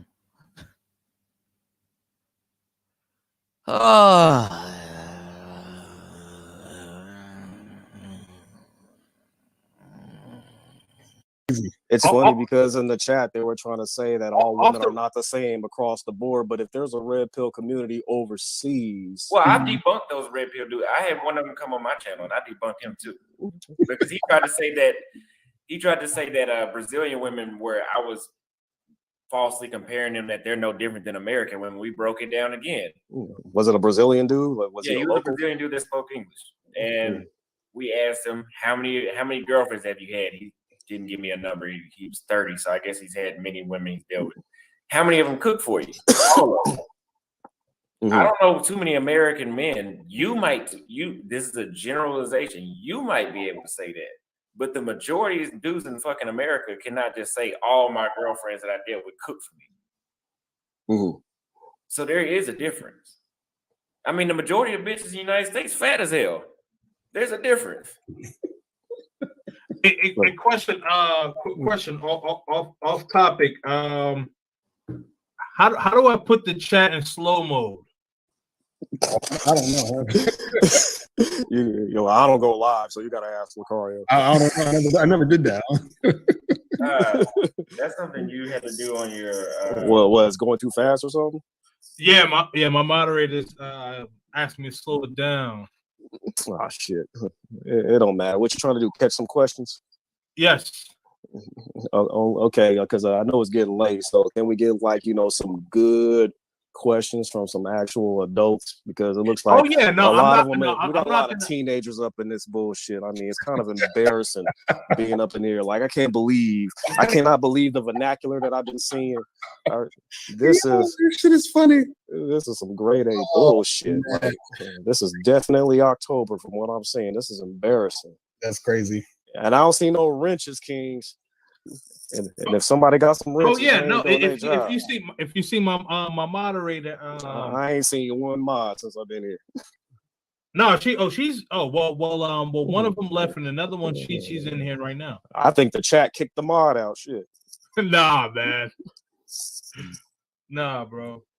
Don't forget, it's a lot of people commenting, bro. Yeah. Oh, but there was one question to me, which is actually a pretty good question. So I'll go ahead and I'll answer it. It was actually a funny question. Somebody asked earlier, since I have a daughter, would I want her to game her up and swoop up on her like myself or like Mr. Lucario? What? Yeah, somebody asked her earlier, since I have a daughter, what I want to do to holler at her like myself or like Mr. Lucario. Now, the thing is this. I can teach my daughter right from wrong. I can teach her which man is bullshit and all of that. But at the end of the day, she's going to end up making her own decision. Like, there's been silver spooners that still became freaking murderers at the end of the day. You make your own decision as an adult, and honestly, that's a win-win, because when I holler and when Lucario hollers, they're coming at you with honesty. It's being upfront, whether they want to take you out of date and get to know you because they see you as a potential mate to be in a relationship with. That's cool, because I was like that, and I'm sure Mr. Lucario was like that. But if you're just trying to smash and he's upfront about it, that's cool too, because you're not playing any games. You don't have on a mask. You don't have to lie just to smash. And then next thing you know, we now have another woman, especially a black woman with a broken heart, being bitter, and now she becomes a YouTuber, racking up 100,000 bodies online, bashing black men all day. It's like, no, I don't want that to happen to her. I want her to pretty much let anybody in her life to have a conversation that's going to be honest and upfront about what they desire, whether it's being in a relationship or if it's just a fling. And she can say yay or nay. And that's the problem that we have in this community. A lot of us are just not honest with ourselves. Shit. At the end of the day, I like Austin. This motherfucker said, I'm out. Why? Because the women over there are better. He's happy. He made his decision. He kept it real with himself. He's happy over there. Peace. And I'm going to wish him well, because that's another brother with a smile on his face when we ain't going to have freaking hypertension over women like a lot of men are having. He ain't going to be hiding behind an avatar on lives talking about women all damn day. He's somewhere happy. That's how it should be at the end of the day. But yeah, I just wanted to go ahead and address that, so shout out to whoever, threw that question out there earlier. Right. Ain't none of y'all even asking questions. Y'all just... Oh, I gotta hook up my roadcaster to do that, bro. I got you. And it's the same people saying the same bullshit. I'm seeing red blue caps. Left me and went and started fucking with the other nigga. Now I'm MGTOW. I don't fuck with those. He said I don't fuck with none of these bitches no more. Yo, that would have been the perfect time too. Shout out. Left me and started fucking with the other nigga. Now I'm MGTOW. I don't fuck with none of these bitches no more. Yo. Crazy. This is embarrassing. Y'all got Austin and Lucario on the same damn panel. And y'all don't even know how to handle that shit.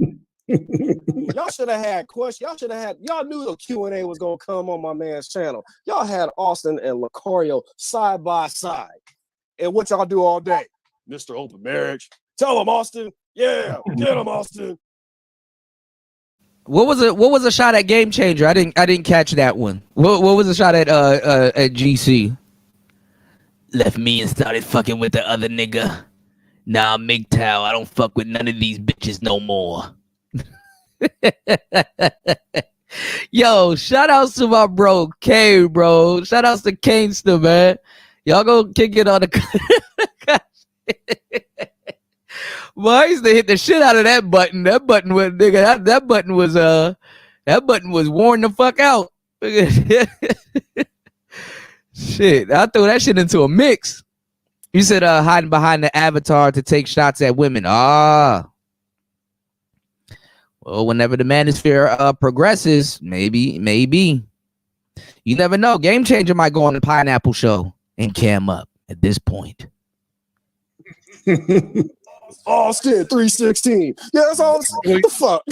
You know one thing I say about Austin. I at least appreciate the fact that Austin, and even you, King and Dreams, y'all some mature motherfuckers. I ain't gonna lie.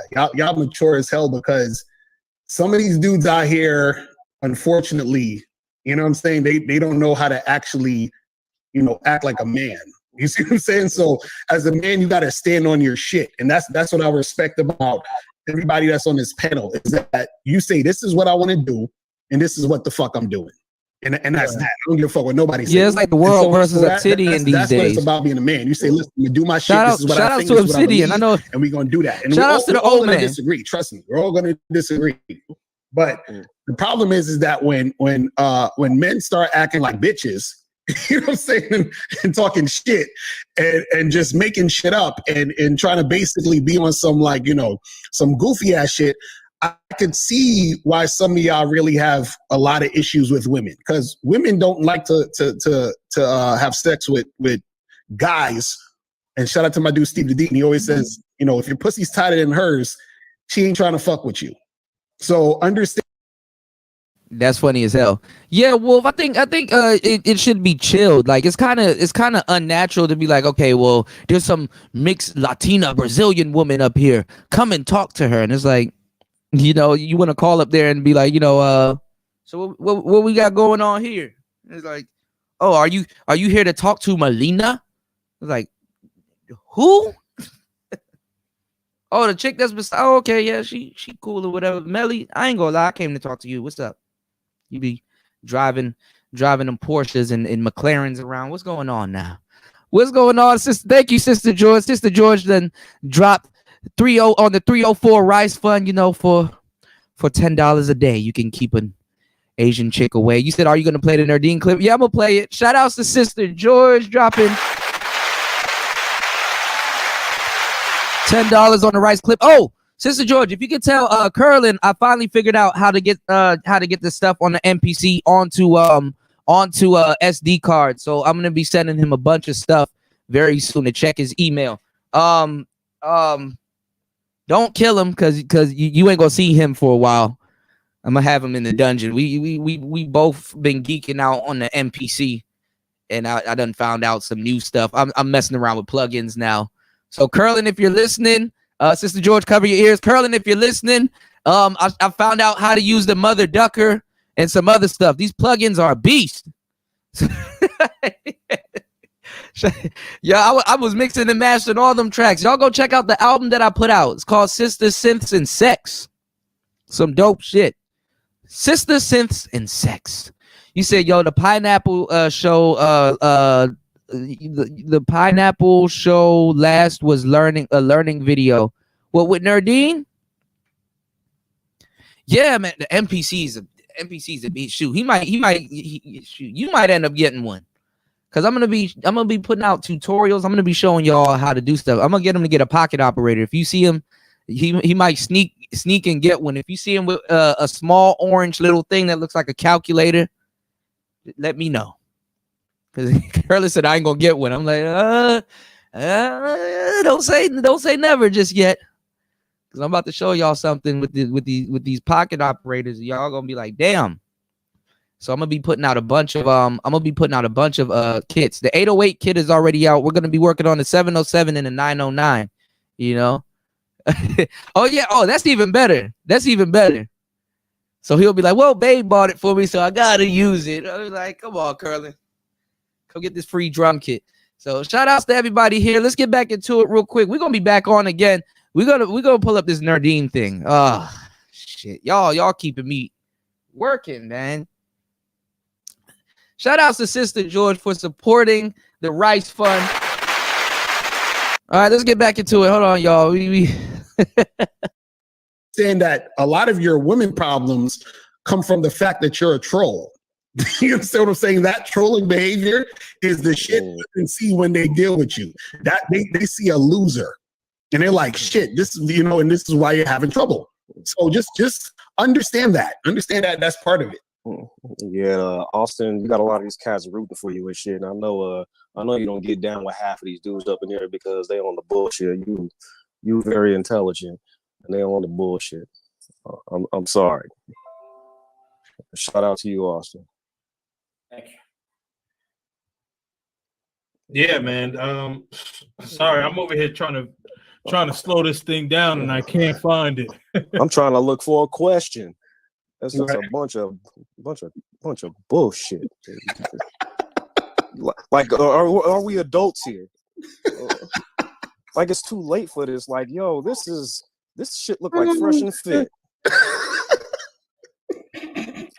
Come on, man. There ain't nothing up in here. Shout out to my dudes, Fresh and Fit. Yeah, shout out to y'all. Yo, like, come on. I can't even find a question for Austin. That's crazy. maybe I'm overlooking it, because if it ain't, then I'm gonna go. Right. I'm gonna binge off my Halloween movies and everything, unless somebody is gonna actually grow up and actually drop a question. See, we got some more blue caps from this Azrael motherfucker. See, man, that's what I'm talking about. These niggas. I don't. Oh wait, I didn't see Azrael. Azrael. Yeah, he was in the culture. Azrael giving him hell.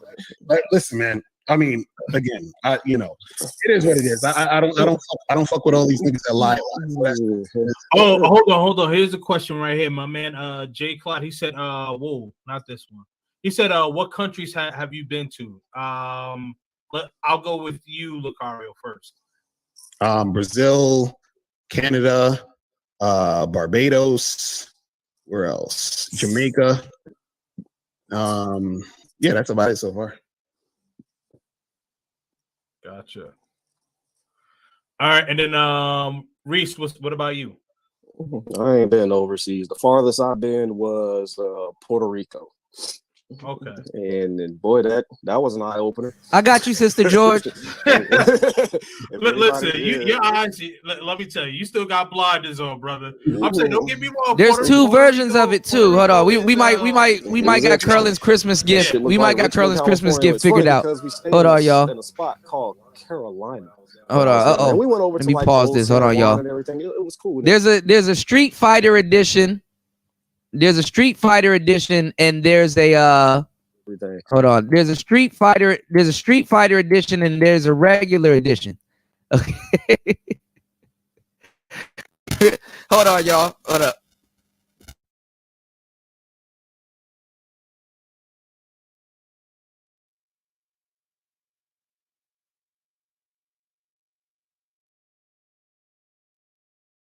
Curly gonna be like, who told you to get this? He already gonna know. He already gonna know.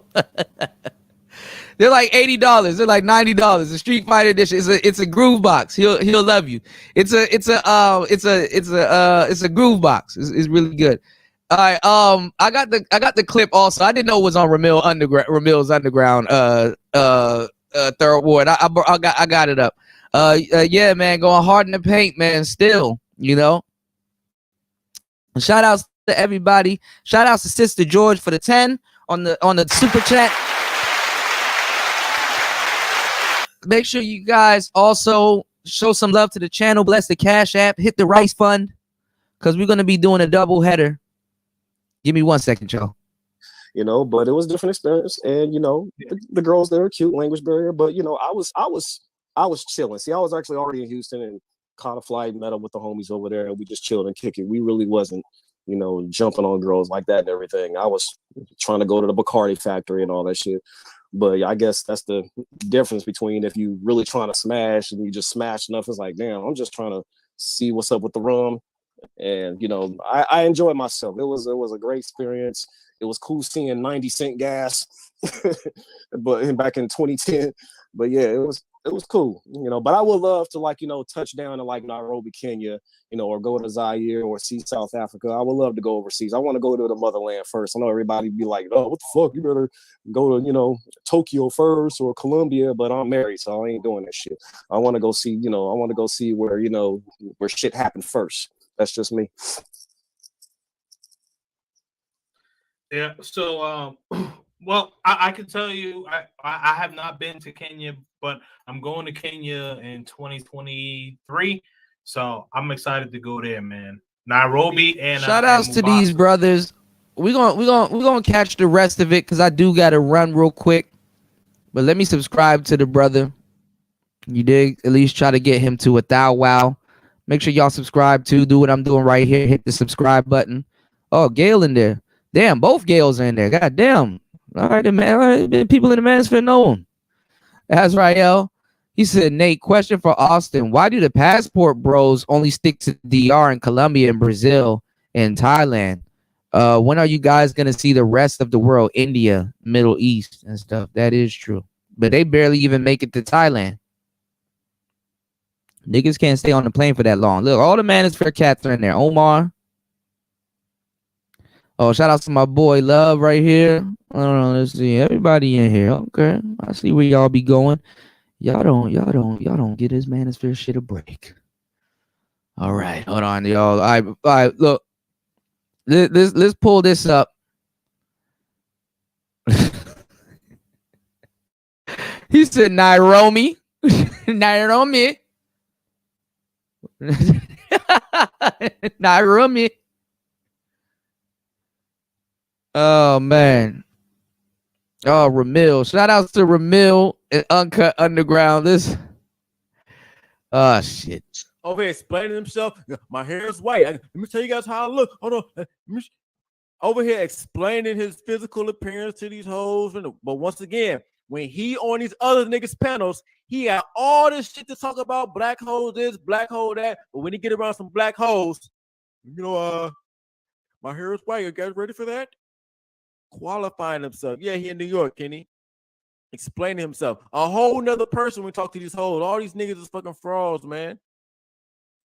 My hair is white. So what? My hair, yeah. I have gray hair. Wow, there it is. I've seen this nigga around this.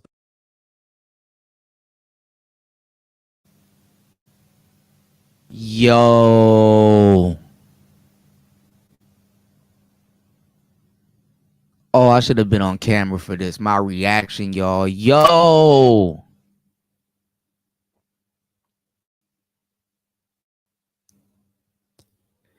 Yo.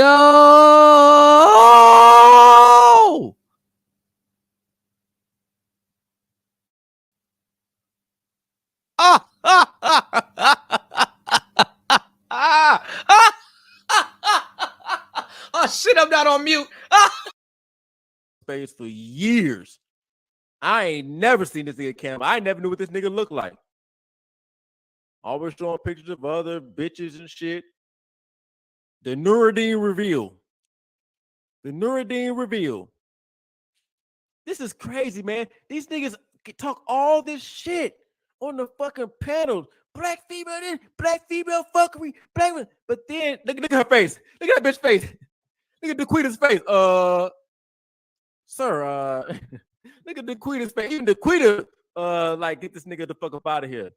This is the Nuruddin reveal. This nigga talked shit in the Black Manosphere for years upon years. Nigga never camped up. Nigga get in front of these hoes. Let me shoot my shot. That's all I'm saying, dog. Niggas. Yo, and then it's not well, the sisters fine. You know, there was more finer sisters on here, but god damn. God damn. Shout outs to Nerdine. God damn. That's why I kind of stepped back from some of this Manosphere shit too, because you don't know who you representing and shit like that. I told you. I just told Austin. I just got done telling Austin. I said, dog, you know, you might not want to tat that shit on your body because you don't know who or what's going to show up at the airport. Now, this instantly reminded me, we're going to get back to this. This instantly reminded me of this clip that I wanted to show y'all a minute ago, because this is exactly oh, Tony, this one really gonna fuck you up. Make sure you stay away from the dumbbells and the barbells. What I'm about to show y'all about to be funny as hell, because it's relevant. Because I wanted to show y'all this TikTok this clip a minute ago, because I was gonna have it as a clip on the show, you know, showing y'all this is exactly what it's like when y'all are with some of these dudes out on these dates with some of these women, and this. Hold on, y'all. This Nerdine look. I thought this was Nerdine. This looked just like Nerdine. Well, Nerdine looked just like this guy, you know, because I didn't know what Nerdine looked like. But check this out, y'all. Hold on. Y'all brace yourself. Y'all brace yourself. Y'all brace yourself. Y'all brace yourself. Brace yourself. Brace yourself.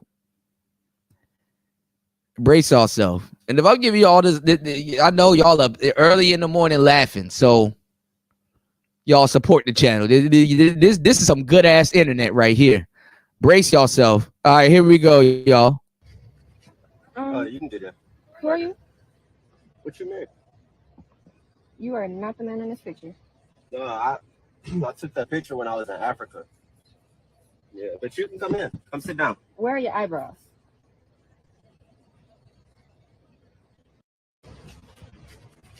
You can do that. Who are you? What you mean? You are not the man in this picture. No, I took that picture when I was in Africa. Yeah, but you can come in. Come sit down. Where are your eyebrows?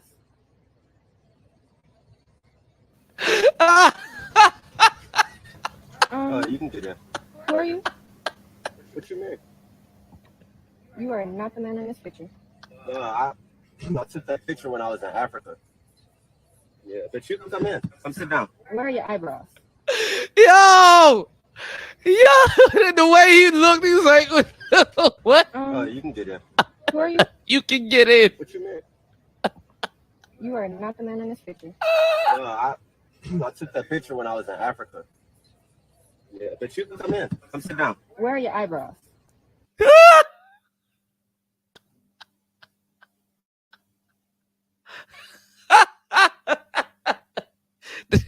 Should have never gave the niggas internet. What's going on, Most? They should have never gave the niggas. I'm up here crying, y'all. Holy shit! Tell me that it don't look like the same guy. Niggas be fake as fuck. Niggas be fake as fuck. Niggas love these black holes at the end of the day. Shout out to Nerdine, bro. I didn't know. But you good, bro. It's all good. It caught me off guard. Hell yeah, nigga said he had white hair since a kid. That's fucked up. Yeah. Damn. That shit ain't even gray. That's white. Nigga, albino head. Nigga, his hair is albino. How you have a... That's crazy. But once again, dog, these Manosphere niggas all over here talking about black holes for years upon years. Pineapple Show come out. Niggas want to cam up. Niggas want to have a camming up party and shit. That shit crazy to me. It just blows my mind. I remember this nigga was on some of my streams, super chatting and shit. He ain't never came up on the panel, but I was just surprised, man. This is totally different than what I'm used to hearing. How come he ain't pull up a picture of the white bitch? What about this? They can't compete. Meanwhile, this nigga competing for these black holes, man. I'm telling you, man, you can't make this up, man. Let's go. Okay. What's the problem with that? Oh no, everybody looks at it and they ask me, am I older than when I was? Oh shit, he really do got white hair. I thought he was bald. Oh shit. Damn, that's platinum hair. She had thumps like a truck. Thighs like what? Baby, move your butt. All night long. When did I get it? And I let them know I got it when That bitch face still like, the fuck? Fuck it up with this nigga. Cisco head ass. This nigga was, this nigga went, he ain't diet or nothing. This nigga look like I don't know, man. That shit is crazy, man. Seeing this shit. This nigga has white hair.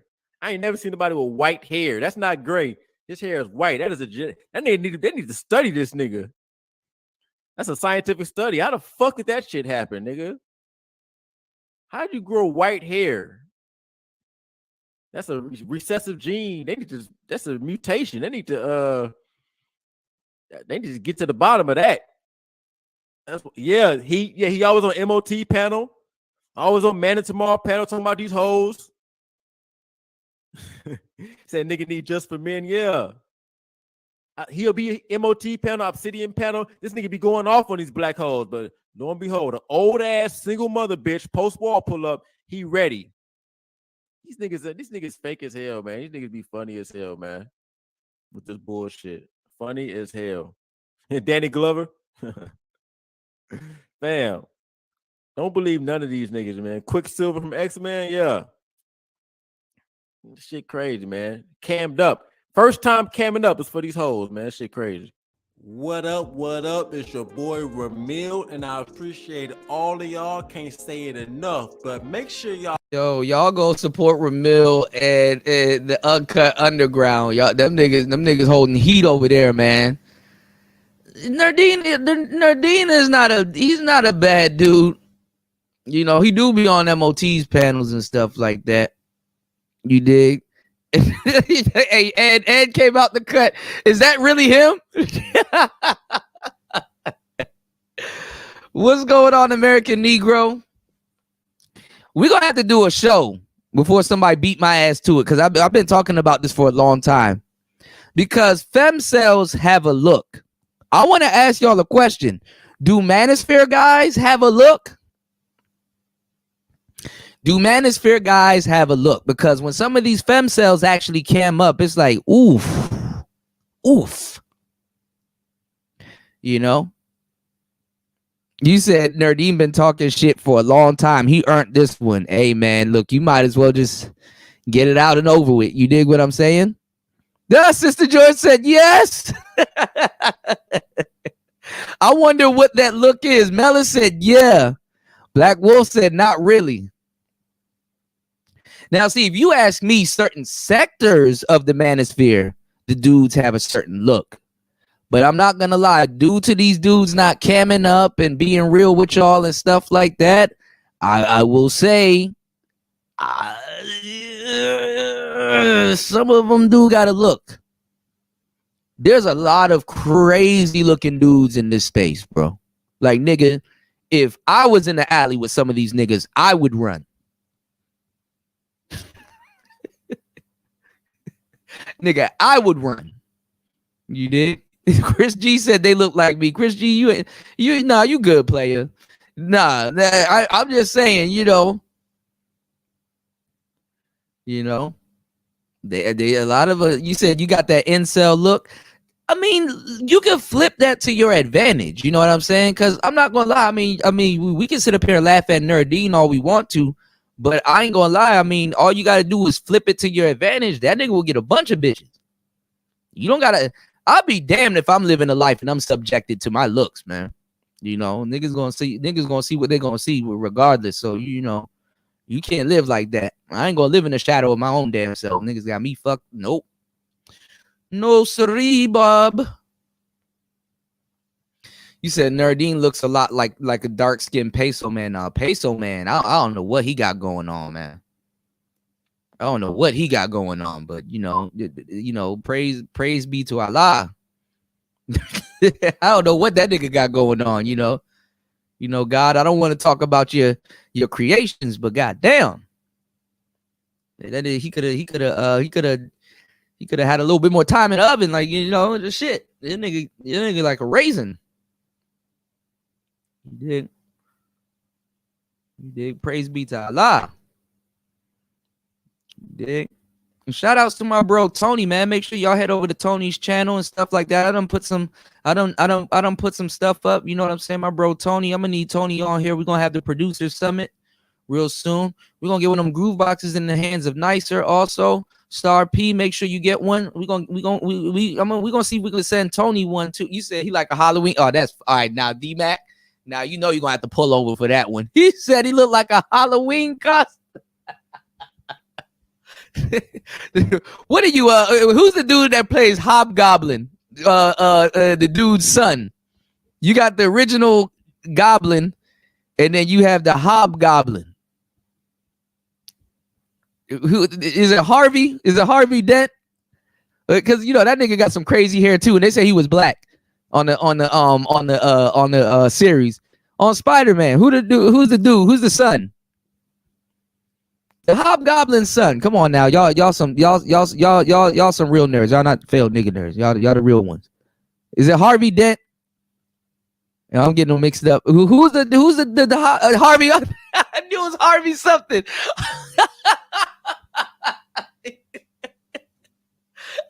Harvey Oswald.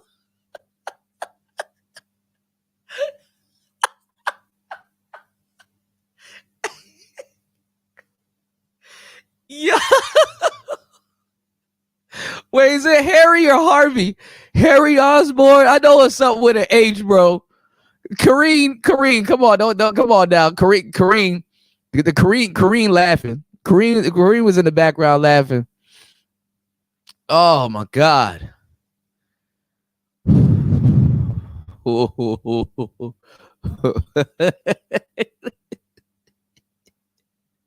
Now that nigga in the Spider-Man series, he had waves and stuff, man. He do look like a created character on 2K though.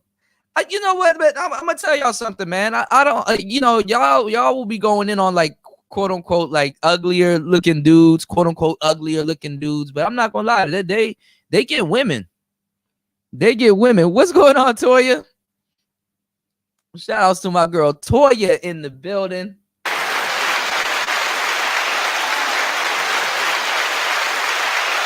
Man, I gotta come through the Roger Report and come kick it with him, man. Shout outs to the Roger Report for putting me on the Manosphere list as an honorable mention. You know what I'm saying? That right there, you know, that right there, that, you know, I appreciate that. You know, I appreciate that. Man, y'all about to, man, I can't stay on here with y'all. Y'all securing my spot in hell. Nardine, it wasn't me, it was them. My name Bennett and I'm not in it. You dig? You said get off that list, Cooter, you wildin'. What? Oh, yeah, I know, right? Yeah, Rico. Oh man, goddamn.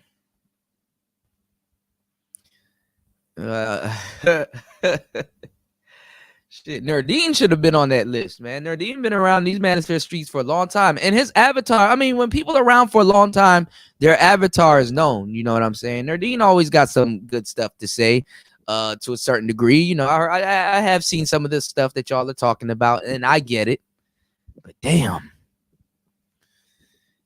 you got to warn people. You know, even Melly was like, "What the fuck is going on here?" You know, I'm gonna have to do a show because brothers need help. You know, I mean, because y'all be like, "Oh, Cooter, the game don't exist," and it's like, bro, now I know. I mean, I did before, but God, look at God. God shows Himself in weird ways. Now I know y'all problem. And y'all can't tell me this ain't no fucking problem. I know what y'all problem is. So we're gonna have to really ask ourselves this question: does the Manosphere do Manosphere dudes have a look? You know, because I'm pretty sure there's some cool brothers here, no homo, not the, you know what I'm saying, not the, you know, not get up all up in your physical finance, but you know, and there's some brothers here that need some work, you know, and you know, there's some brothers that could dress better. You dig? Oh, degenerate. Oh yeah. All right. With that said, I gotta go. That nigga about to I gotta go. That nigga said, can we agree some of these niggas look like Pokemon, bro? I can't do this. Oh, I'm a bit petty. What generation did generate? First gen or second gen Pokemon? That nigga, he goes, man, that nigga look like Giratina. You said it depends on what you mean by look. At least, like a base. That's what I'm talking about. Black Wolf, like a base look. Like a base look. You know, some of these niggas still wearing the dragon shirts. Shout outs to my bro Tony Anthems. Hold on.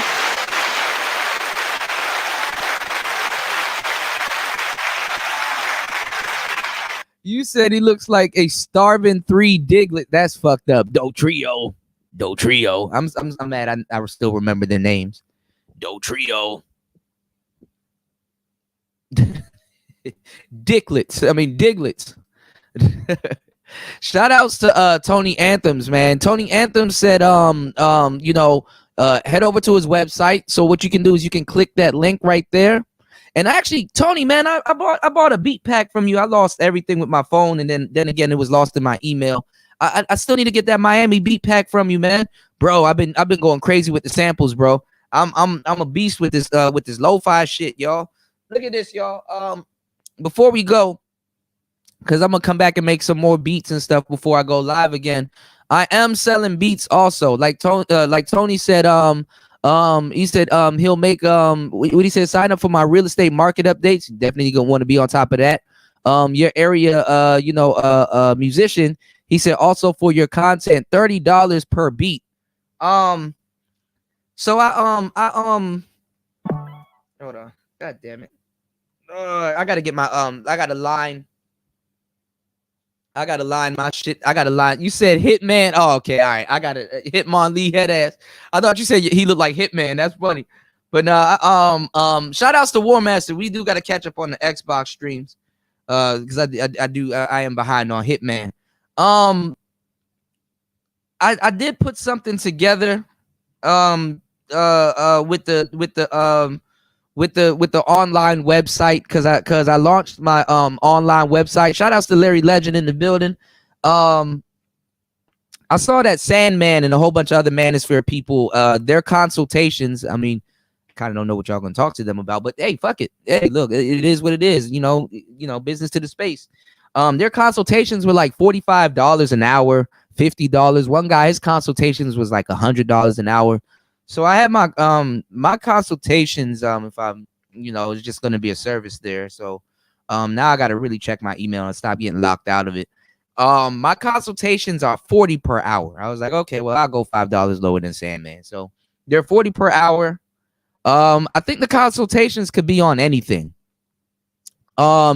If you want me to do a personal topic or dedicated videos, it's $75 per vid. But I got a lot of homies here, so that's probably going to be free of charge. So that's probably going to be a free service.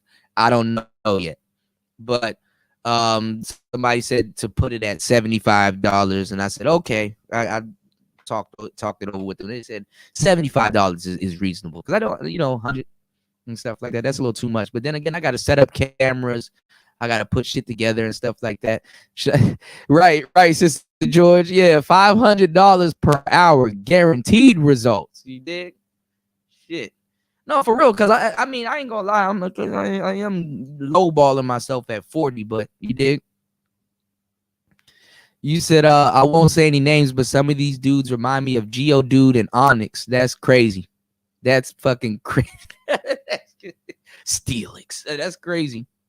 I'm really cutting myself off right here. Yeah, I got some lo-fi stuff.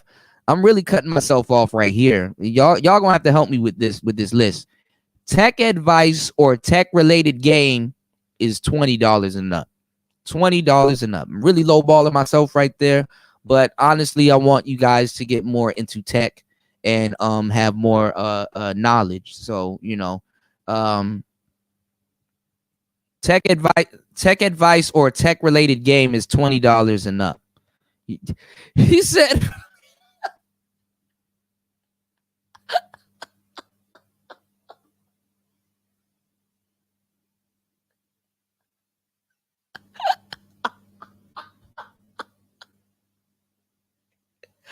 He said MOT looks like Mill Tank, bro.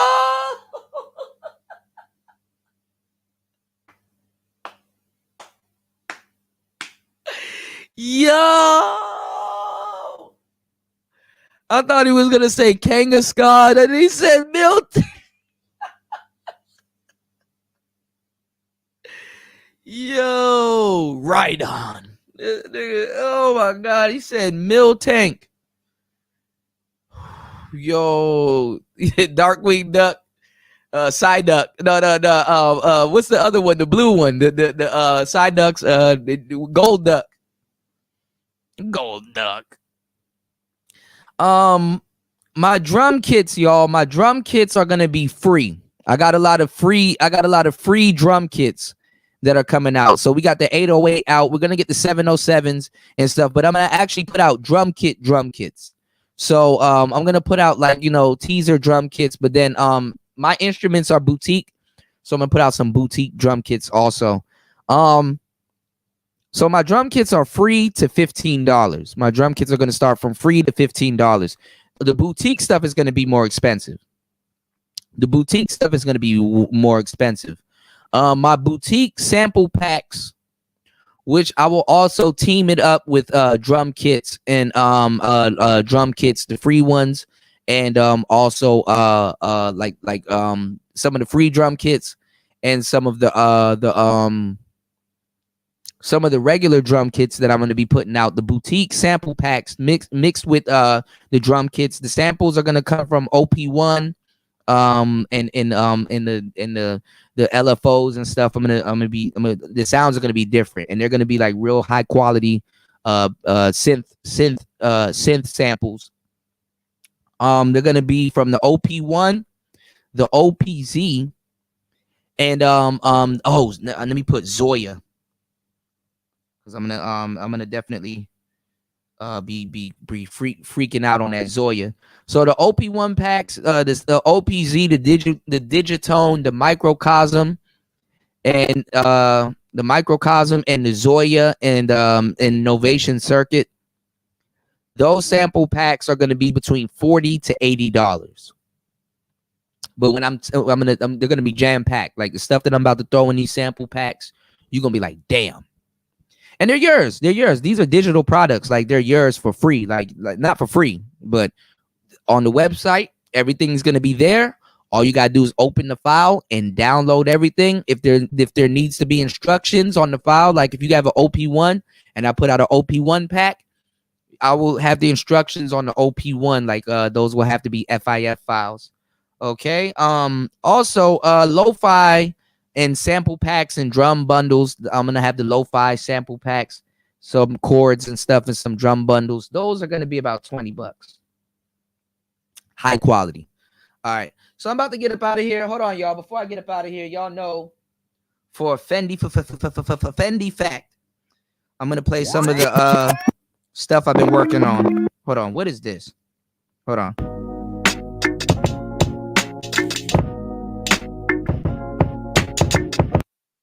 Okay, I gotta redo this sample pack. This is not a sample pack. This lo-fi beat, because certain things are off. What is this? Hold on. And that's gonna be a little bit off because of the BPMs.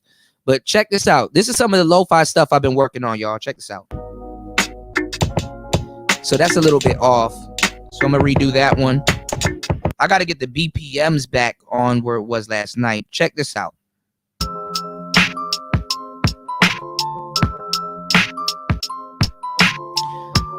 I got to add a bass line to this. This is some hip hop stuff. And I got to get my loop right. Hell yeah, I'm going to listen to that. Yo, Wolfman put me on some good Davies. Check this out. Hold on. It gets better, Tony. I gotta get my loops right. So the thing about the OP1 is that it's on tape track. So my loop, some of this stuff, I forgot some of this stuff. The reason why it's off, because if I have it on I gotta remember the songs, and I gotta remember the BPMs. So some of this stuff that they were on, it was on 88 BPMs, and right now it's on 80. So let's go.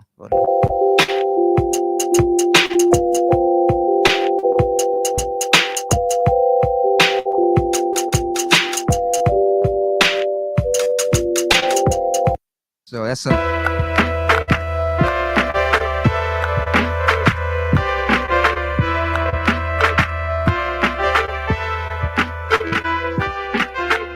it's supposed to loop. So these are one shots.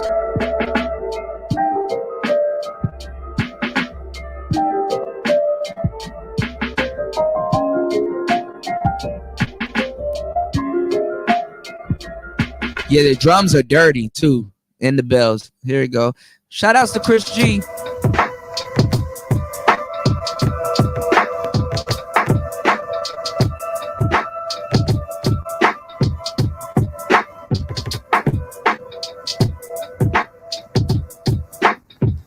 Yeah, I definitely gotta. I'm about to finish these. I'm gonna master them, work on them tonight, tune everything. Them shit's gonna be clean and dirty. Dirty. Them shit's gonna be dirty. You dig? Dirty.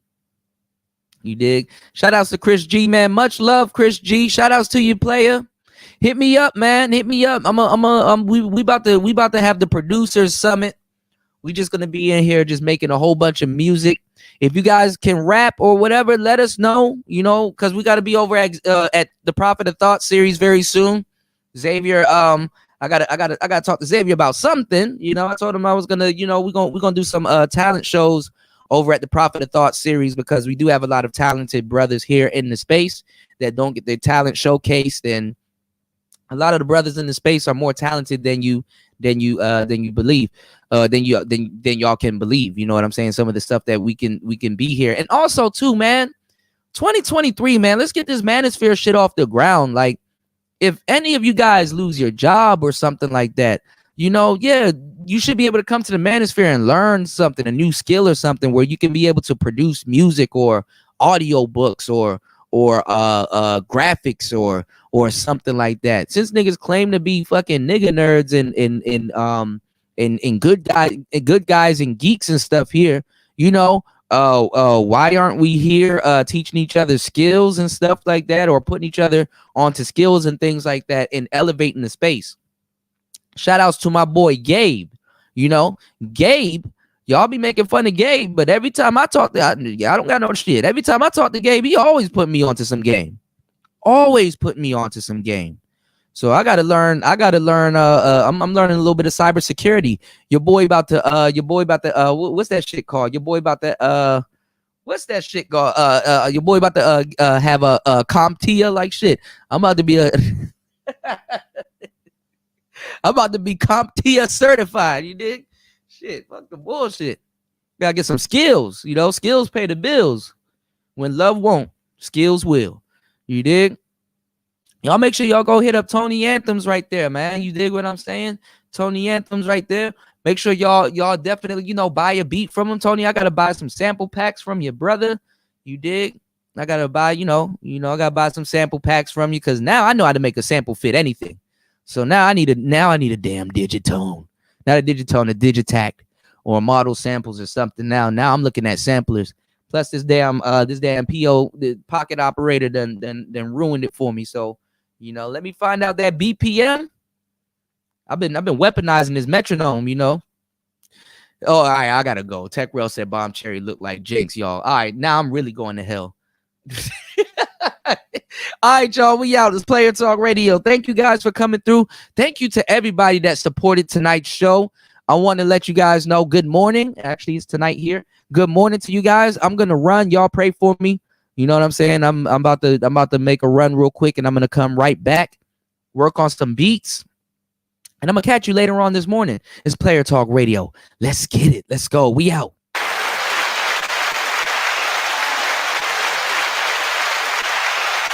Oh, Toya, I got a beat for you also. I got some beats I got to run by you to let me know which one you want. And also, I got to stop by Miss V's channel and run by some beats by Miss V and see what she likes, okay? So y'all make sure, and this is so you guys won't get copyrighted, and, you know, you guys keep all your money, you know? Y'all, we want to support your Rice Fund too, so I got to give back to the space. All right, it's Player Talk Radio. Yes, Toya, I'm gone, baby. I'll be back. Peace, y'all. Let's go. Let's get it.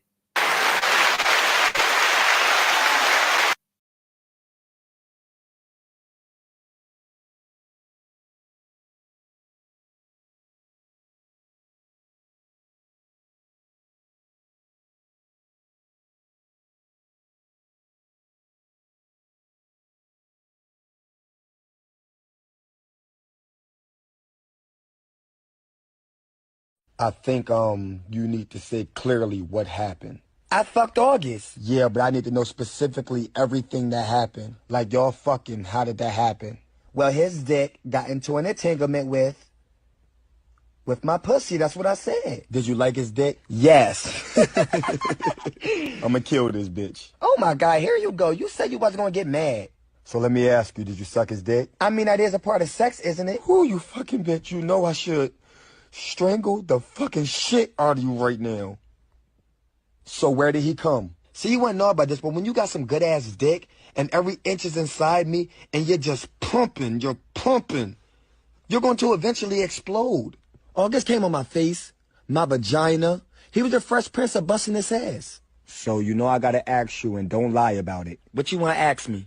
I wanna know whose dick was bigger. Are you serious right now? Yup. Okay, so let's just say that when I first saw August's dick, I looked at it and said, no way. Oh, showcase it was that big, huh? Elephant trunk. Okay, so out of me and him, who fucks you better? Let's just say that he hit spots that made me question why I was even with you in the first place. So it was better than me. He fucked me great. You really a dirty bitch. We ride together, we lie together. Bad marriage for life. Oh my God, my pussy hurt. Oh, Miss August. So did you fuck Tupac? Oh my God, here we go. They took our job. They took your job. They took our job. They took your job. They took your job. Your job.